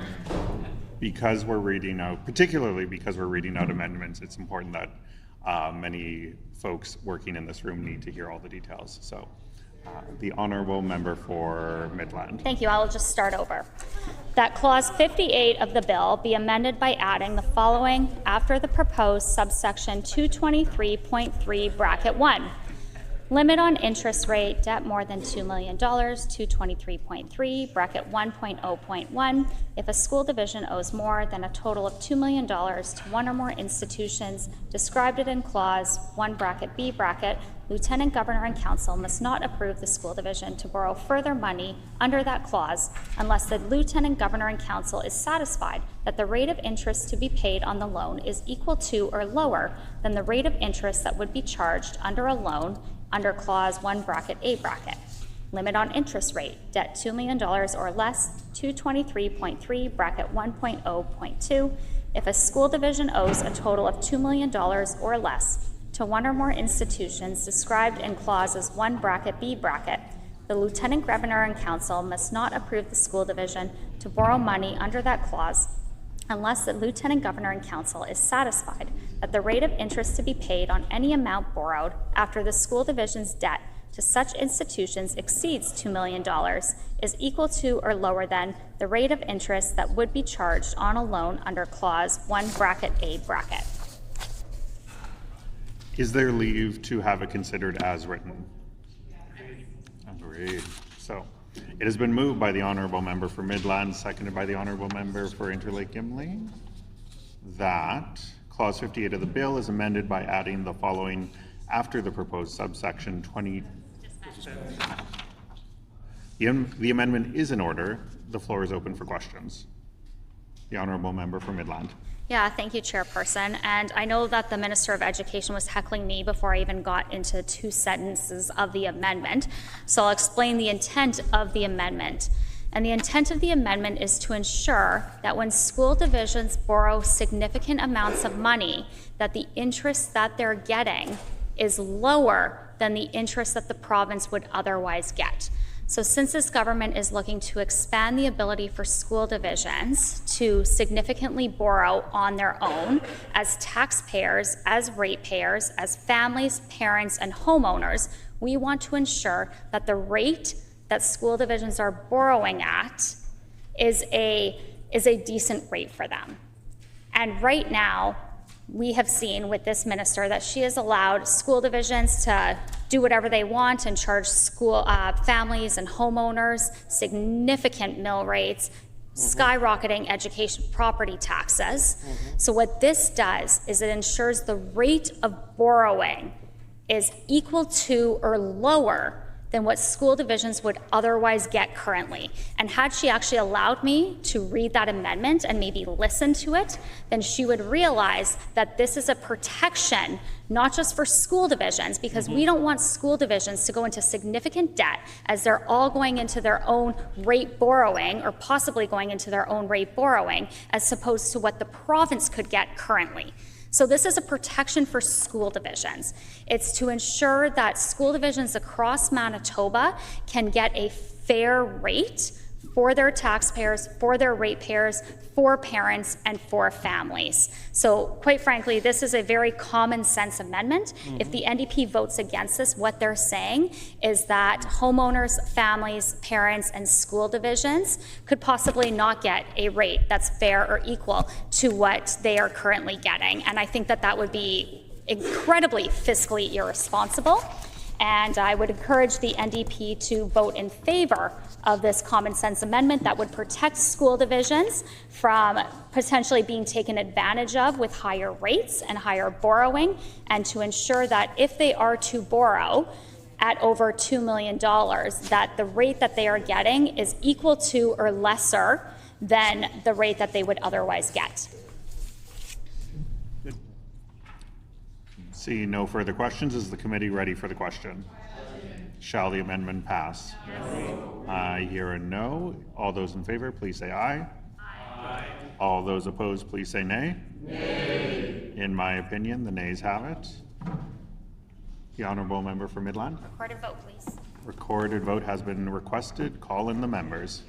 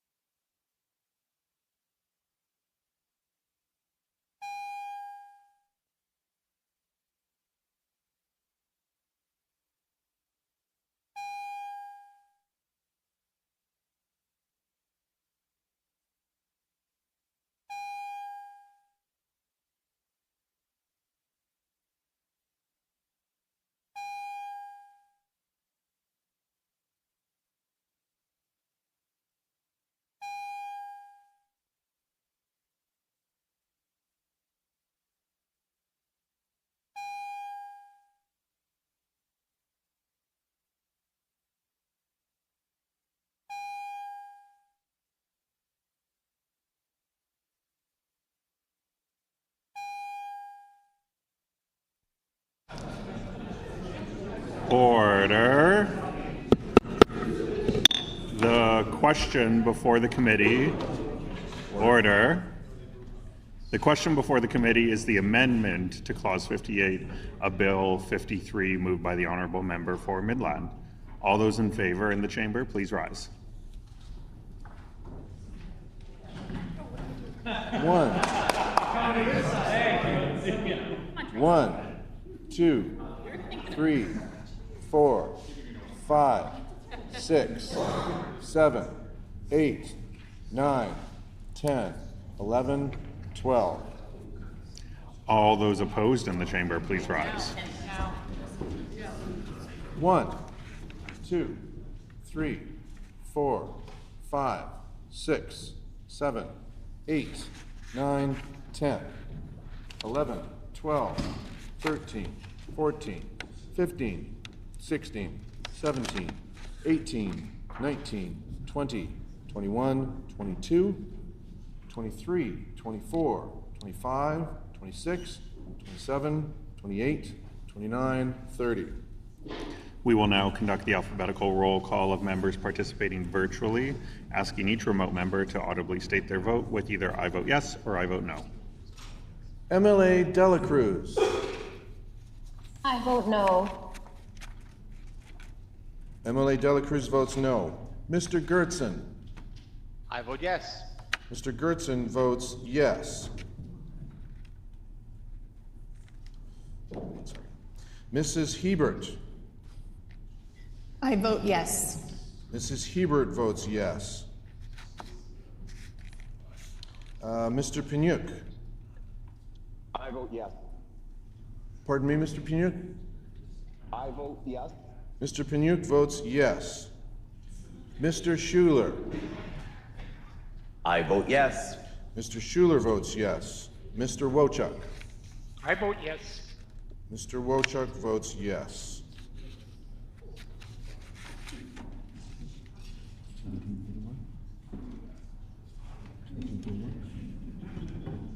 Do you have 16?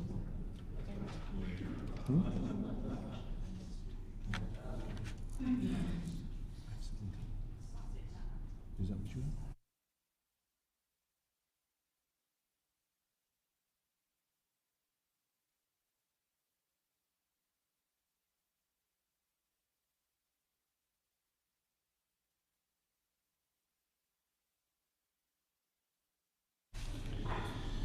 Ayes 17, nays 31. The amendment is accordingly defeated. So we'll move back to Clause 58. Shall Clause 58 pass? Pass. Clause 58 is accordingly passed. Shall Clause 59 pass? Pass. Clause 59 is accordingly passed. Shall Clause 60 pass? Pass. Clause 60 is accordingly passed. Shall Clause 61 pass? Pass. Clause 61 is accordingly passed. Shall Clause 62 pass? Clause 62 is accordingly passed. Shall the enacting clause pass? The enacting clause is accordingly passed. Shall the title pass? The title is accordingly passed. Shall the bill be reported? Agreed. The bill shall be reported. That concludes the business before the committee. The hour being 11:10. What is the will of the committee? Rise. Committee rise. Call on the speaker.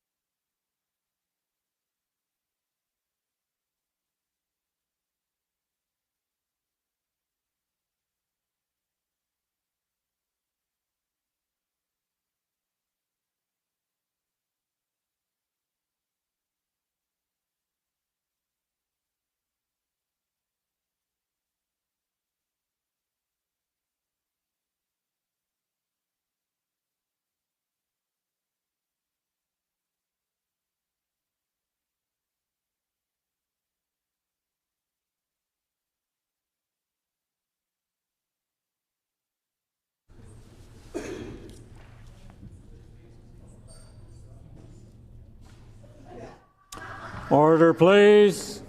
The Honourable Member for Lage-Modier. Honourable Speaker, the Committee of the Whole has considered the following: Bill number 53, the Budget Implementation and Tax Statutes Amendment Act 2026, and reports the same without amendment. I move, seconded by the Honourable Member for Burrows, that the report of the committee be received.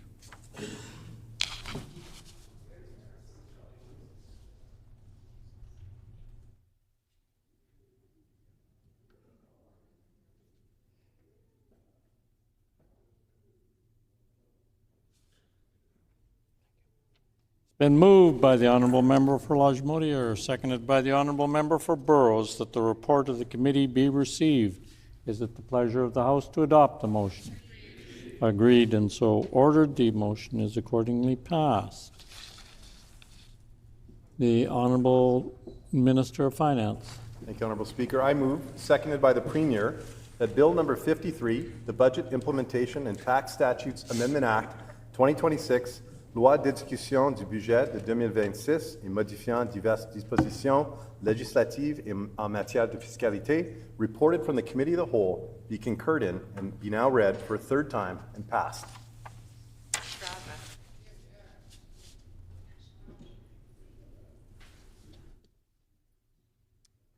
Been moved by the Honourable Minister of Finance, seconded by the Honourable Premier, that Bill number 53, the Budget Implementation and Tax Statutes Amendment Act 2026, reported from the Committee of the Whole, be concurred in and be now read a third time and passed. The Honourable Minister of Finance.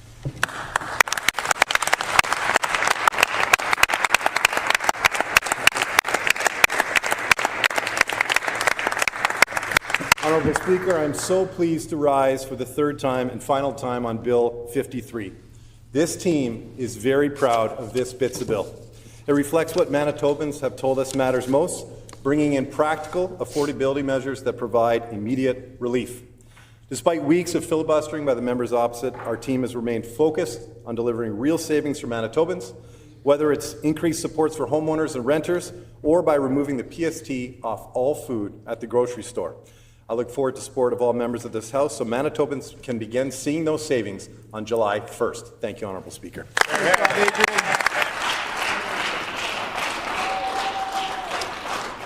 The Honourable Member for Midland. Yeah, thank you, Honourable Speaker. Here, here. Well done. You did amazing on this. Great work. So it's been clear. We have sat here day in and day night into the wee hours of the morning talking about affordability for Manitobans. And the reason we're talking about affordability for Manitobans is because Manitobans need it the most right now. Manitobans are living through a cost of living crisis. The number one issue facing Manitobans today is affordability. And this BITSA bill misses that mark. Manitobans need relief, and they really need it now. But what this BITSA bill has brought forward is pennies. Manitobans need more. And after hours and hours and days talking about this budget bill, every single one of our team members has spoken as to the real affordability relief that Manitobans desperately need. And yet, not a single one of the Minister of Finance's colleagues on the NDP, on that side of the bench, have stood up to even defend their budget bill. That just shows how little this NDP government actually believes in their budget. They haven't wanted to speak in favor of it. They're embarrassed by it. They're embarrassed because they know that their budget bill does not do enough for Manitobans and Manitoba families. Manitoba has the highest inflation rate in the country at 4.3%. Manitoba's food inflation is the highest in the country at 4.9%. And over 50% of Manitobans are within $200 of insolvency. More Manitobans are relying on their credit cards to pay their bills, putting them more and more into debt. Manitoba has the highest property taxes in the country, the highest education property taxes in the country. The Minister of Education has skyrocketed education property taxes by 43% since she came into government. That is the record of this NDP government. They removed all the guardrails for homeowners, and now Manitobans are paying the price. And it's unfortunate for Manitoba families because the only thing that they've received in this budget bill that we have been debating day in and day out for hours and hours is pennies. What our PC team has brought forward is real, meaningful affordability relief. And this NDP government stood up one by one and voted against. They voted denying Manitoba families $3,000 a year in tax relief. Our PC team is committed to increasing the basic personal exemption to $30,000, returning $3,000 a year to Manitoba families. That is real affordability relief that Manitobans need, and we will keep fighting for that because we know that Manitobans need affordability relief. This is something that this NDP government is continuing to deny. I challenge the members for Waverley and Lagimodiere and Rossmere and McPhillips and Concordia and Kildonan River East to go back to their constituents and explain to them why they have denied their constituents $3,000 a year. Because that's what they've done through this budget bill. That's what they did this morning when they, each one of them, voted against increasing the basic personal exemption to $30,000.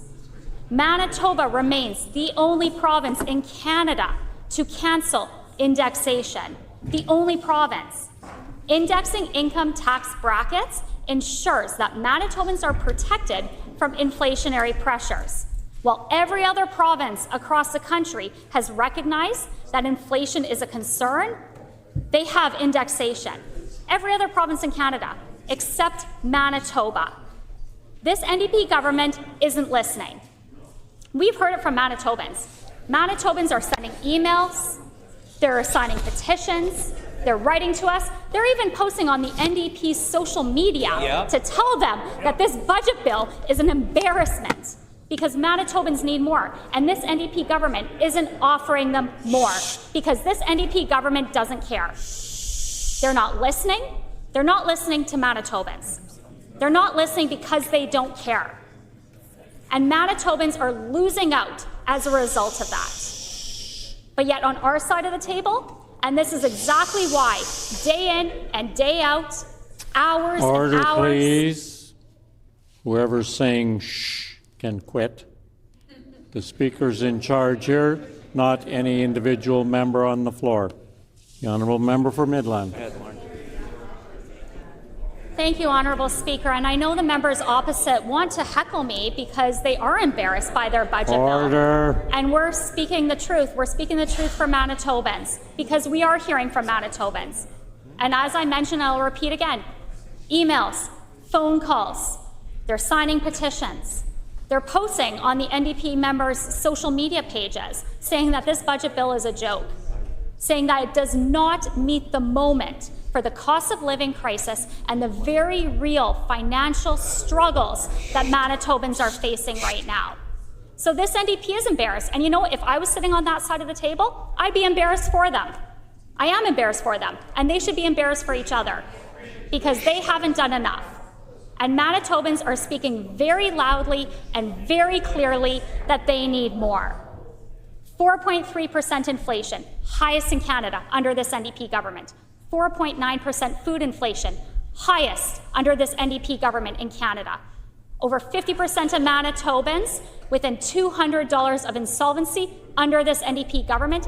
Highest property taxes in Canada under this NDP government. Highest education property taxes in Canada under this NDP government. And the highest provincial income taxes west of the Maritimes, all under this NDP government. And the reason for that is because this NDP government doesn't care. They don't care that Manitobans are living through an affordability crisis, and they're not willing to listen to you as Manitobans. But we are. We are willing to increase the basic personal exemption to $30,000, returning $3,000 of your hard-earned money back into your pockets. And the reason that we believe in this proposal so strongly is because we know Manitobans know best how to use their hard-earned money. Every household budget is different. Every household and every family has different financial challenges. So what could that $3,000 mean for you? That could mean paying for healthy food at the grocery store. That could mean paying for fuel to get to work, to get your kids to school, to daycare, to sports, to camp. That could mean actually paying to put your kids into daycare or sports or camp. And that could also mean for the family a pizza night out, bowling night out, family movie night out. Every family's household budget is different.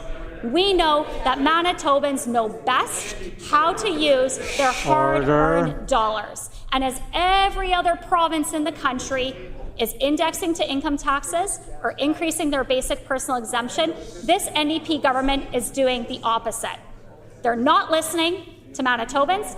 They don't care about Manitobans who are struggling in an affordability crisis, and that is proof with this mediocre budget bill that they brought forward today. We will continue standing up for Manitobans because we know Manitobans need more than what this NDP has brought forward today. Thank you, Honourable Speaker.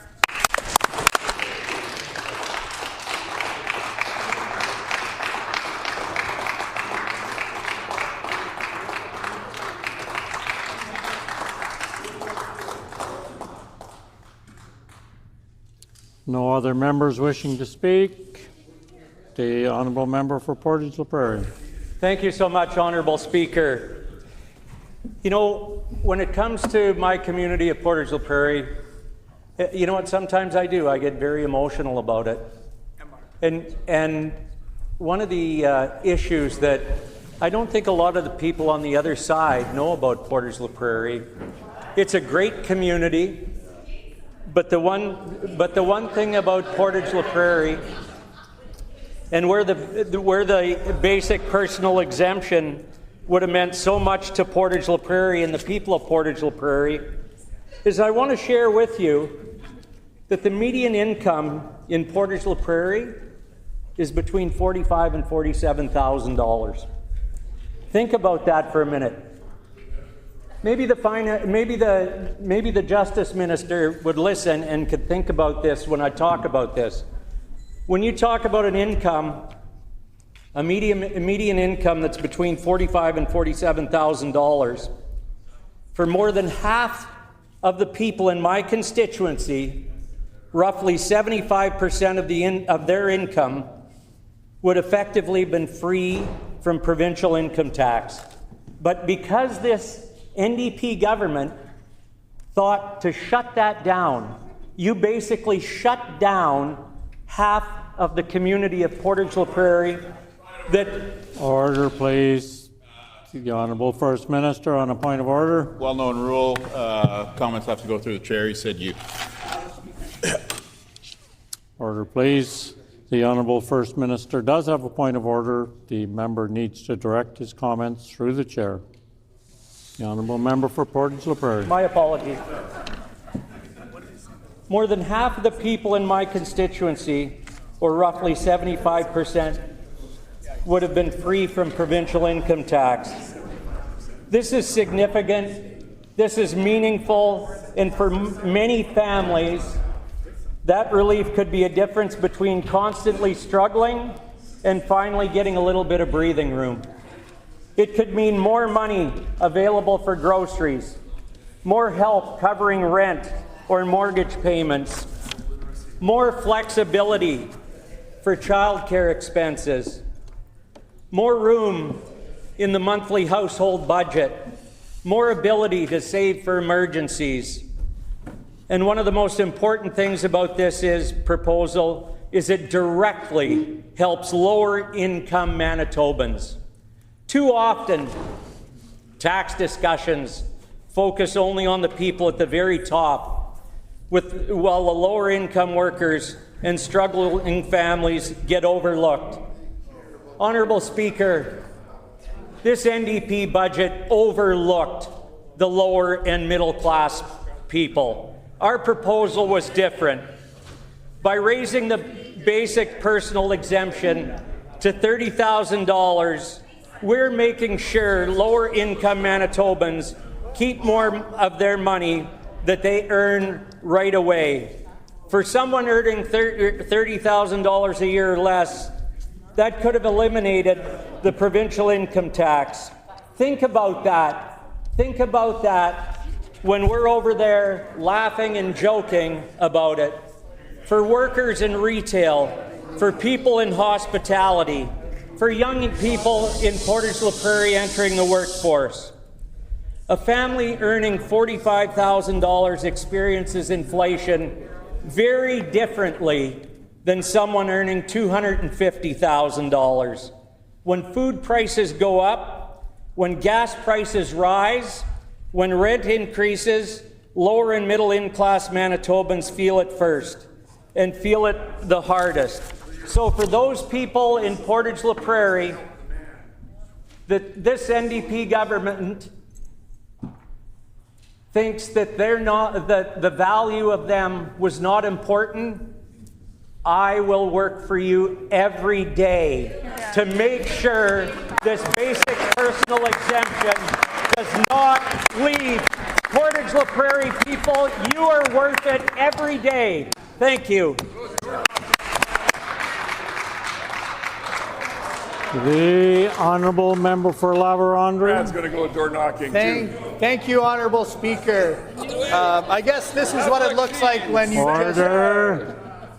Honourable Speaker, I guess this is what it looks like when you just don't have enough time in unlimited time.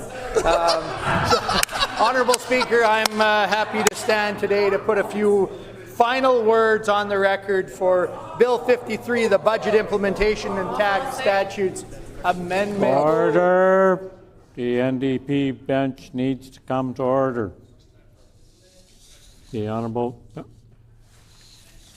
Leader of the Official Opposition also needs to come to order. The Honourable Member for La Vérendrye.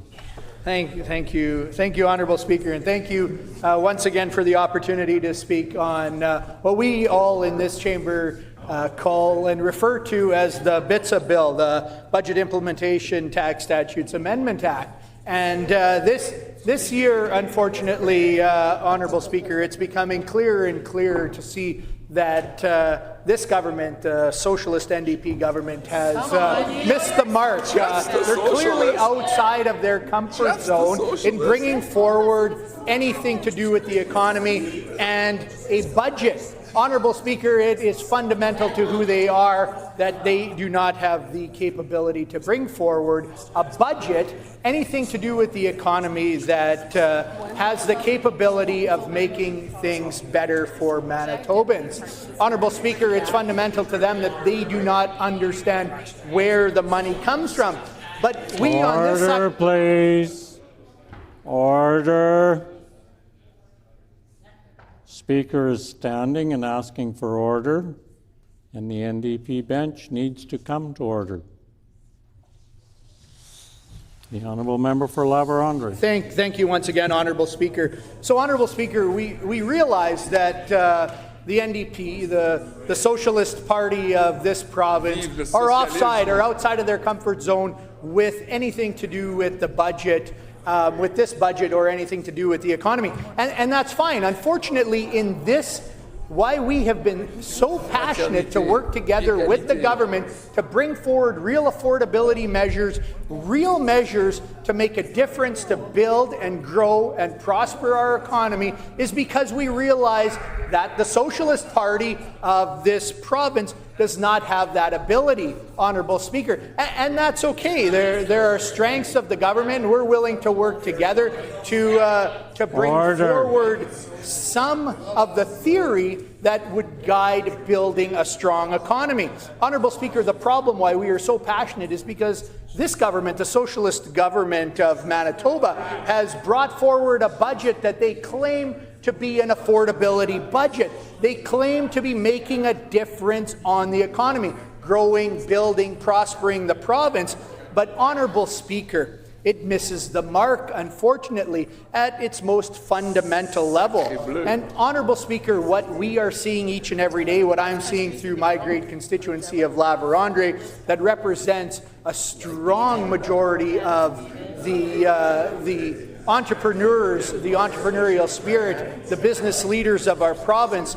I represent some of the fastest growing municipalities in the entire province. And the reason for that is that these people have a basic understanding of the economy and what it takes for economic growth. Honorable Speaker, we're willing to share that experience. We're willing to share that knowledge. And that's why we've spent day after day, we've debated around the clock just to get the government, this government, to understand the concerns that we are hearing from the constituents that we represent. Again, the majority of Manitobans are represented. The majority of Manitoba, maybe not the majority of Manitoba's population, but it's sure close. The majority of Manitoba is represented by this side of the House. And the concerns that are facing, Order! Order! Order! It's getting late. I still need to hear what's being said. So come to order. The Honourable Member for Labrador.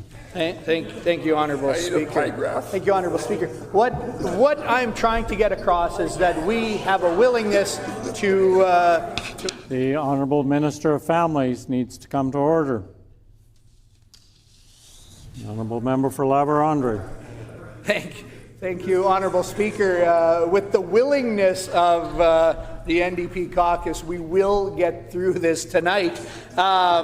Honourable Speaker, what I'm trying to deliver here is the concerns that we're hearing from Manitobans each and every day, and that's the lack of affordability at its most fundamental base. Honourable Speaker, that is far further reaching than only the individuals. That expands to the entrepreneurs, the businesses, the people that actually build, grow, and protect the economy of our province. They're the ones that build the wealth for this government to enjoy the budget that they are able to redistribute. Honourable Speaker, but we need to have respect for those that are creating the wealth.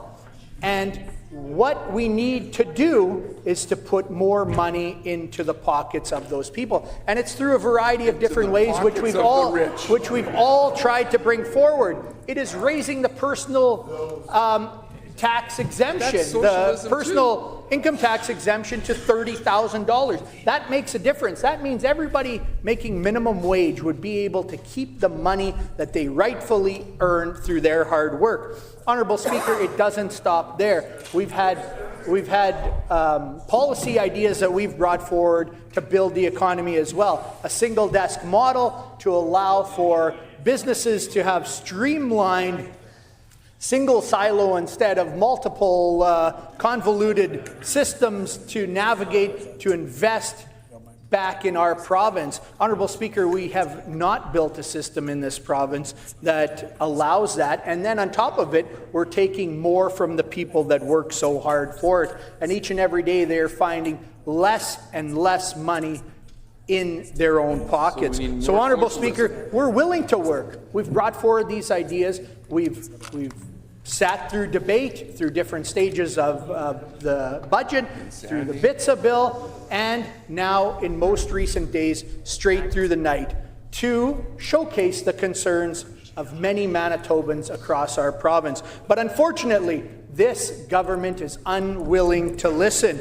Honourable Speaker, things are getting more expensive. Businesses are struggling. We're seeing now an exodus of investment in our province. And Honourable Speaker, that is not the way forward. That is not a way to make this a have province. Each and every year, we have a larger dependency on transfer payments from the federal government, and there will be a day when that dries up. So, Honourable Speaker, I'm asking this government to please listen to the Manitobans that are struggling, listen to the businesses that are concerned, listen to the businesses that are interested in taking advantage of the great opportunity that we have in the best province of Canada.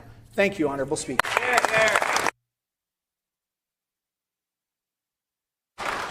The Honourable Leader of the Official Opposition. Thank you. It gives me a tremendous amount of honor to stand up as the Leader of the Opposition and put a few words on the record when it comes to this NDP budget bill. It gives me a tremendous amount of honor to come forward and bring Manitobans' concerns forward. That's why we've been elected here, to bring the message of what we hear in our constituencies forward to the legislature. Now, I've thought long and hard of what I could say in the final hours of May 28th as we approach into the 29th and the end of session. And I've reflected a lot on the words that I put on the record in here. A lot of fire and brimstone, a lot of attack, a lot of pointed questions and failures by the NDP, and trying to really get a response out of them onto why they're not helping Manitobans. And when I reflect back upon that, we've got nothing. So today, in the final hours of May 28th, as session comes to an end, I plead to the NDP side, to hopefully their kinder side, to their empathetic and compassionate and understanding side, that affordability is #1 for Manitobans right now. I'm not attacking, there's no need to laugh or heckle, just listen to the words that are being said. Affordability is #1 for Manitobans right now. Manitobans are struggling. They can't put food on their table, they can't pay their bills, they can't pay their mortgages, they're living on their credit cards. Over 50% of Manitobans are with $200 of insolvency. That is a real problem in Manitoba. Whether you're NDP, whether you're conservative or liberal or independent, doesn't matter. All Manitobans are suffering from that. So how do we fix that problem? Well, on this side of the House, we have stood up and spoke for over 100 hours on this issue. We spent over 32 hours straight, one member after one member after one member on our side of the House standing up day and night as the sun set to when the sun rose to when the sun set again, pleading with the NDP to just listen. Don't take our words for what we're saying. Listen to what Manitobans are saying. We read comments from followers on their Instagram and their TikTok pages. We read reports. We read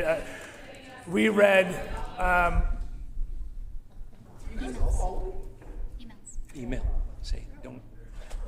And this is the level of respect we have in here. I'm asking members opposite to be respectful. I'm not attacking you. I'm just simply stating on behalf of Manitobans the issues we have here. And the issues in the province are families are struggling. So how do we help them when they're struggling? We can relieve their taxes. That's one way of doing it.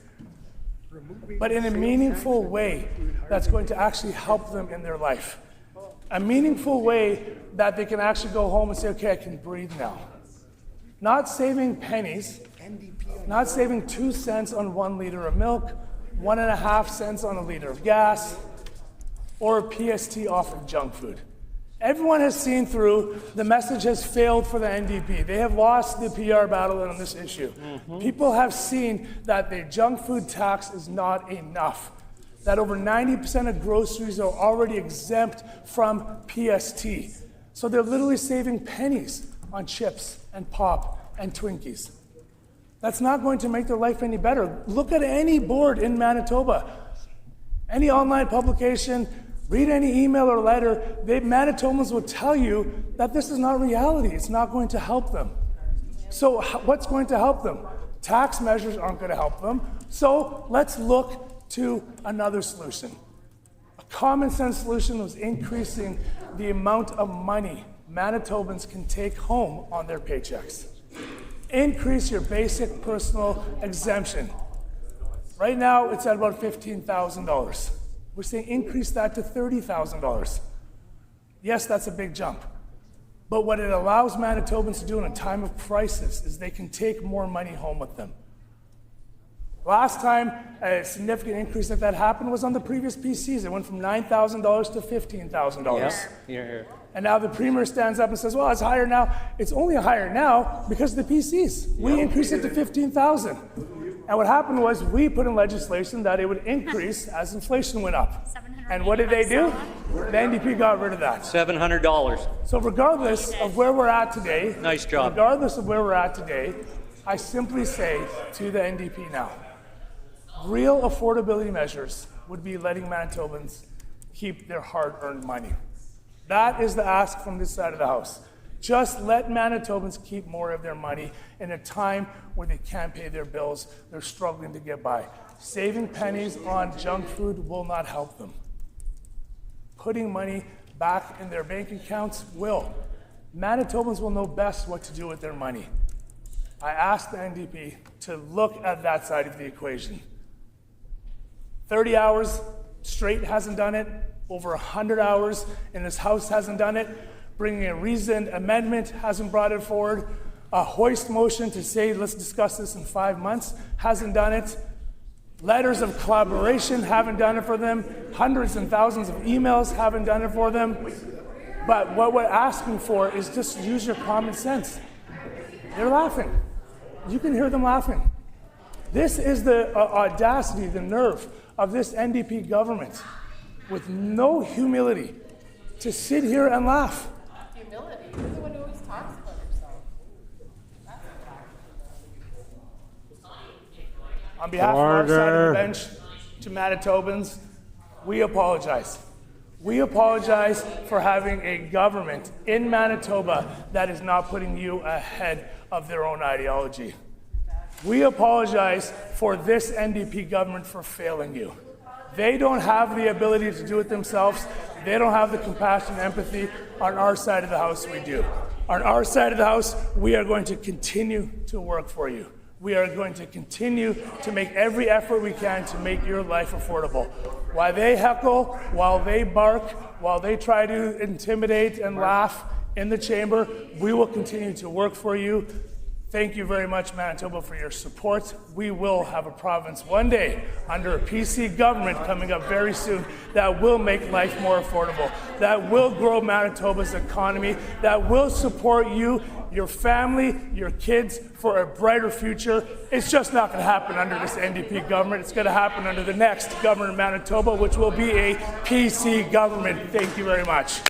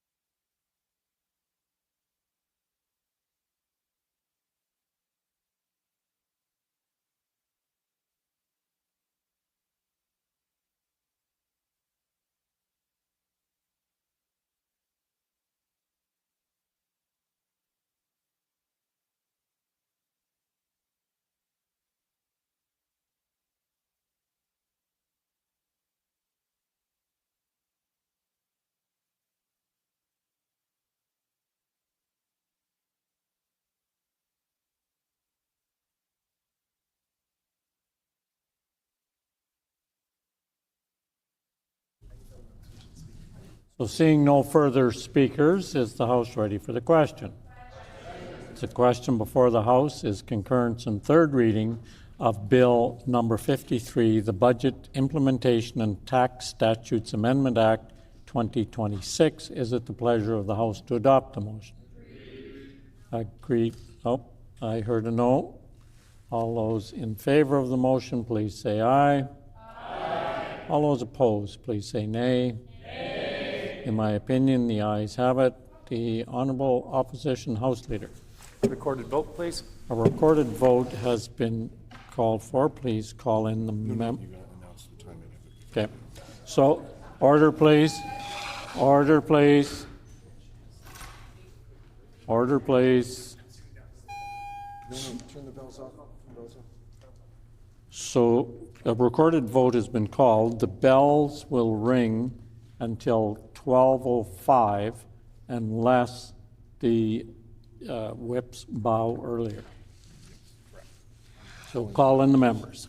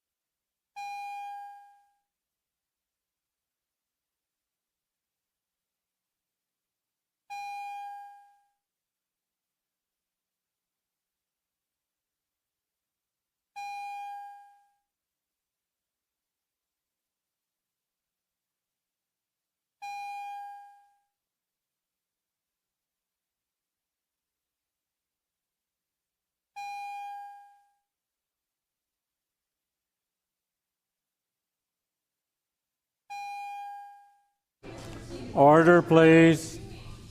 I just remind members that we're still in session, so.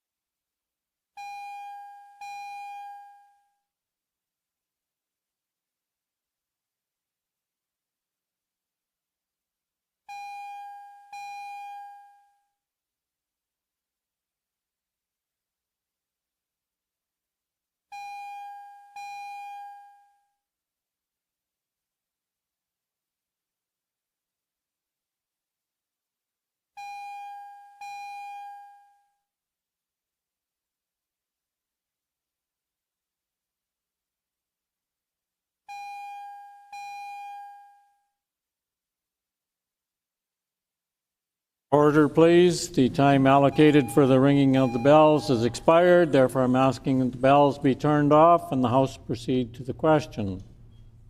So the question before the House is concurrence and third reading of Bill number 53, the Budget Implementation and Tax Statutes Amendment Act 2026. All those in the House in favor of the motion, please rise. Okay, nice and slow.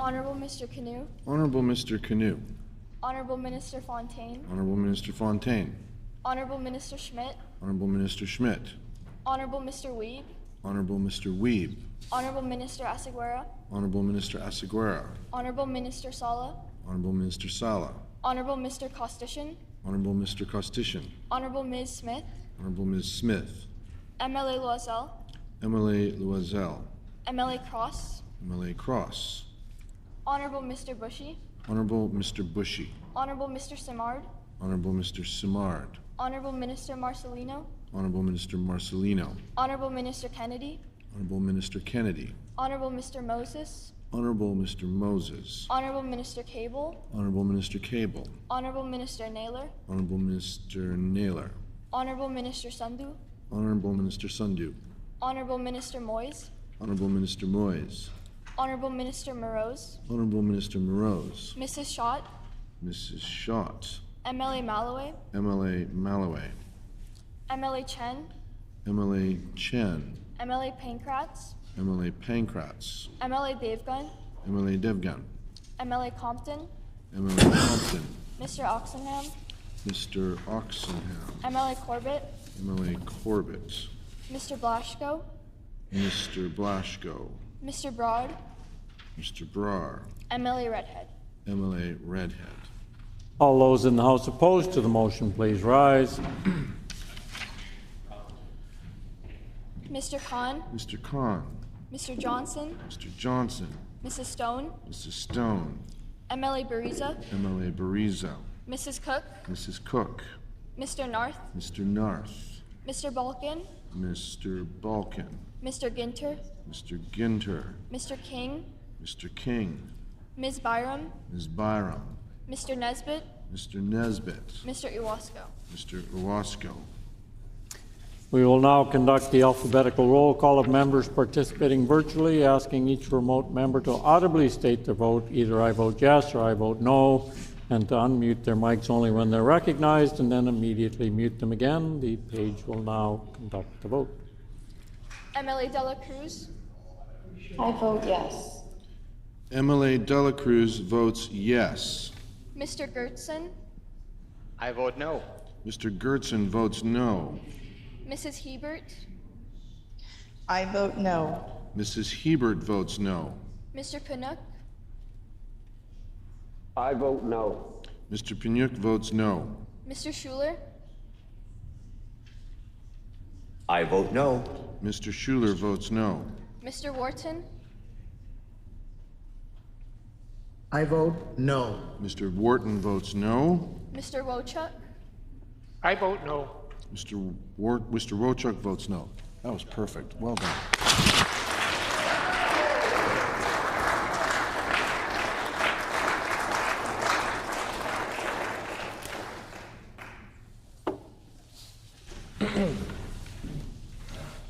Ayes 32, nays 18. The motion is accordingly passed, and the hour being passed.